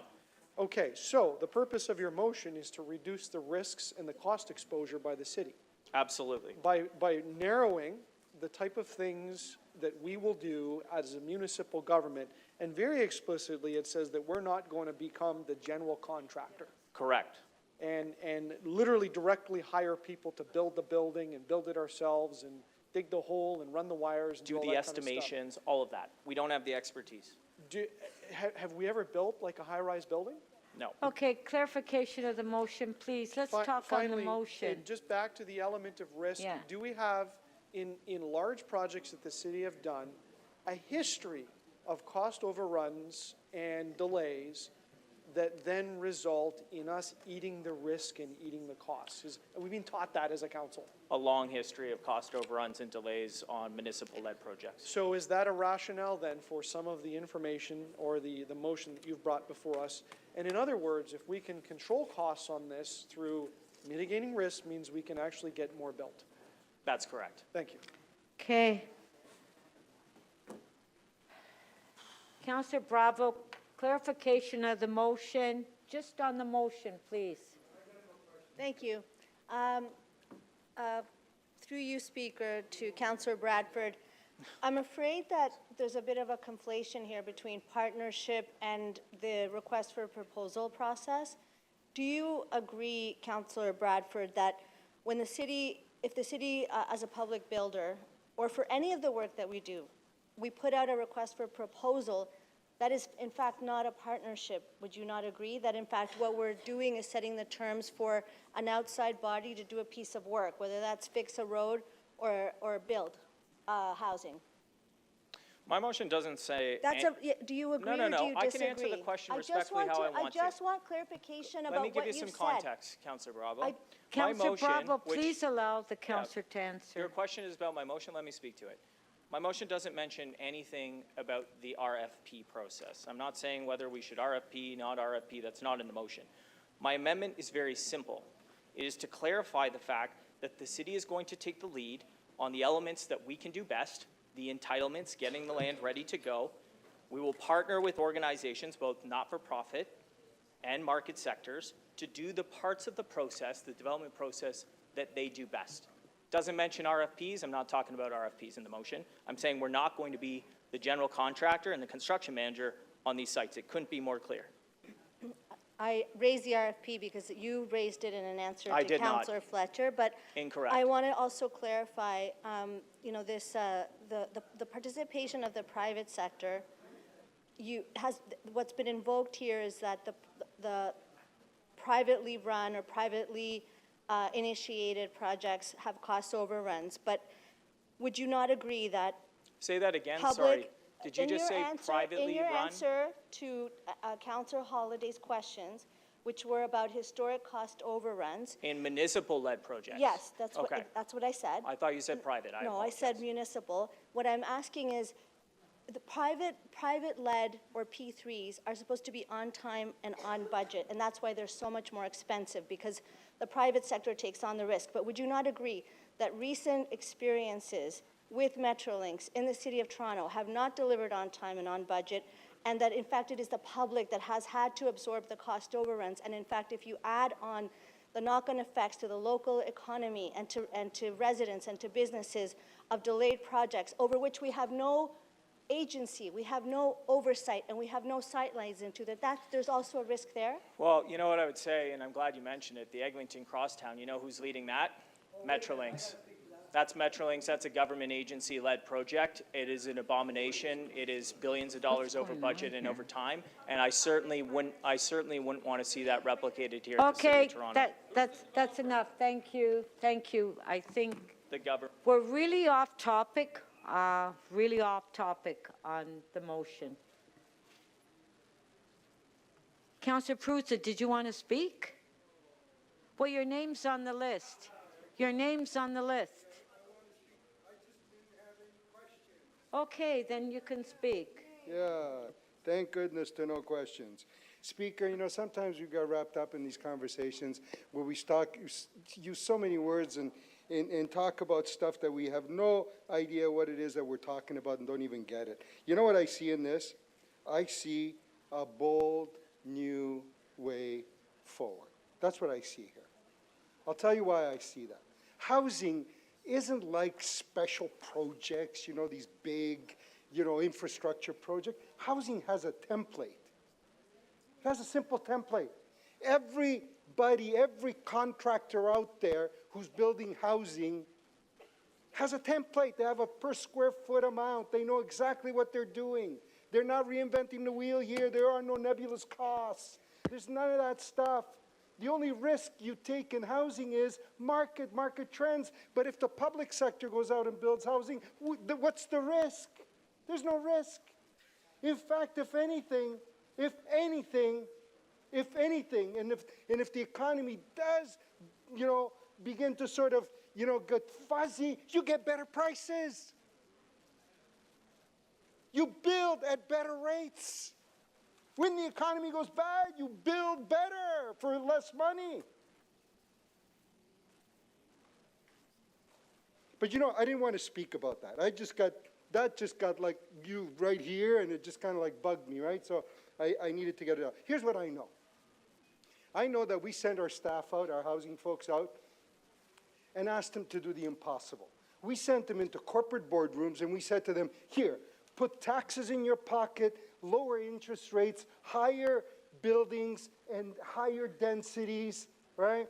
Low interest loans, all of this amount, all these monies, and try to get for us $5,000 a year a unit. Because that gets us to 80% of average market rents. $5,000 bucks.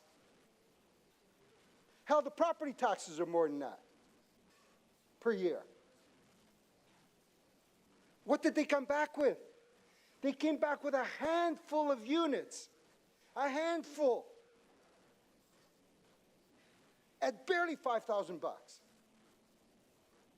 So you take taxes, fees, interest rates, densities ever higher, all of those other things, fast track.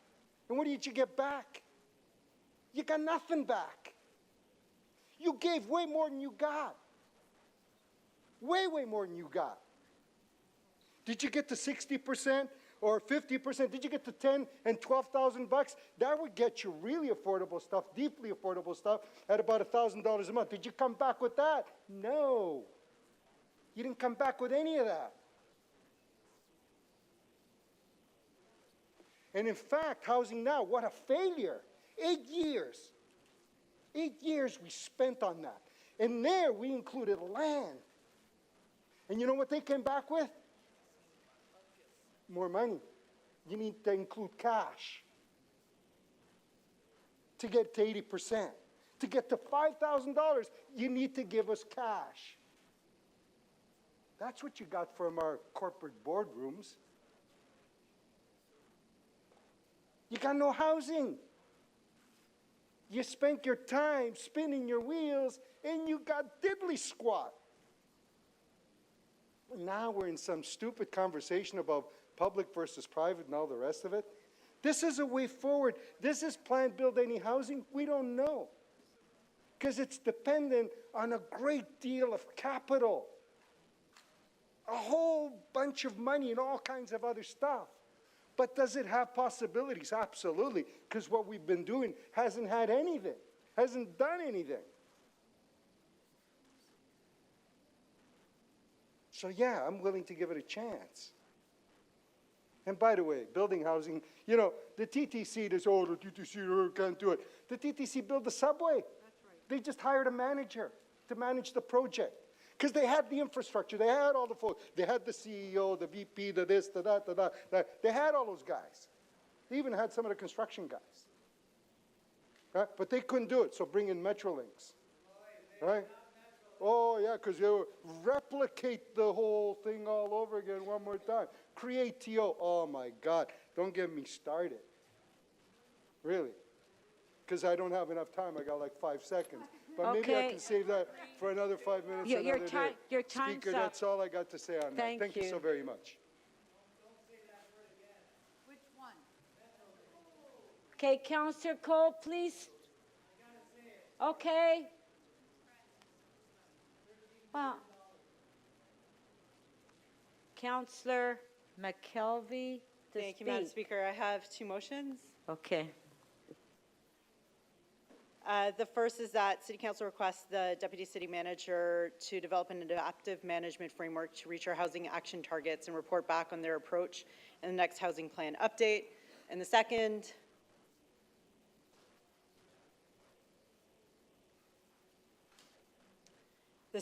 is to update the housing dashboard to reflect the City of Toronto target of 285,000 homes, including 65,000 affordable and 18,000 supportive, including their status, whether it be planning, construction, or built. I know there's three things I like in reports when they come to City Hall. One is the target, the second is a plan, and the third is the accountability framework for it. So this just seeks to strengthen that accountability framework so that we're tracking where we're at, not just for the affordable housing, but also for our goal of 285,000 homes that we committed to. And so it's important that we're having a look at that. And if things are working well, we accelerate those things that are working well. And if things aren't working, we pivot, we find a new way, and we move forward so that we end up hitting this ambitious target that we've set for the City of Toronto.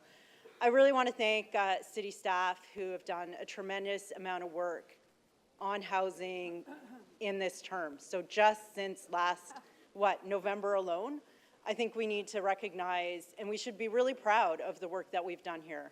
I think it seems like so long ago, but it was just a year ago that we approved multi-tenant homes, something that this council had been trying to do for a very long time. And then just this spring, we approved an ambitious target of 285,000 homes, and then a target of 40,000 affordable, 18,000 supportive, and we approved multiplexes. And now, under the leadership of our new mayor, we've increased the target for affordable housing to 65,000, and the report today is the plan on how we're going to get there. And interestingly, there is a new approach at 5 sites, and I think it's worth looking at. I like that they will report back on what the metrics are, what the comparatives are, to say if this new model is better than the old model. I think it's part of continuous learning and improvement, and I think that's something that we should all always be striving for, and I'm hoping that my motion today, just to formalize this adaptive framework a little bit so that we know what that looks like, and it's a constant reminder to us that this plan needs to evolve because there is a lot of uncertainty here. There's uncertainty around the market. There's uncertainty around what the province is doing. There is uncertainty around what the federal government is doing. So I think it's important that we're always taking pause, reflecting if we're moving fast enough and in the right direction. And so I hope you'll support me in these two motions.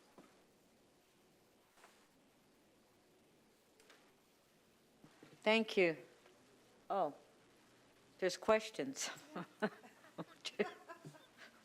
Okay. Councillor Perks, 3 minutes, clarification of the motion. Yes.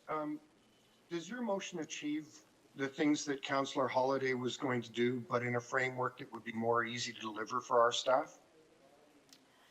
So, I mean, I haven't specified what this adaptive framework could look like. I want them to propose that. They've said this is something they're doing anyway. I think it's something that links well with, that was something I forgot in what we've done in the last year. We launched development and growth, and we brought in a new, that's right, we forgot that one. We brought in a new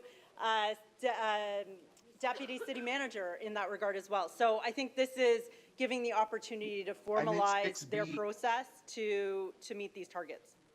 I meant your 6B. Does your 6B achieve what Councillor Holyday was after, but without imposing quite the extraordinary burden on city staff? Oh, for the targets, yes, but the cost, no. Good, thank you. That solves all my problems. I'll vote for your motion. Okay. Thank you. Councillor Holyday, 3 minutes clarification of the motion. Thank you.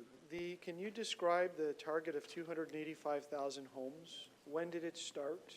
So the target for 285,000 homes is what we approved in March. I know it ends in 2031. I believe the starting is 2020, so I think it does have the back calculation as well. So I think that's something that needs to be more explicit in the update of the dashboard as well. Right, so that's the province's target that we... Correct. That we agreed to. Yes. Do we know how far along we are on that? And when I don't. That's why I think we should update that. Do we stop? Sorry? When we hit it, do we stop? No, then we like pat ourselves on the back and we go and have a big glass of champagne. And we keep going. And what's a home? Is it approved but not built, or actually built? For which? The target? Yeah. That's what I want clarity on through this dashboard too. So you don't and that's know why I'm either. asking for it in terms of planning, construction, and built, and I'm asking for it by category. Exactly. So the concern I have, and help me clarify here, is how do we set the explicit target?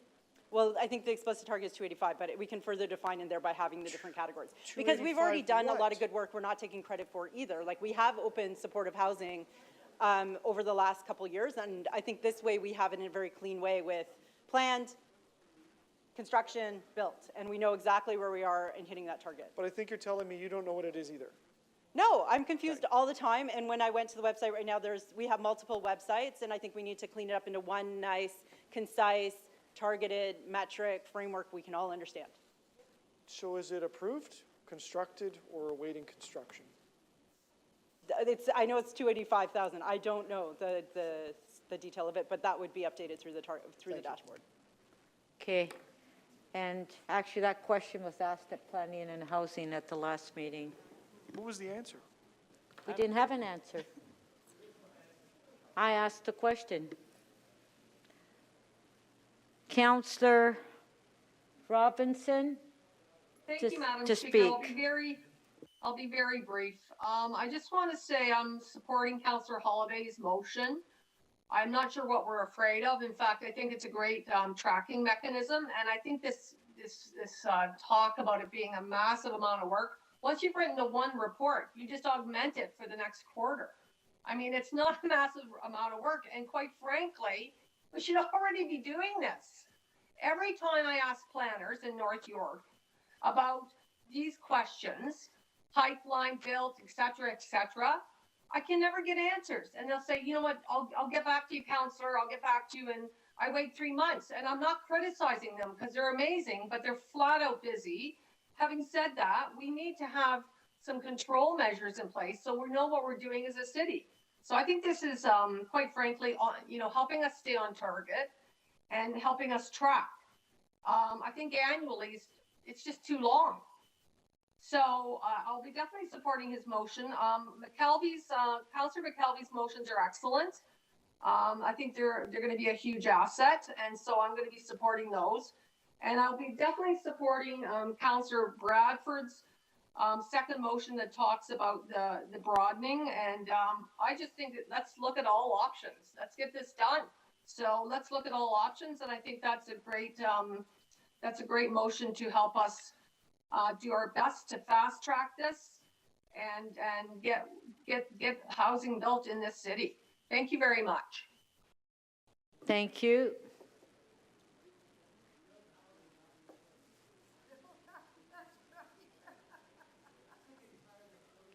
I'm going to say that. Councillor Fletcher to speak. Thank you very much. I'll just echo what Councillor Cole said.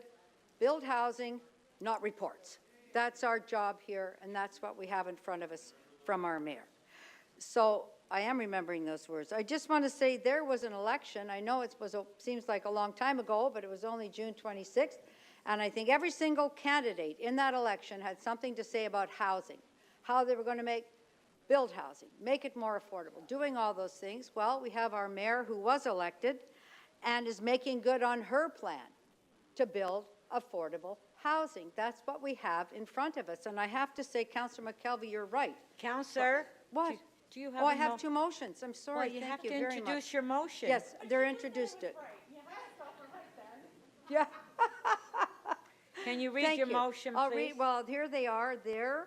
That has to identify the housing for Villiers Island that I talked about earlier, and to come back with that report, the type of housing, et cetera, based on new upzoning some of that land. And the second one actually has to do with a development on the Danforth to achieve a new building for a nonprofit that would be great. And so to come back in December to see how we can achieve that based on the pro forma and everything else, across the street from a 14-story Toronto community housing building. So those two motions, I'd like support for those, Speaker. And then I'll go back to talking about building housing, not reports. And in the middle of that, saying Councillor McKelvey's correct, because the amount of work that our staff have done even since that motion came in to say, try all these things, look at public building, look at partnerships with nonprofits, look at how TCH can be more in the driver's seat, all of those things, and it's happening very, very fast. So I get a little concerned with throwing cold water on this, trying to put the brakes on it, nitpick it, like this is a bold vision. And I want to remind you, well, not for the whole time, but there was a time with our city land that we were selling city land. That's what we did. We found the surplus sites and we sold it, thinking that that would be good income. I don't know what happened to those dollars. They weren't tracked. Then we had, and everybody's trying. I'm not being critical. Everybody's trying their best to figure out how to support housing, because those land sales were for housing. Then we have our own properties. We're going to build 1/3, 1/3, 1/3. That was our Housing Now plan.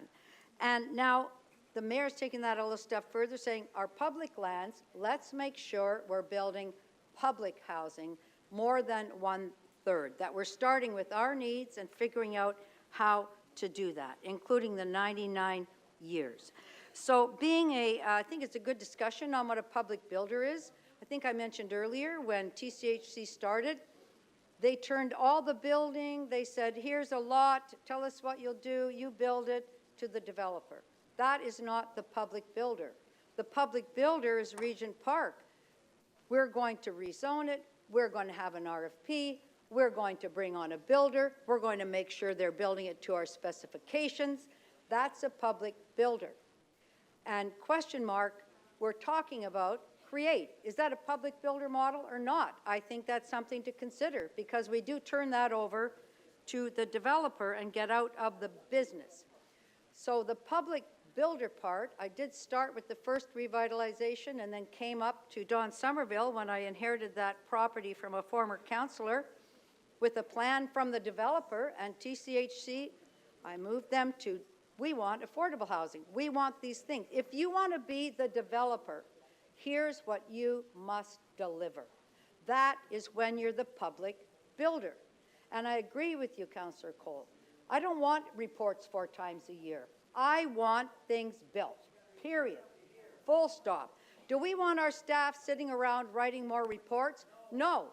We want our staff cutting red tape. And we had a deputant talking about clear the underbrush, get this stuff built. Find what the red tape is, get rid of it for our affordable housing, and later we're going to talk about all developments. So let's not have angels dancing on the head of a pin here. We have a good plan. We have something that we know works, because Regent Park and Alex Park and Lawrence Heights, but Regent Park is a world-class, renowned development. People come from all over the world 5 to look seconds. at Regent Park. So we don't need to reinvent. We just need to get started building. Thank you. Thank you.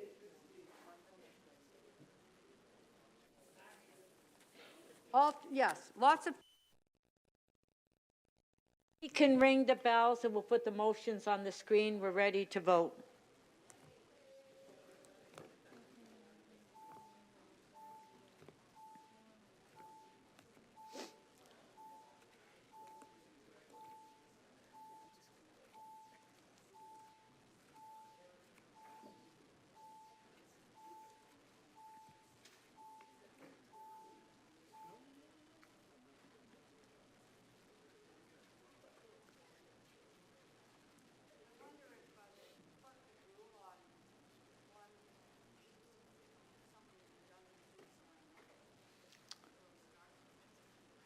Yeah, I've reviewed it, Councillor Fletcher, and no, it's not out of order.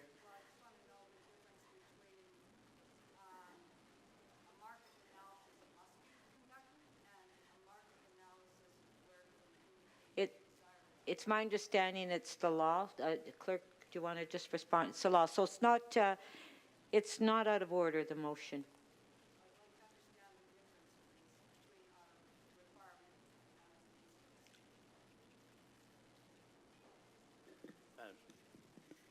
Madam Speaker, I'll repeat the advice that I gave to you for your ruling.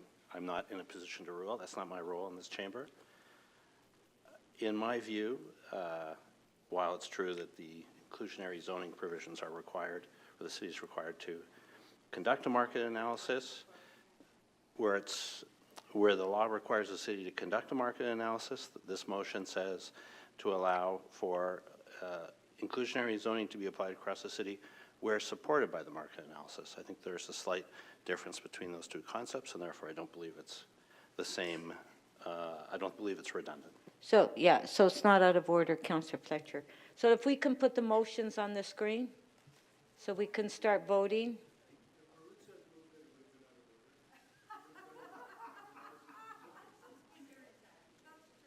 Okay, please, let's start voting.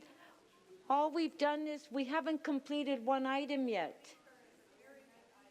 No, I understand. I understand. If we can just put the first motion on the screen.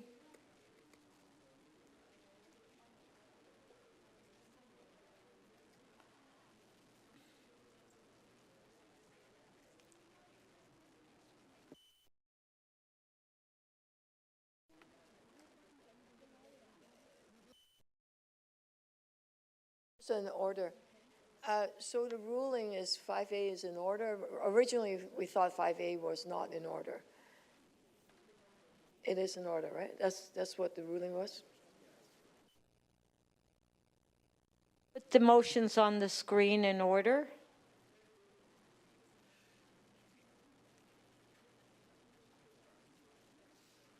Okay, here we go. The first motion is motion number 1 by Councillor Cheng. On favor? Opposed, if any, carried. Thank you. Next motion.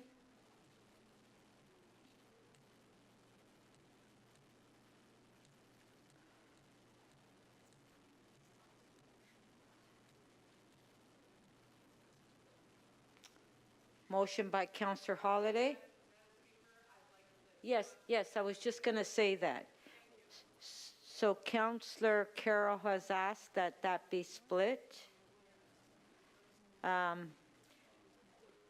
Yes.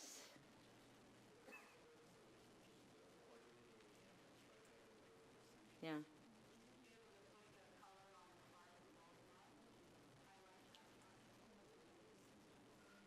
Okay, so we'll vote on the first part. Yes. Speaker, sorry, it's Councillor Perks. Yes. I'm very sorry to do this, but if I find that the two things are interrelated, asking staff to report on a small amount of information quarterly is doable, a large amount is not. So I don't know how to vote when the two are related. Well, Councillor Perks, Councillor Carroll has asked that we split the two. I understand what Councillor Carroll has asked for. I could vote for an annual report that had a lot of information. But, Okay, but what we I have, could vote for a quarterly report that did not have very much information at all. okay, But voting for a quarterly report with a lot of information is a problem. So the two propositions are related and have an effect on each other.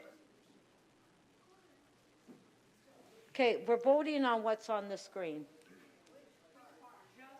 Can I have a recorded vote then, Yes, please? yes, we're going to have a recorded vote. Okay, so Councillor Carroll, okay, you want, okay, please, Councillor Fletcher, please.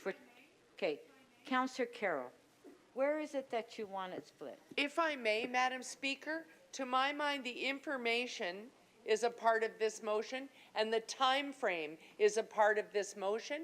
I would like to vote on the time frame separately, which is, the amendment is to make an annual report, as the report suggests quarterly. I'd like to vote on quarterly separately, and I'd like the vote recorded. Exactly, and that's what, no, Correct. hold on, please. All right, so we're going to vote on the first part first, okay? No, it's not, it's the second part. Okay, can you put it on the screen? Madam Speaker, just for the information of council. Yeah. What Councillor Carroll has proposed is to split the matter. Yes. The first vote would then be on the deletion of the word annual and the insertion of the word quarterly. If that carries, then quarterly carries. If that fails, then the word annual will, which is the recommendation of the committee, will survive. Okay, all right. Okay, recorded vote.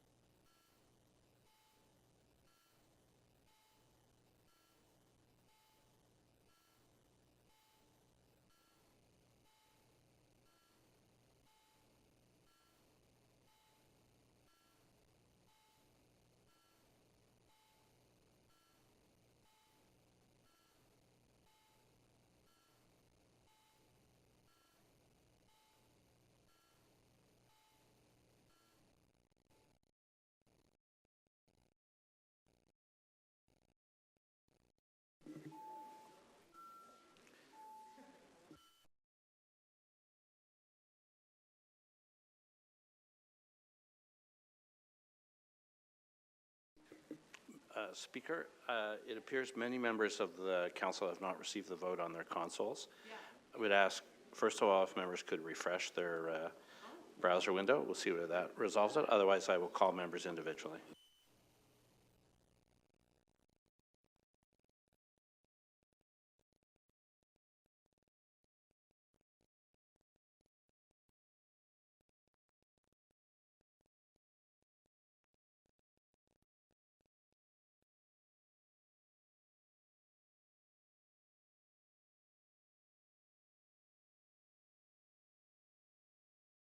Speaker, in the interest of time, I'm going to call members to vote verbally.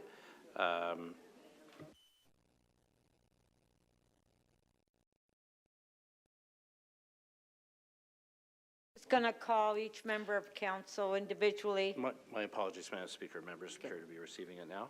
Councillor Malik, are you able to enter your vote online? Thank you. Councillor Perruzza, are you able to enter your vote online, please?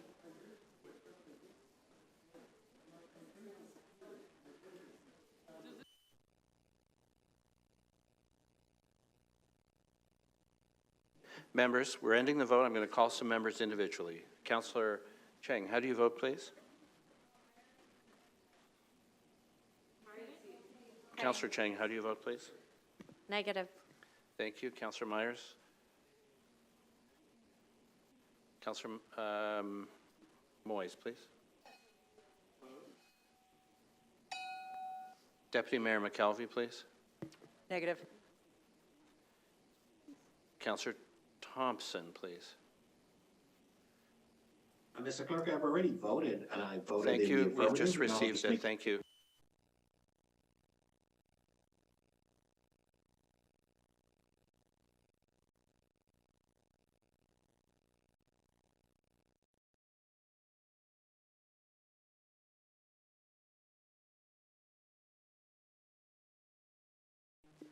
Speaker, the timing, the frequency of the reporting in the motion does not carry. The vote is 8 to 16.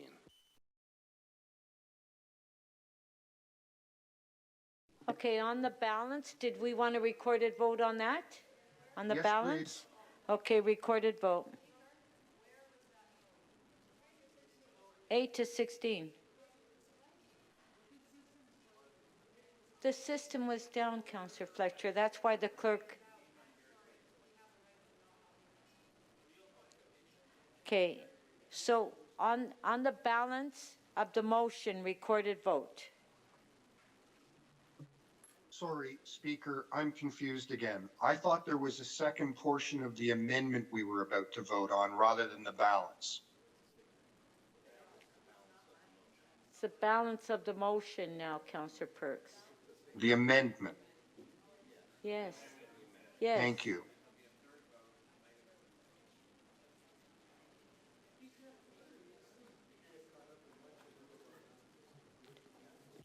Do we need a recorded vote on that? Okay, all in favor? Carried.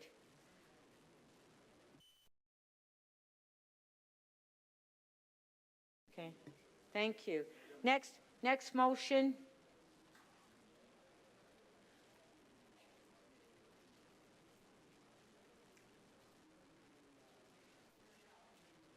Next motion by Councillor Perks. All in favor? Carried.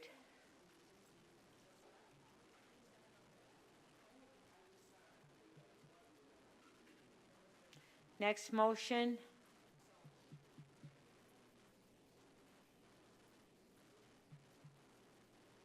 By Councillor Bradford. On favor? Recorded. Okay, recorded vote, recorded vote.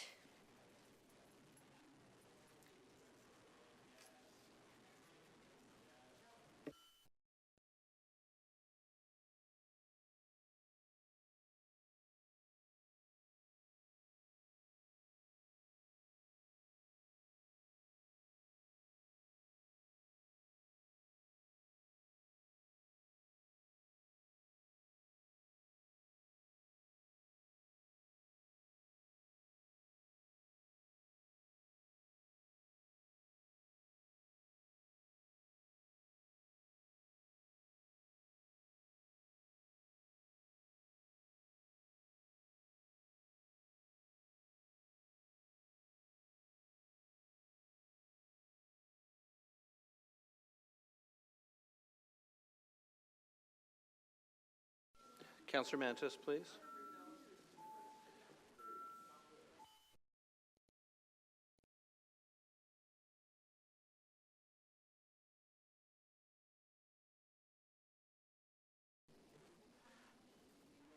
Motion 5A, Speaker, does not carry. The vote is 10 to 15.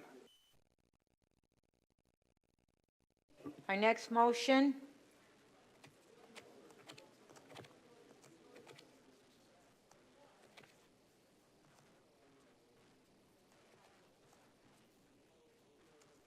By Councillor Bradford. Recorded.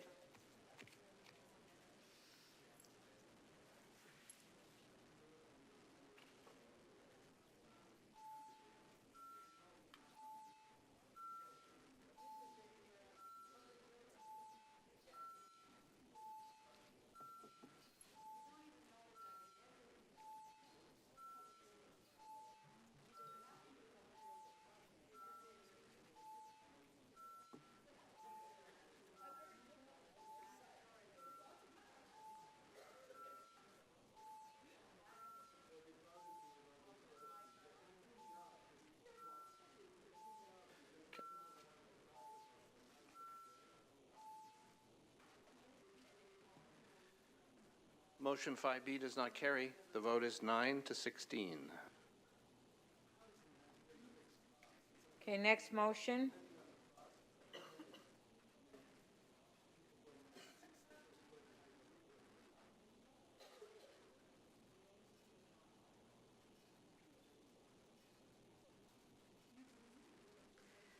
Motion by Councillor Sachs.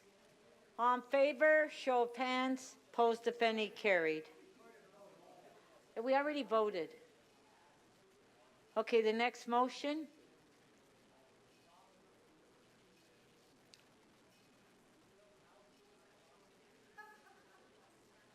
Is that it?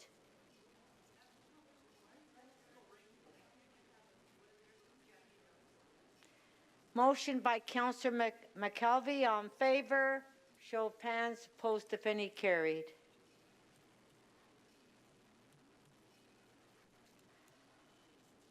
Next motion by Councillor McKelvey, on favor. Show of hands. Opposed, if any, carried. Is that it?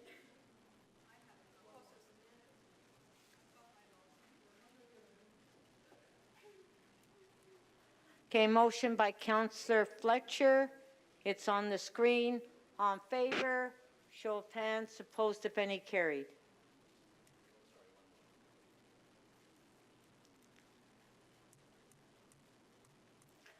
Motion by Councillor Fletcher. On favor, show of hands. Opposed, if any, carried. Okay, item is amended. Recorded vote.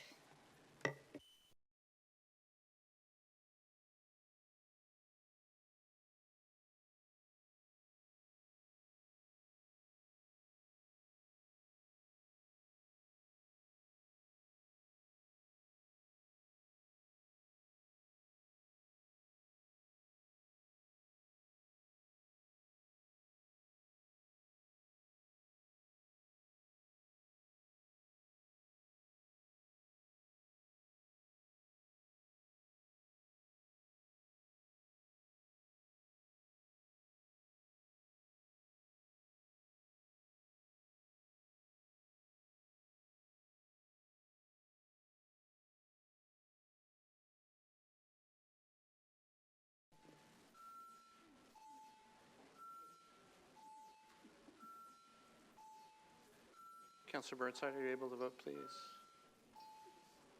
And Councillor Matlow.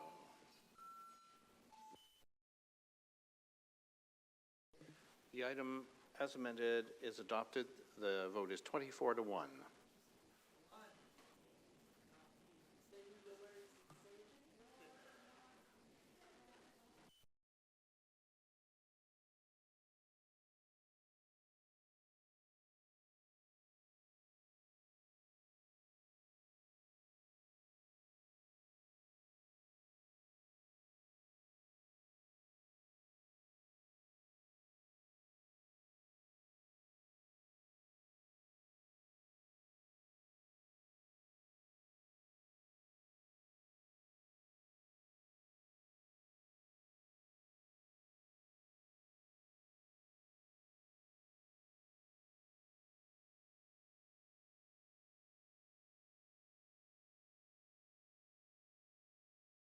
Members of Council, our next item was EX 9.19, which is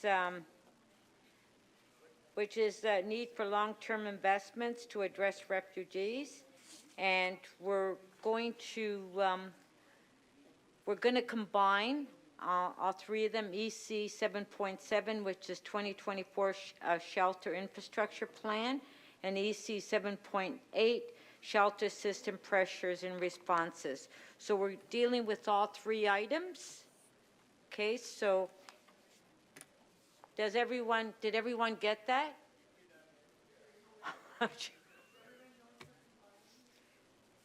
EX 9.19 and EC 7.7 and EC 7.8. All three items were held down by Councillor Bravo. So if we have questions to staff, please put your name on the screen. So Councillor Bravo, you held the item down. Do you have any questions?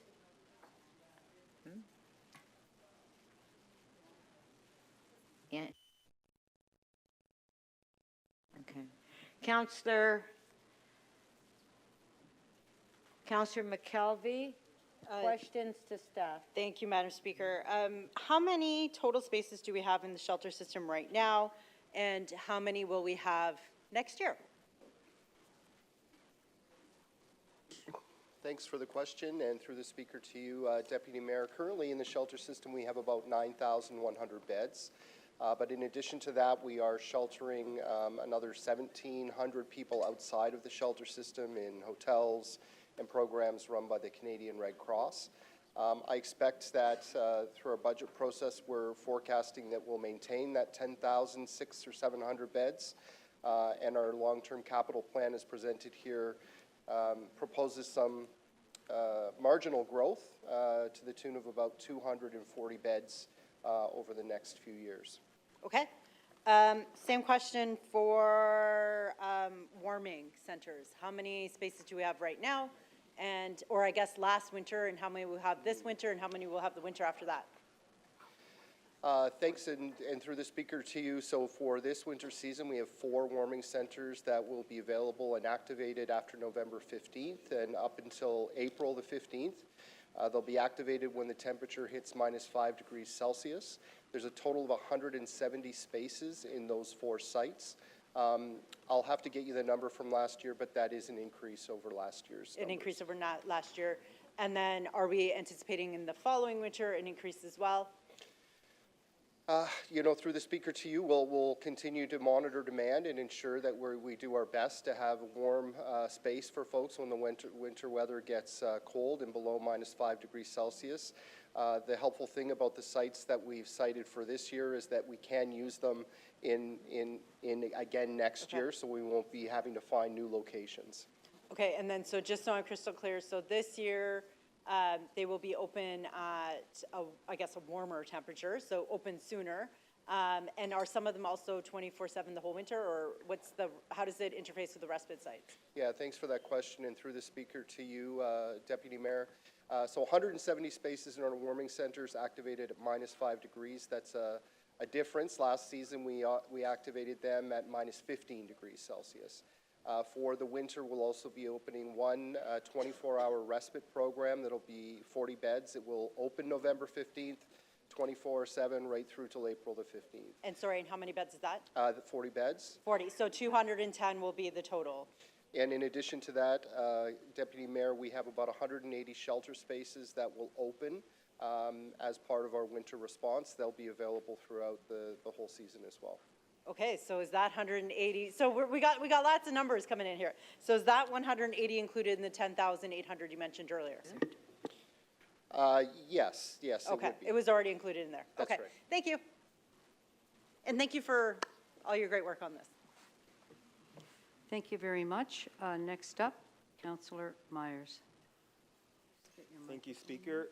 Through the Speaker, I was wondering if you could expand a bit on what the plan is to work with the TTC this year in providing shelter for people seeking refuge on the TTC.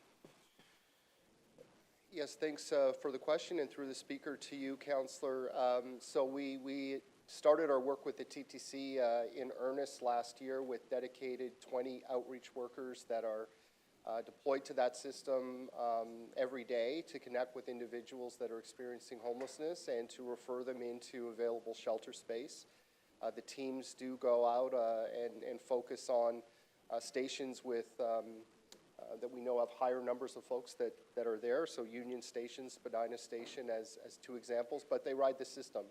In addition to that, we do have an extension of the pilot through our partnership with TTC and Loft Community Services, which is a community mental health organization that deploys mental health case managers to the system to connect with people as well.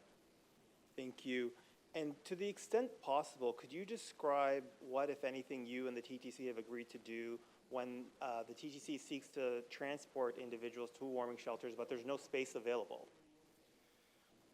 So through the speaker to you, Councillor, the TTC also will support us with our transportation needs. So if there's space at one warming center and not another, they will continue to support us in transporting people around to where there is available space.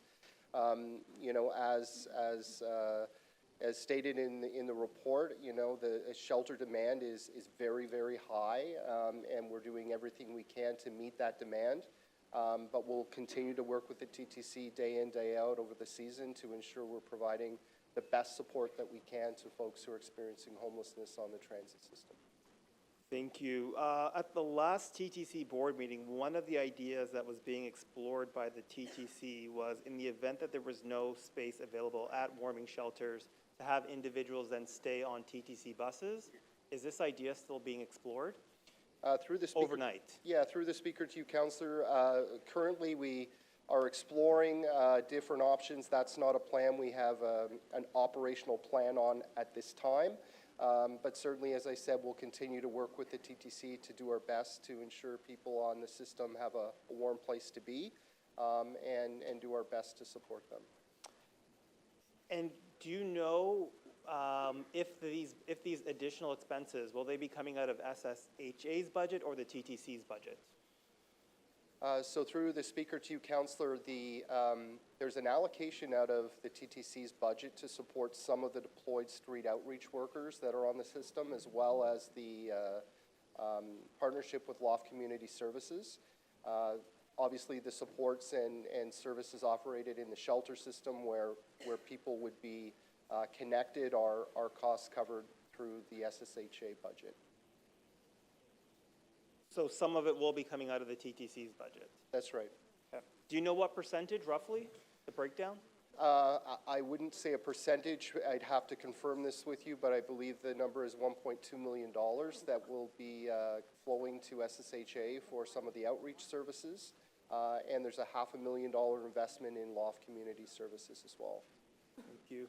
And for the 20 employees that will be dedicated to Loft, do you anticipate that this will be enough to meet the demand of people seeking shelter on the system? So through the speaker to you, just to clarify, so the 20 outreach workers are actually employed by the city in the Streets to Homes program. The Loft partnership at a $500,000 investment likely has about 4 full-time staff, case managers, and a nurse.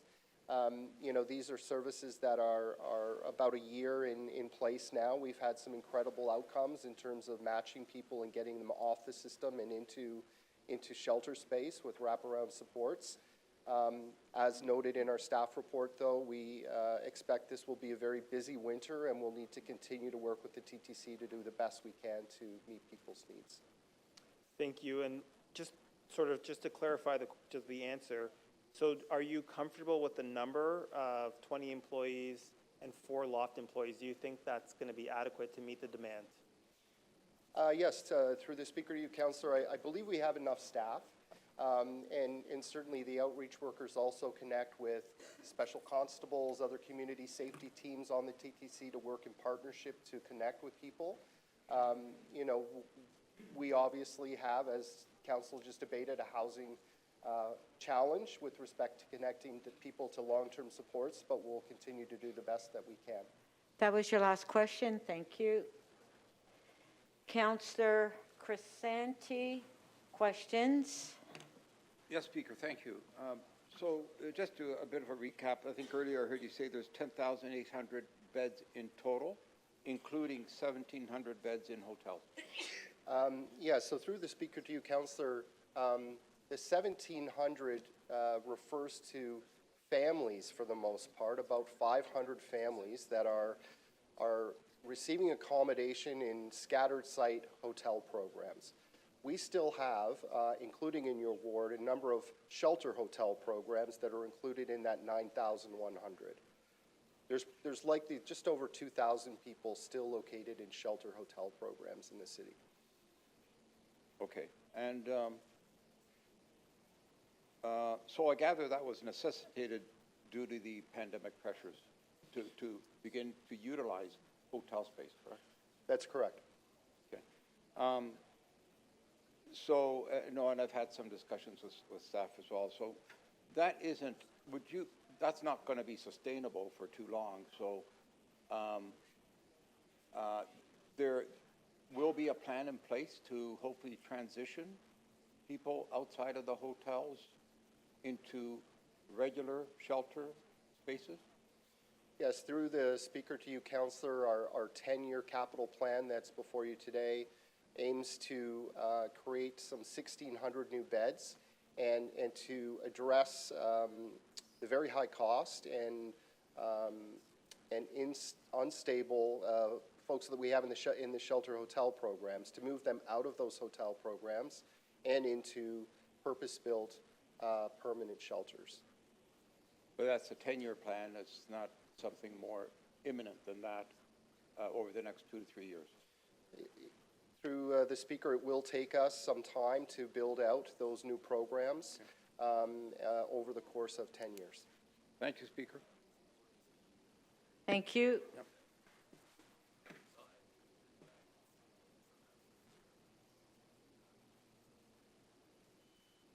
Deputy Mayor Malik, questions? Thank you very much. My first set of questions is on EC 7.7. One of the largest issues with shelter locations is finding available space. And what work has been done looking at both city lands and potential acquisitions?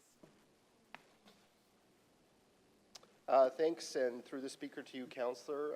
We work very closely with our colleagues at Corporate Real Estate at CREM, and maybe I'll refer the question to my colleague Marco. Yeah, thank you for the question. Through the Speaker, can we just clarify, are we referring to provincial, federal?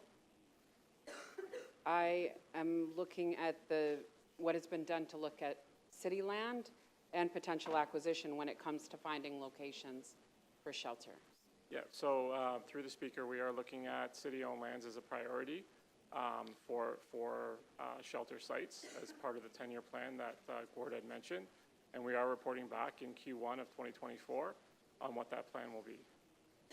Okay. One of the big concerns is about the concentration of shelters and supports in the city. And how does this plan address concerns that shelter supports are not available in every part of the city, and they should be? Yes, through the Speaker to you, Councillor, it would be our goal to have shelters located in every community across the city so that people experiencing homelessness can connect in their local community to these essential supports. So at committee, it was mentioned that the city has tripled its contribution to emergency shelter services from $167 million to $500 million over the past 3 years, and the need for investment from other levels of government is urgent. What kinds of supports is the city looking for, and is there funding that used to be provided? What was it, and how can we get it back? Yes, through the Speaker to you, Councillor, certainly, you know, we historically had a cost-sharing agreement with the provincial government many years back that would cover about 80% of the cost of every shelter bed. That's not the situation today. We're working very closely with the City Manager's Office and with provincial colleagues currently to look at that funding formula and to seek a more balanced approach to supporting these services. Okay, my next set of questions is related to EC 7.8. Also on the same topic, the report once again states the lack of funding from provincial and federal governments when it comes to our preparedness in this season. What changes could occur to this plan with an influx of funds or the better cooperation from other levels of government? Sure. Through the Speaker to you, or Deputy Mayor, my apologies. You know, I think we've had several reports over the course of the last year at Council really requesting leadership and funding and coordination from the federal government, specifically to address the large number of refugee claimants that are arriving in Toronto. Currently, the percentage of beds in our system occupied by refugee claimants is at 42%. That makes it very challenging to plan and support people as we head into the colder weather. So certainly we're asking the federal government for confirmation on funding the supports we're already providing in that realm, but also to introduce the idea of a reception center for all new refugee claimants and a regional strategy to support them in landing in communities across Ontario and not just specifically in Toronto. So related to that issue, my ward is home to Fort York Armories, and for many months, not just myself, but many of my colleagues have been calling on the armories to be looked at as options, especially as the colder weather approached. What is the latest information on that engagement, their availability, and the willingness to use them? Through the Speaker to you, Deputy Mayor, the request has been made. We don't have information back currently on their availability. They are buildings we've used in the past. If they are available, we'd ask that the federal government develop an operational plan to open those sites and support people to come in for the colder weather. Thank you.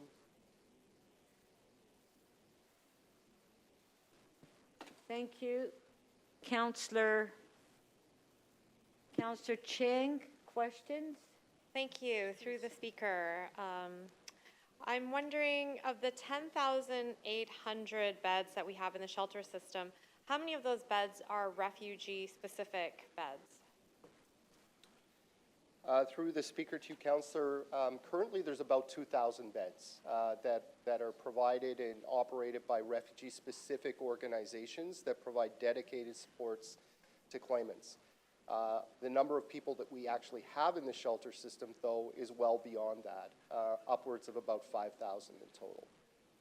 Upwards of 5,000 in our shelter, so over 3,000 refugees are occupying our base shelter system beds. Is that correct? The number is about 3,800 currently in the base shelter system, and then, as noted, there's about 1,700 more that are being supported in hotels and by the Canadian Red Cross. And are VAW shelters included in this number? Through the speaker, no. Actually, the VOW sector is funded directly by the province and coordinated directly by them. But when those shelters are full, do we also then take in women escaping violence at home in our base shelter system? Yes, Councillor, we do our best to work through our central intake phone service with the Assaulted Women's Hotline to provide supports when there is no space available in the VAW system. So yes, certainly there is are people that are fleeing violence that are in our emergency shelter system. And how often is that happening? I would say it happens very regularly, if not every day, several times a week. And of our expenditures on our shelter system, what is the current cost sharing with the provincial government? So through the speaker to you, Councillor, as we prepare for our 2024 budget and look at the revenues that will be available, we're proposing a budget in the realm of $770 million. Currently, we have funding from the province that's about 11% of that total. And would a respite center or some of the services provided in our shelter system be supports that include mental health and addiction? Yes, through the speaker to you, Councillor, certainly we, on the harm reduction side specifically, are funding a number of services off the tax base to support safe consumption services, harm reduction workers, and supports. We then do partner with ministry-funded partners to deliver additional mental health primary care supports. And previously, I think you mentioned that you are in a working table with federal partners with regard to our supports for refugees, that there is an intergovernmental working table that is meeting regularly. Is that true? Councillor, that is true. And so in these meetings, you know, I know these are people who don't have the decision-making levers to release financing, but is it acknowledged that there is a clear need for greater investment to support the influx of refugees that are arriving? So through the speaker to you, Councillor, I'd say there's a growing awareness of the serious nature of the situation, and we are optimistic that those talks will result in greater investment in services, greater coordination, and in fact they must.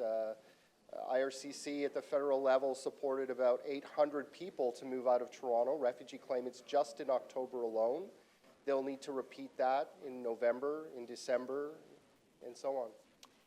And on an annual basis, how many people are exiting the shelter system into housing? That was your last question.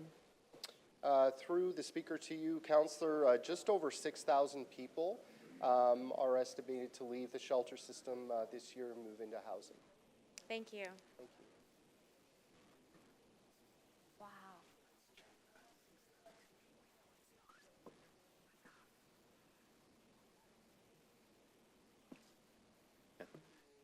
Madam Speaker, yes, you're right. I just want to point out that the CMP has just reset, and members may need to log in to see the speakers list.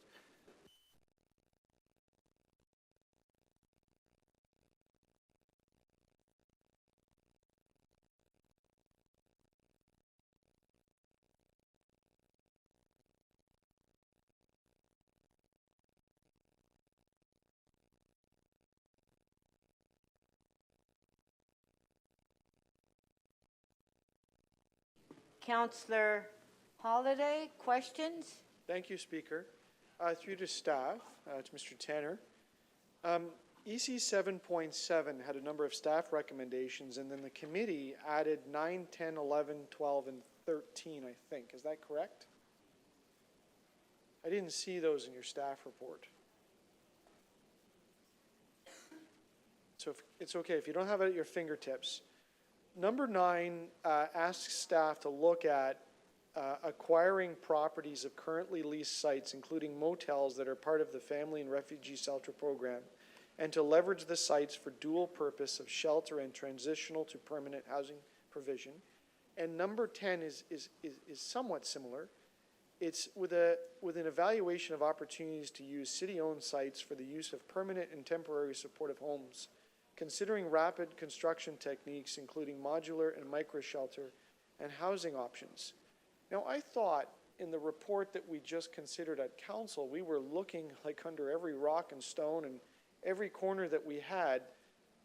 Do these two items not conflict with what you're trying to do? Your objective is to maximize the shelter system. So if we're drawing away from sites to use for housing, does that not put you in pressure? Through the speaker to you, Councillor, certainly this work will entail close collaboration, as has been the case with the Housing Secretariat, our corporate real estate partners, Creatio, and others, to see in some cases where we might be able to maximize the use of one site, perhaps with both shelter and housing. But you didn't recommend this, the committee did, right? This wasn't a staff recommendation. Am I reading that right? That's correct. Okay. But if you lose a hotel site for transitional to permanent housing, does that not diminish the shelter capacity? Do I understand that correctly? That's correct. If we were to lose a site, it wasn't available to continue to lease, we would lose that occupancy. Now, what kinds of sites are you looking for, city-owned sites, in terms of building new shelters? Or are you building, or are you proposing that in these set of reports? Through the speaker to you, Councillor, I think we'll look at a variety of options that might include acquisition, purpose-built, or renovating purchased sites. And those sites, though, in terms of their use or their zoning, they would be supporting buildings of the size that you're thinking of. You're not, and to be more clear, you're not putting a couple of townhouses there, and you're not putting a 40-story building, but the types of sites that you're looking for a shelter is conducive of that type of a building. Through the speaker to you, Councillor, yes, the buildings we look for an 80-bed shelter would be in the range of 20,000 square feet. Right, and they're not housing in the traditional sense. They're not independent units. They are shelters with common facilities and sleeping areas and personal care areas and so on, and common areas. That's correct. Okay, great. I just wanted to ask a little bit about the armories. So they appear in several of the motions that are before us. Did we ever ask the federal government in the past to provide space in the armories? Through the speaker to you, Councillor, yes, we have. And how desperate was the situation at those points in time? Through the speaker to you, Councillor, I believe the last time was in 2018, 17. Yep, 17, 18. It was in the midst of a very, very cold winter, and that request came as a result of people needing indoor warm space. But do I recall, did council make that request, or did the government come forward and offer these spaces? I would believe at the time the request was made from the City of Toronto to the federal government and to the Minister of Defence. From the City of Toronto, from council, or from the city itself?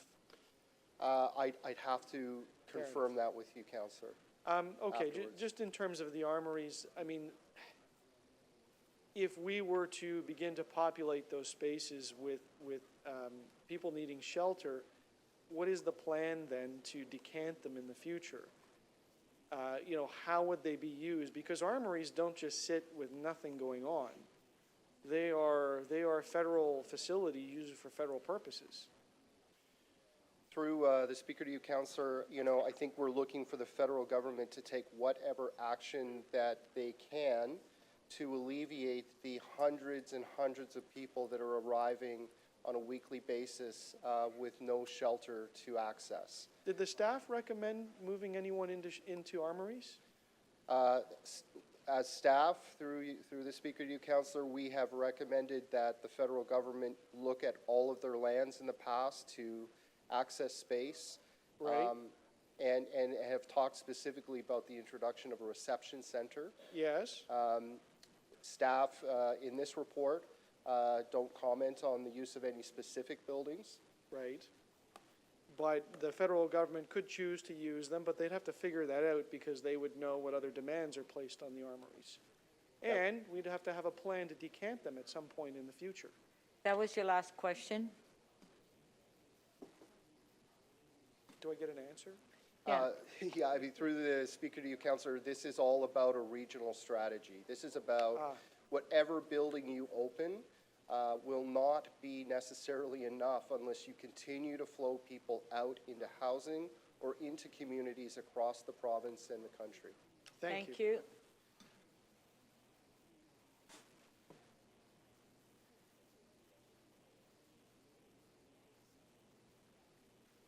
Councillor Bravo, questions? Thank you, and through you, Speaker, I'm just following up on some of Councillor Holliday's questions. The motion that was moved at committee and added some additional details to this report. Councillors worked with you, including myself. We worked with staff to draft these motions. Is that correct? Can you confirm that? Yes, that's correct. Okay. And when we talk about acquisition, it's really about the intention here, if you can re-articulate it, is that we have opportunities for scaling, for being opportunistic in relation to how we can co-locate what are solutions for people that are facing housing challenges. For example, if we co-located shelter, transitional, and supportive housing, would it be accurate to say that that's a sort of a continuum of housing care for that particular population? That's correct. Great. And we, you know, we've expanded the shelter spaces this year. We're adding some capacity over the winter. But ultimately, we would love, is it not true that we would love to convert some, for example, purpose-built shelters into permanent housing if we no longer had need for this kind of temporary response? Through the Speaker to you, Councillor, yes, our long-term goal would remains to be getting people into permanent housing with the supports they need to live stably. Thank you. Thank you.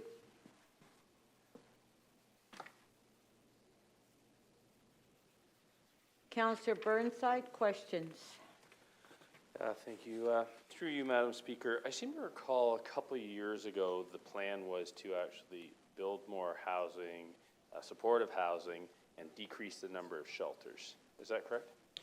Through the Speaker to you, Councillor, yes, that's correct. Okay, and so that's obviously being derailed.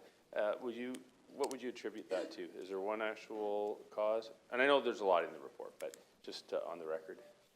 Through the Speaker to you, Councillor, currently this 10-year plan really is about, first and foremost, moving out of very expensive and cost ineffective programs and into permanent purpose-built shelters that we can run at about half the cost as those hotels currently.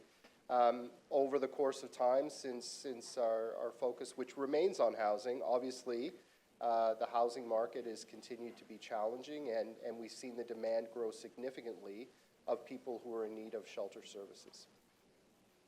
Right, but do you see a path getting back on, like, us getting back on track. It seems like it's a little off track.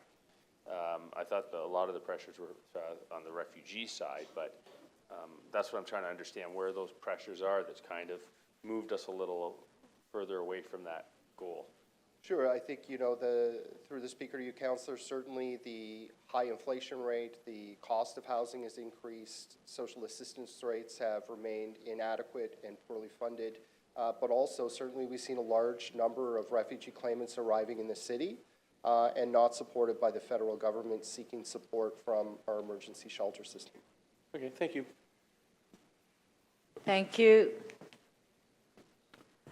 Okay, do we have any further questions before I close that? Close? No? Okay, speakers. Are there any speakers? Please put your name on the list. Councillor Bravo to speak. Thank you, and through you, Chair. We had at Executive the United Nations High Commissioner for Refugees come to present to us about the scope and the scale of the refugee crisis globally and the impact it's having in Canada.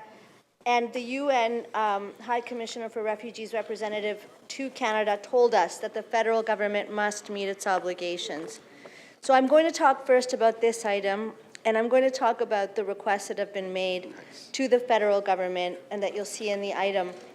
They include the need for a reception center, a place where when a refugee lands at Pearson Airport, they are immediately processed, and then it is the federal government that takes care of that individual and provides shelter. And that is where the strategy of requesting the armories comes in. Because what we want is a permanent solution, longer term, predictable, measured, and proportional to the number of people that the City of Toronto is absorbing.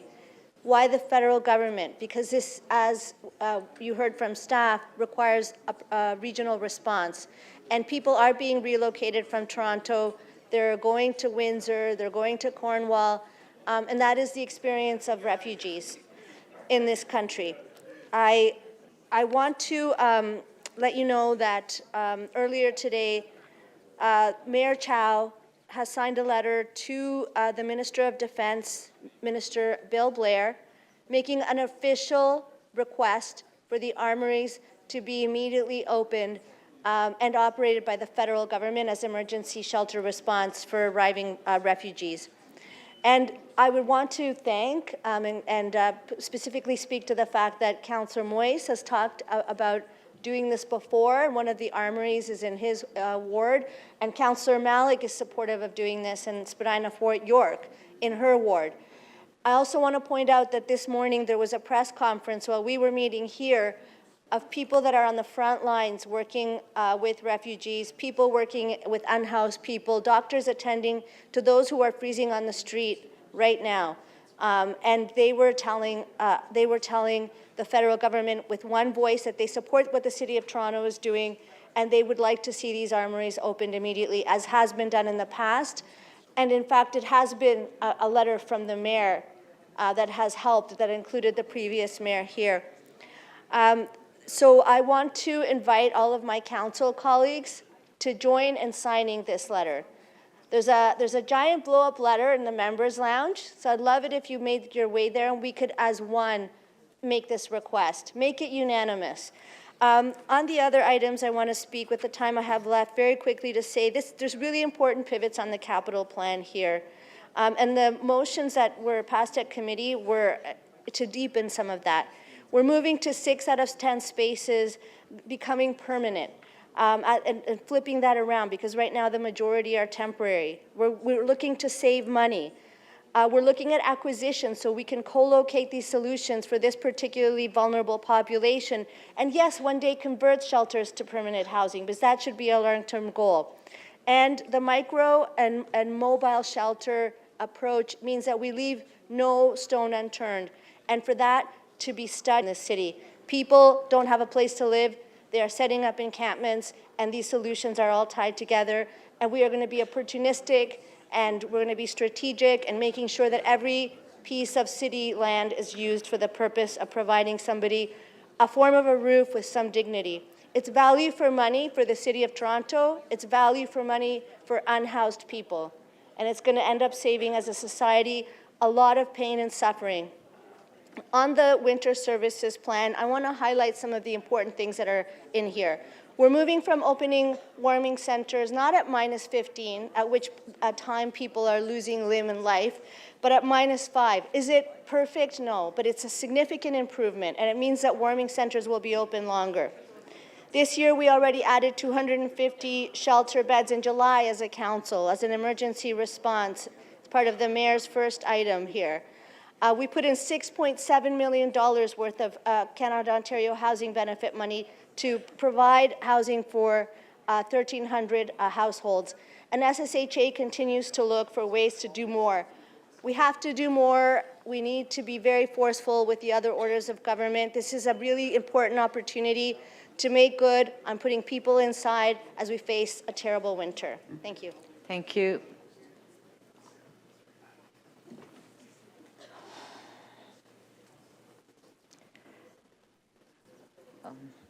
No. Councillor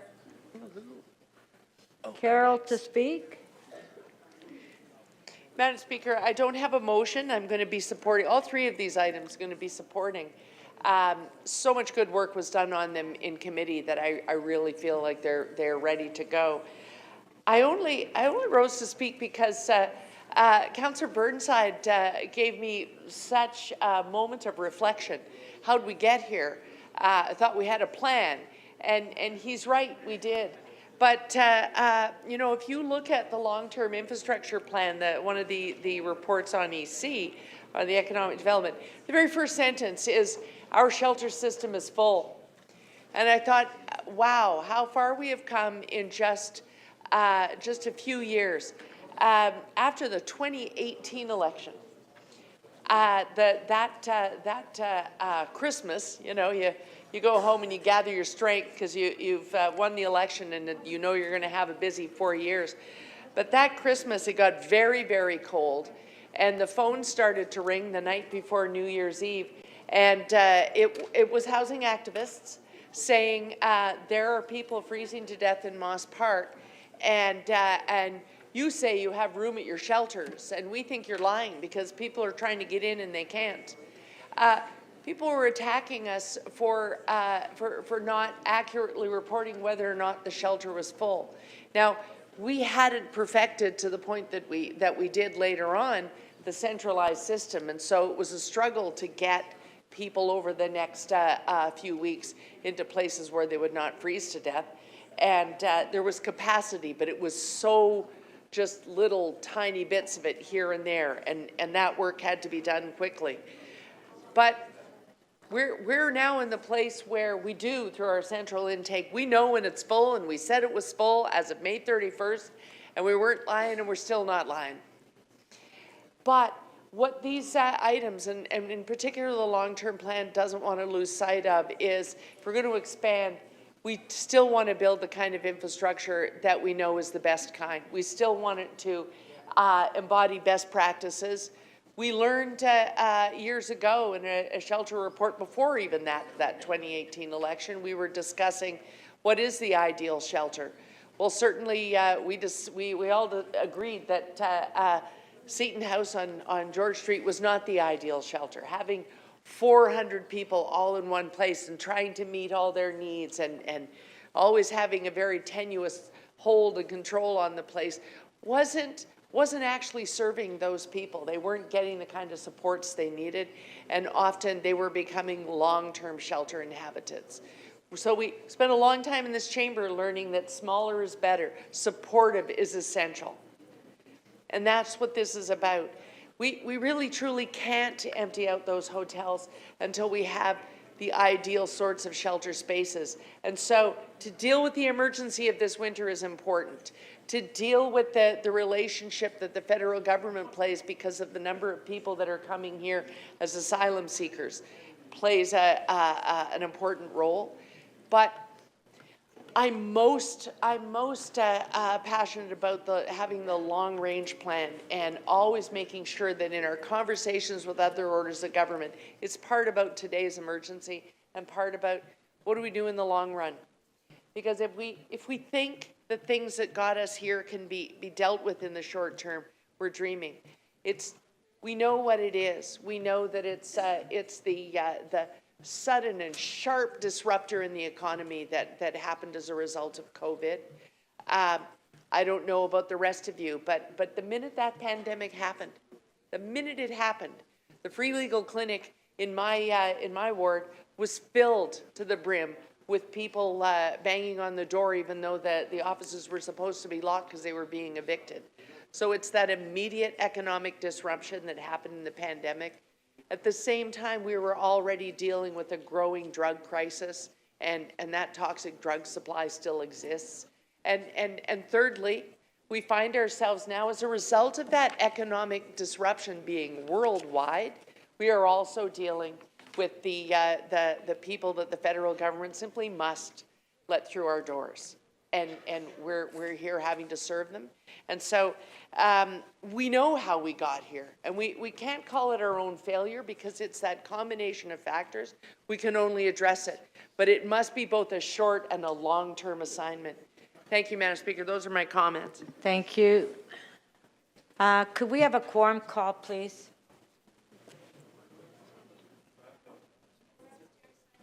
If members of council are going to leave the council chambers, can you make sure there's quorum before you leave the council chambers?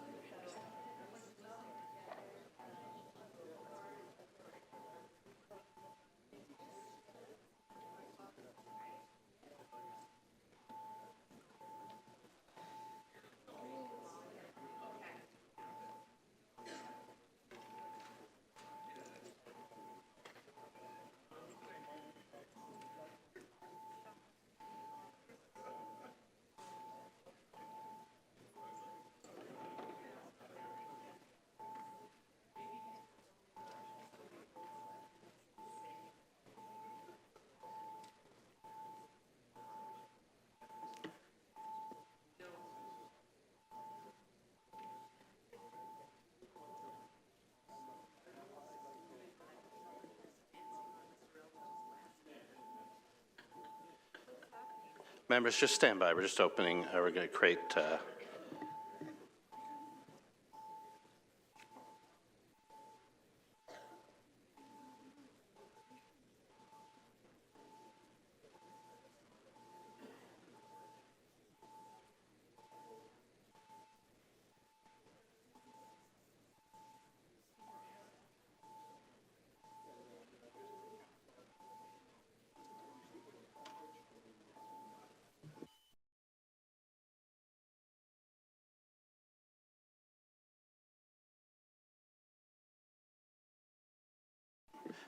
Madam Speaker, I count 18 members on the floor. Okay, good, because at one point we only had 8 members of council in here. So I would encourage members of council, if you're leaving the council chambers, just make sure there's quorum before you leave or go upstairs to the lounge.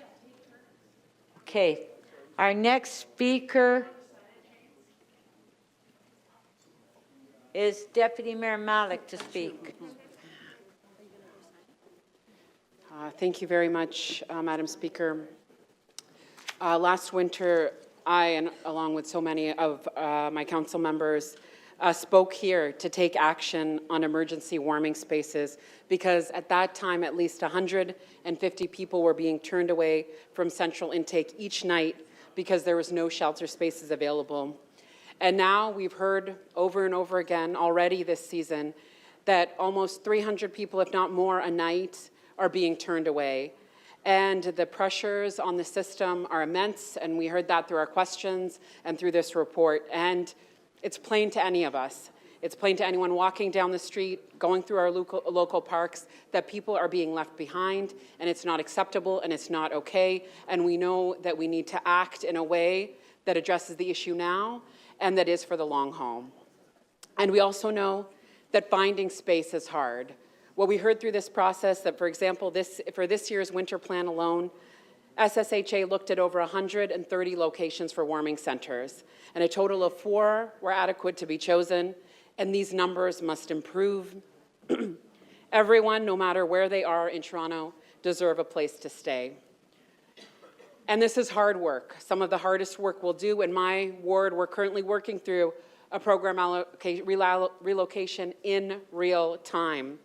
And it is so hard to see what that challenge is as neighbors in a local community, and especially knowing that shelter spaces and services should be available in every single part of our city, not just in some of them. And we know adding new shelter spaces and respite spaces is tough, not because of the process alone, but because in a city like Toronto, it is just unbelievable that we continue to have to.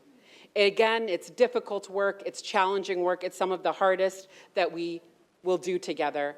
And we also know that it is necessary work to support those in our city who are struggling the most, who don't have a lot of options. We have to do it to save lives, and we have to do it in a way that ensures there are reliable forums to address issues in our neighborhoods, to make sure we stay safe, that our neighborhoods are attractive and inclusive places, and that there are places where all of us can imagine a future and live together. In a city like ours, I've said it before, we should have everything that we need to thrive, and that means safe, secure, dignified housing that all of us can afford. And we know shelters and respites and temporary spaces are not the answer to homelessness in our city. A diversity of affordable, accessible, and appropriate housing is, and I'm proud of the work that we moved forward to get closer to making that a reality. And we need provincial and federal governments to step up to their responsibility and work with us to solve the housing crisis and end chronic homelessness. The provincial government has to return to cost sharing its operating funding of our shelter systems, and we need all our elected representatives at every single level of this city to be at the front lines of that call with us. The federal government has a crucial role, as we heard here, in addressing the refugee shelter crisis, and they can do that right away. They can also be a partner with us, continue to be a partner with us when it comes to affordable public housing options that we need to be building so desperately.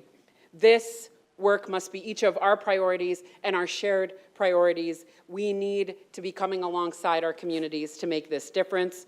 Toronto must act now, we know that, and we must do everything possible to support all of our residents, including those who are currently unhoused. I'm proud to be seeing these items moving forward, and they have my support. I will be signing that letter, and we must look at all city lands, look at all our options in order to solve our lack of housing space as we track to a city where we won't need it. Thank you very much. Thank you.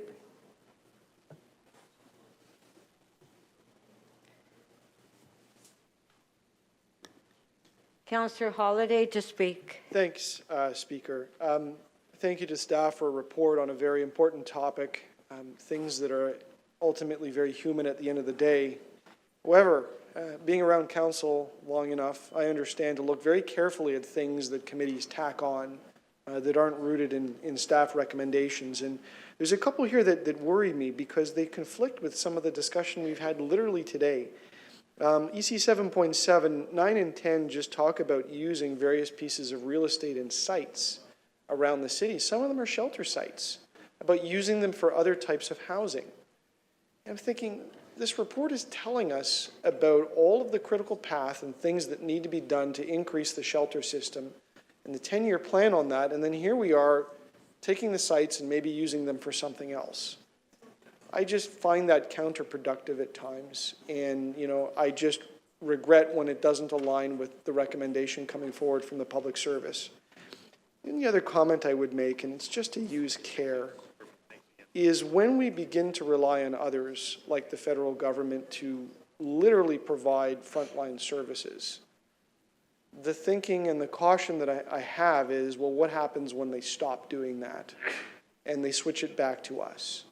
And so some of the recommendations, again, not from staff, from the committees, what they do is they've brought forward some recommendations for them to literally get into the operation game. And I think if there was an optimal way to do this, it is for the federal government to fund the city, to run the shelter system, and specifically fund it on the items that they have put pressure on the city with, and that is around the refugees. And we've asked for that time and time again. So I think what I'm saying in the simplest form is I'd rather take the money than take the work effort. Again, we just worry about somebody that you have to rely on, a third partner, and whether or not they're going to follow through over the long term. Thank you. Thank you.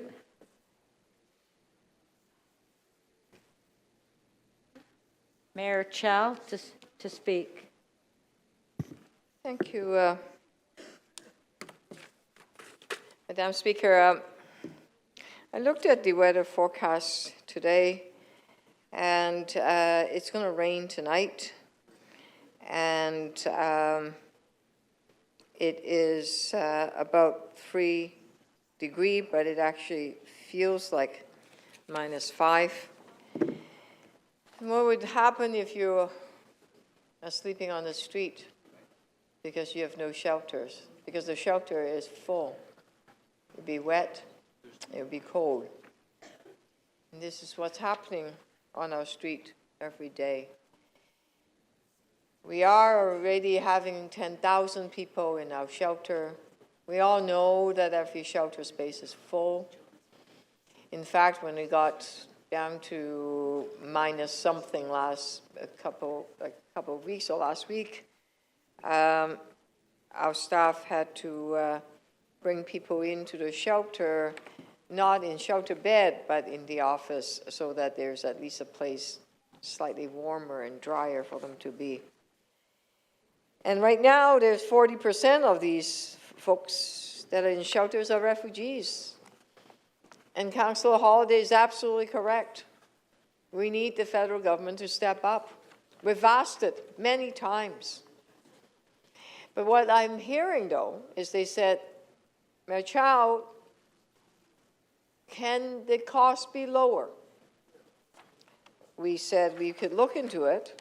What the staff is saying, there's a good percentage of the people that are in shelters are in shelter hotel rooms. We did that during COVID. But during COVID, the hotel rooms were cheaper because people weren't visiting, a bit cheaper. Okay. Now, the cost of hotel rooms are expensive. But when our shelter is full, we don't want to see people on the street. What do? We sometimes have to put them in shelter hotel rooms. And what the staff is saying is, let us transition people out of hotels into buildings where it is a lot more financially efficient, effective for us to be able to house people. We can stretch the dollar a longer way. I think everyone agrees for us to do that. However, in order to do that, you have to start somewhere. You have to take some of the buildings. You have to buy some more buildings. You have to take some of the existing buildings and then do a construction, renovate it, change it, so that they can house more shelters or even some kind eventually become supportive housing, any number of modular housing. So what this report is saying that let us do what we can. We are adding 180 more spaces. We're changing the policy so warming centers open in -5 instead of -15. Maybe we'll monitor it. Is it still too cold? We don't know. And we are opening a 24-hour respite center starting November 15th, which is coming soon. And we have more outreach through streets to homes, actually taking people off shelters or from tents and from the streets to actually finding them shelters and to homes, and helping people with blankets, sleeping bags, warm winter clothes. Yet there are so much more we can do. And we all believe there's a lot we can do, which is why there is a home court big letter that we're hoping that I think most council members have signed. We are asking people that all of us can come together and say to the federal government, please step up. There's been a 54% increase of number of refugees coming to Toronto. We saw it coming because when they closed the Quebec border, when they closed that road, we knew they were going to come through in Ontario. And we know that because of global conflicts, people are coming to Toronto and to Canada. So I do want to remind folks that we have done a huge amount of stuff, including close to $750,000 plus another 150, close to $1 million to churches, because we're very grateful for their support, but they certainly cannot take their own money to support these refugees. So we need to feed them, we need to house them, and we are carrying the cost. So in whatever way you can, again, please work together and so that we can one day no longer see people sleeping on the street. Thank you. Councillor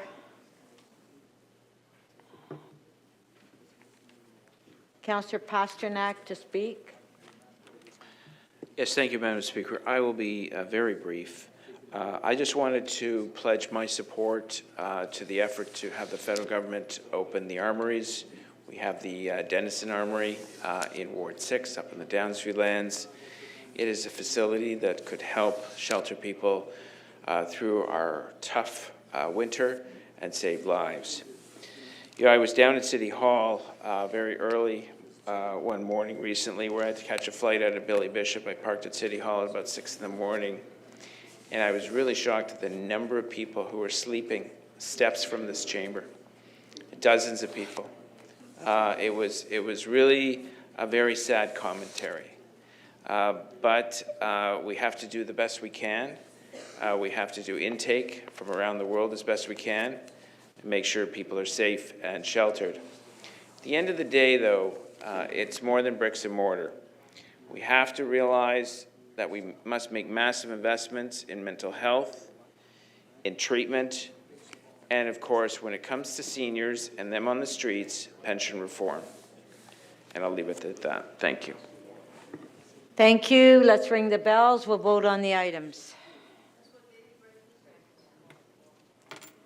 Okay, so we're going to vote. There have been no motions, correct? Staff? No motions, right? Pardon? Yeah, just one moment. Okay. Point of order, Councillor Holyday. Thank you, Speaker. I had some concerns with a couple of the motions coming forward, and I had wanted to vote on them separately. I provided them to the clerks, but they are by memory on 7.7, number 9, 10, and 13, number 1 on 7.8, and number 1 on 9.19. You gave them to the clerk? I did. Okay. So let's do EX 9.19 first.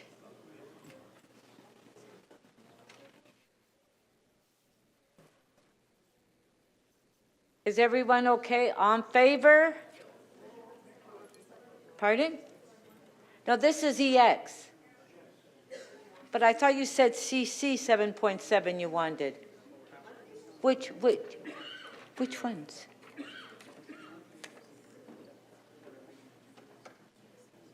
Oh, okay, sorry. Sorry, I got it here.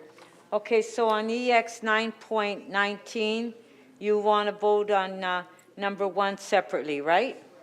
Okay. On EX 9.19, item 1, Councillor Holyday has asked for it to be voted separately. Recorded vote.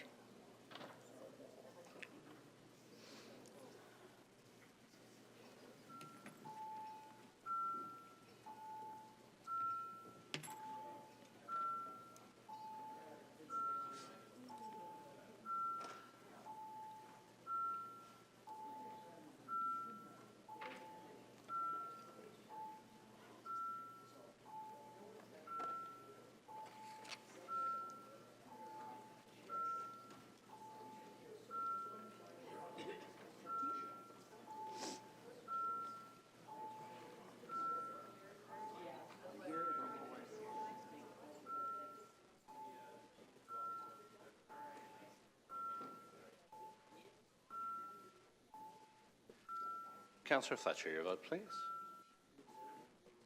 Councillor Peruzza, your vote, please.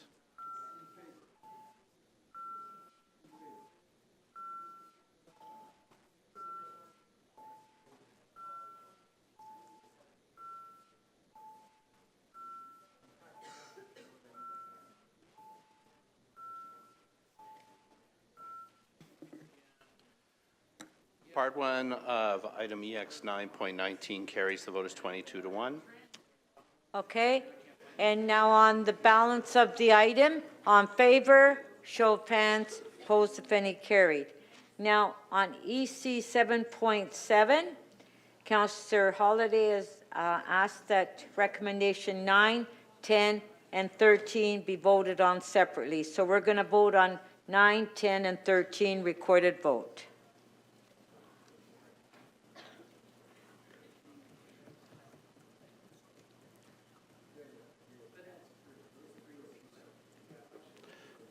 Just stand by while we prepare the vote, please, members.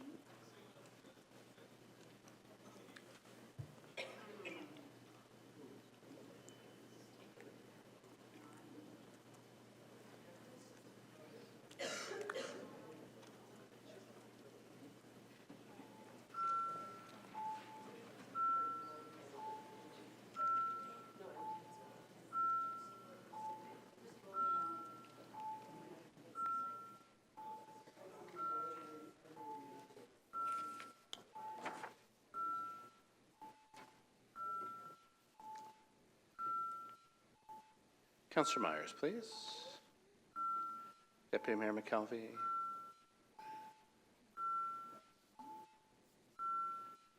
Councillor Crisanti, please.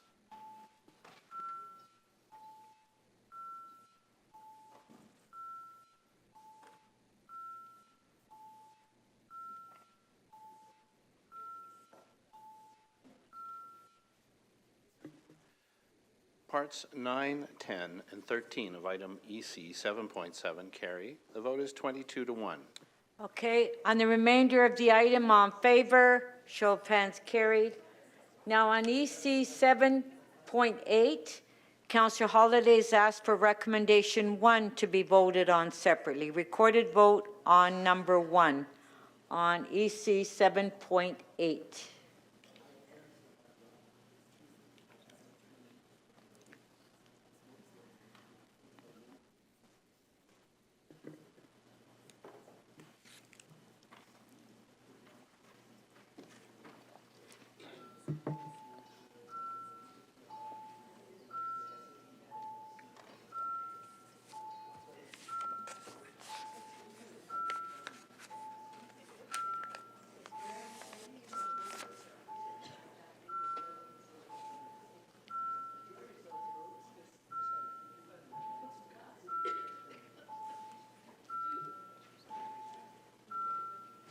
Councillor Peruzza, are you able to vote, please?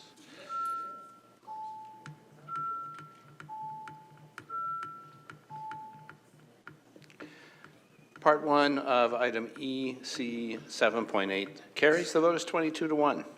Okay, on the remainder of the item, on favor, show of hands, opposed if any, carried. We do have, I believe, 2 or 3 members' motions to introduce at this time while we have 18 members of council in the council chambers. Okay, if we, who's first?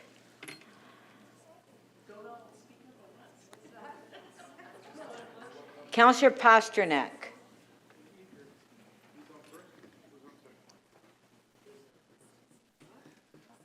Oh, you got Deputy Mayor Malik's motion up there. Is this Councillor Pasternak's motion? There it is on the screen. Councillor Pasternak, did you want to? Yes, thank you very much. This is an appeal matter that has to go to the Toronto Local Area Appeal Board. It's urgent because the hearing is coming up very quickly. Okay. On favor, carried.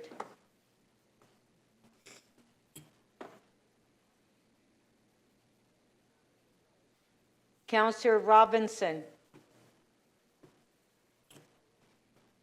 Yes, thank you, Madam Speaker. This is 34 Rumsey Road, and requesting the city solicitor to attend at the local TLAB.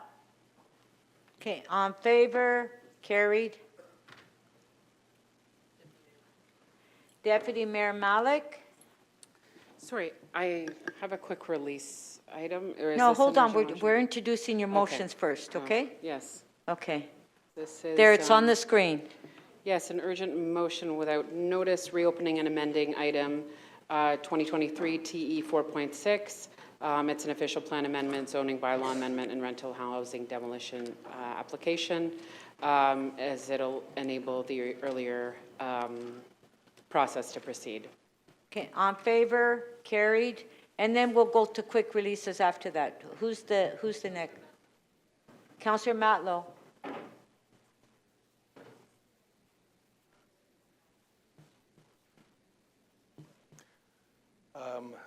So moved. Okay, but can you just read what it is?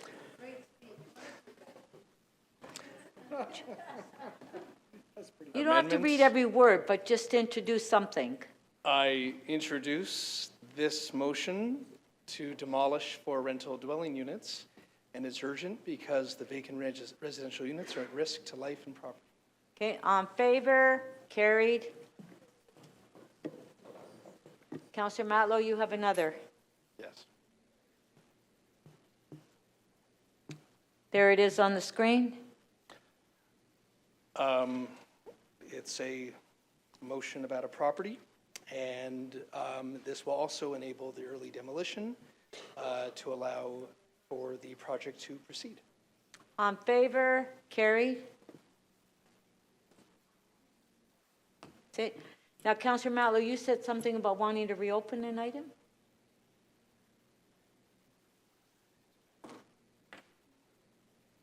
No? I think we covered it. We covered it? Okay. Yeah. Quick releases. Hold on. Pardon? What? Okay, Councillor Matlow, we'll put it on the screen. You're reopening. Yes.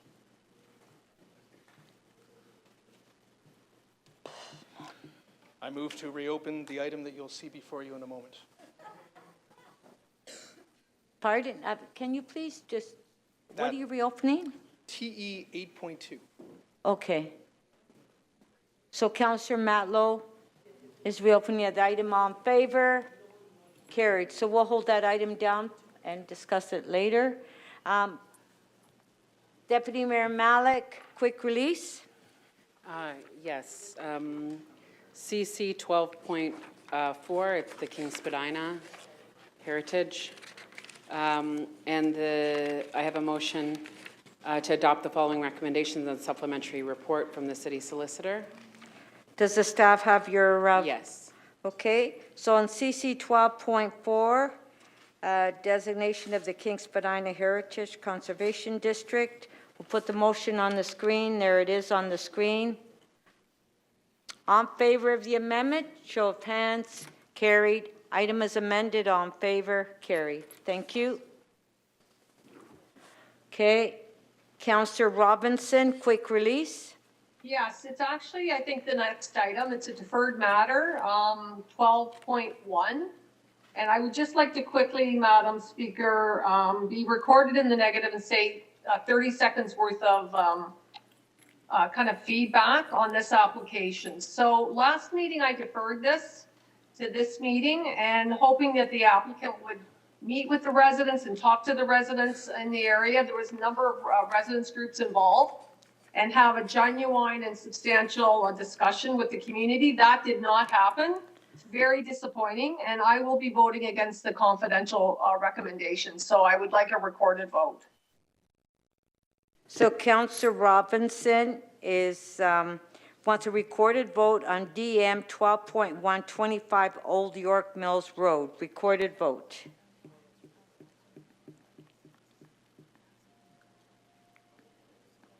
This is the deferred item.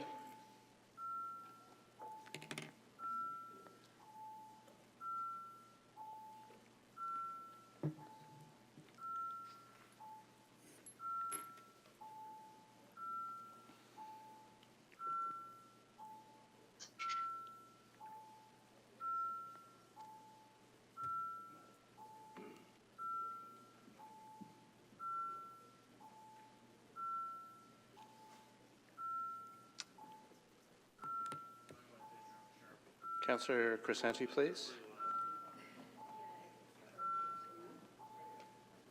Peruzza in favor, okay? Where are you? Where's Councillor Peruzza? He was just here a minute ago. I'm voting in favor, Madam Speaker. I know, but you need your video on. If you're going to vote, you have to have your video on. There I am. Councillor Fletcher, how do you vote, please?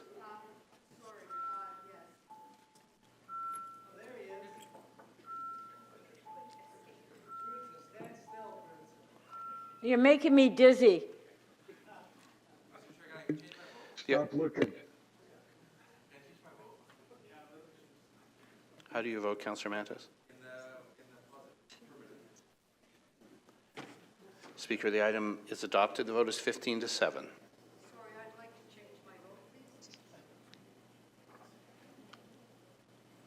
Councillor Fletcher, you want to change your vote? Okay, so we'll reopen the item. On favor, carried. Okay, let's vote again.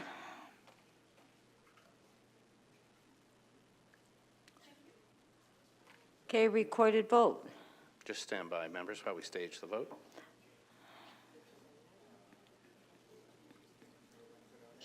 Voting panel is now open.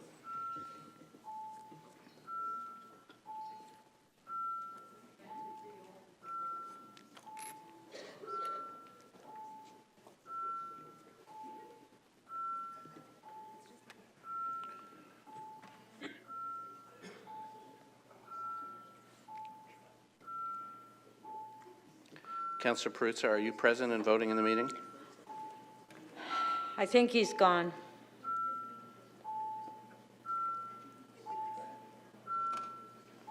He has left the building. Yes, I am. I'm right here and I'm voting, absolutely.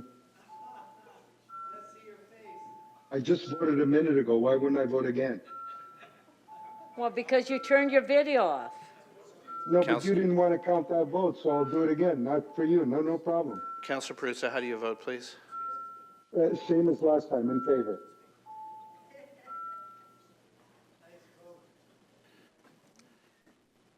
Speaker, the item is adopted. The vote is 12-10. Okay, I think we have time just to do two more quick releases. I think it was Councillor Sachs. Councillor Sachs? Release GG 7.12. This is the city's policy about accepting small pieces of land without making sure they're not contaminated. I've had a briefing from staff and I've decided I can accept their recommendations. So I'm moving staff recommendations. Okay, GG 7.12, Councillor Sachs is releasing. On favor, carried. Councillor Pasternak, quick release. Yes, thank you, Madam Speaker. I would like to release IE 710 Chestwood Construction Project. I have spoken to staff and I think the matter is under control. Yeah, it's terrible on that street. Yes, it is terrible. I'm getting. You know how many times I drove through Yeah, that? I know. I'm getting the calls. I know. Okay, Councillor Pasternak is releasing IE 7.10 Chestwood Construction Project. On favor, carried. May I have a motion to introduce a confirmatory bill? Mayor Chow? Once it comes up, move that motion. Here it is. That leave be granted to introduce bills to confirm, to the point of the introduction of this motion, the proceedings of City Council Meeting 12 on November 8th, 2023. Shall leave be granted to introduce these bills? All in favor, show of hands. Opposed, if any, carried. Shall this bill be declared as bylaws and be passed subject to Section 226.9 of the City of Toronto Act 2006? On favor, show of hands, carried. Meeting is recessed. I was going to say postponed. Okay. Is recessed to 9:30 tomorrow. Thank you to staff, thank you to members,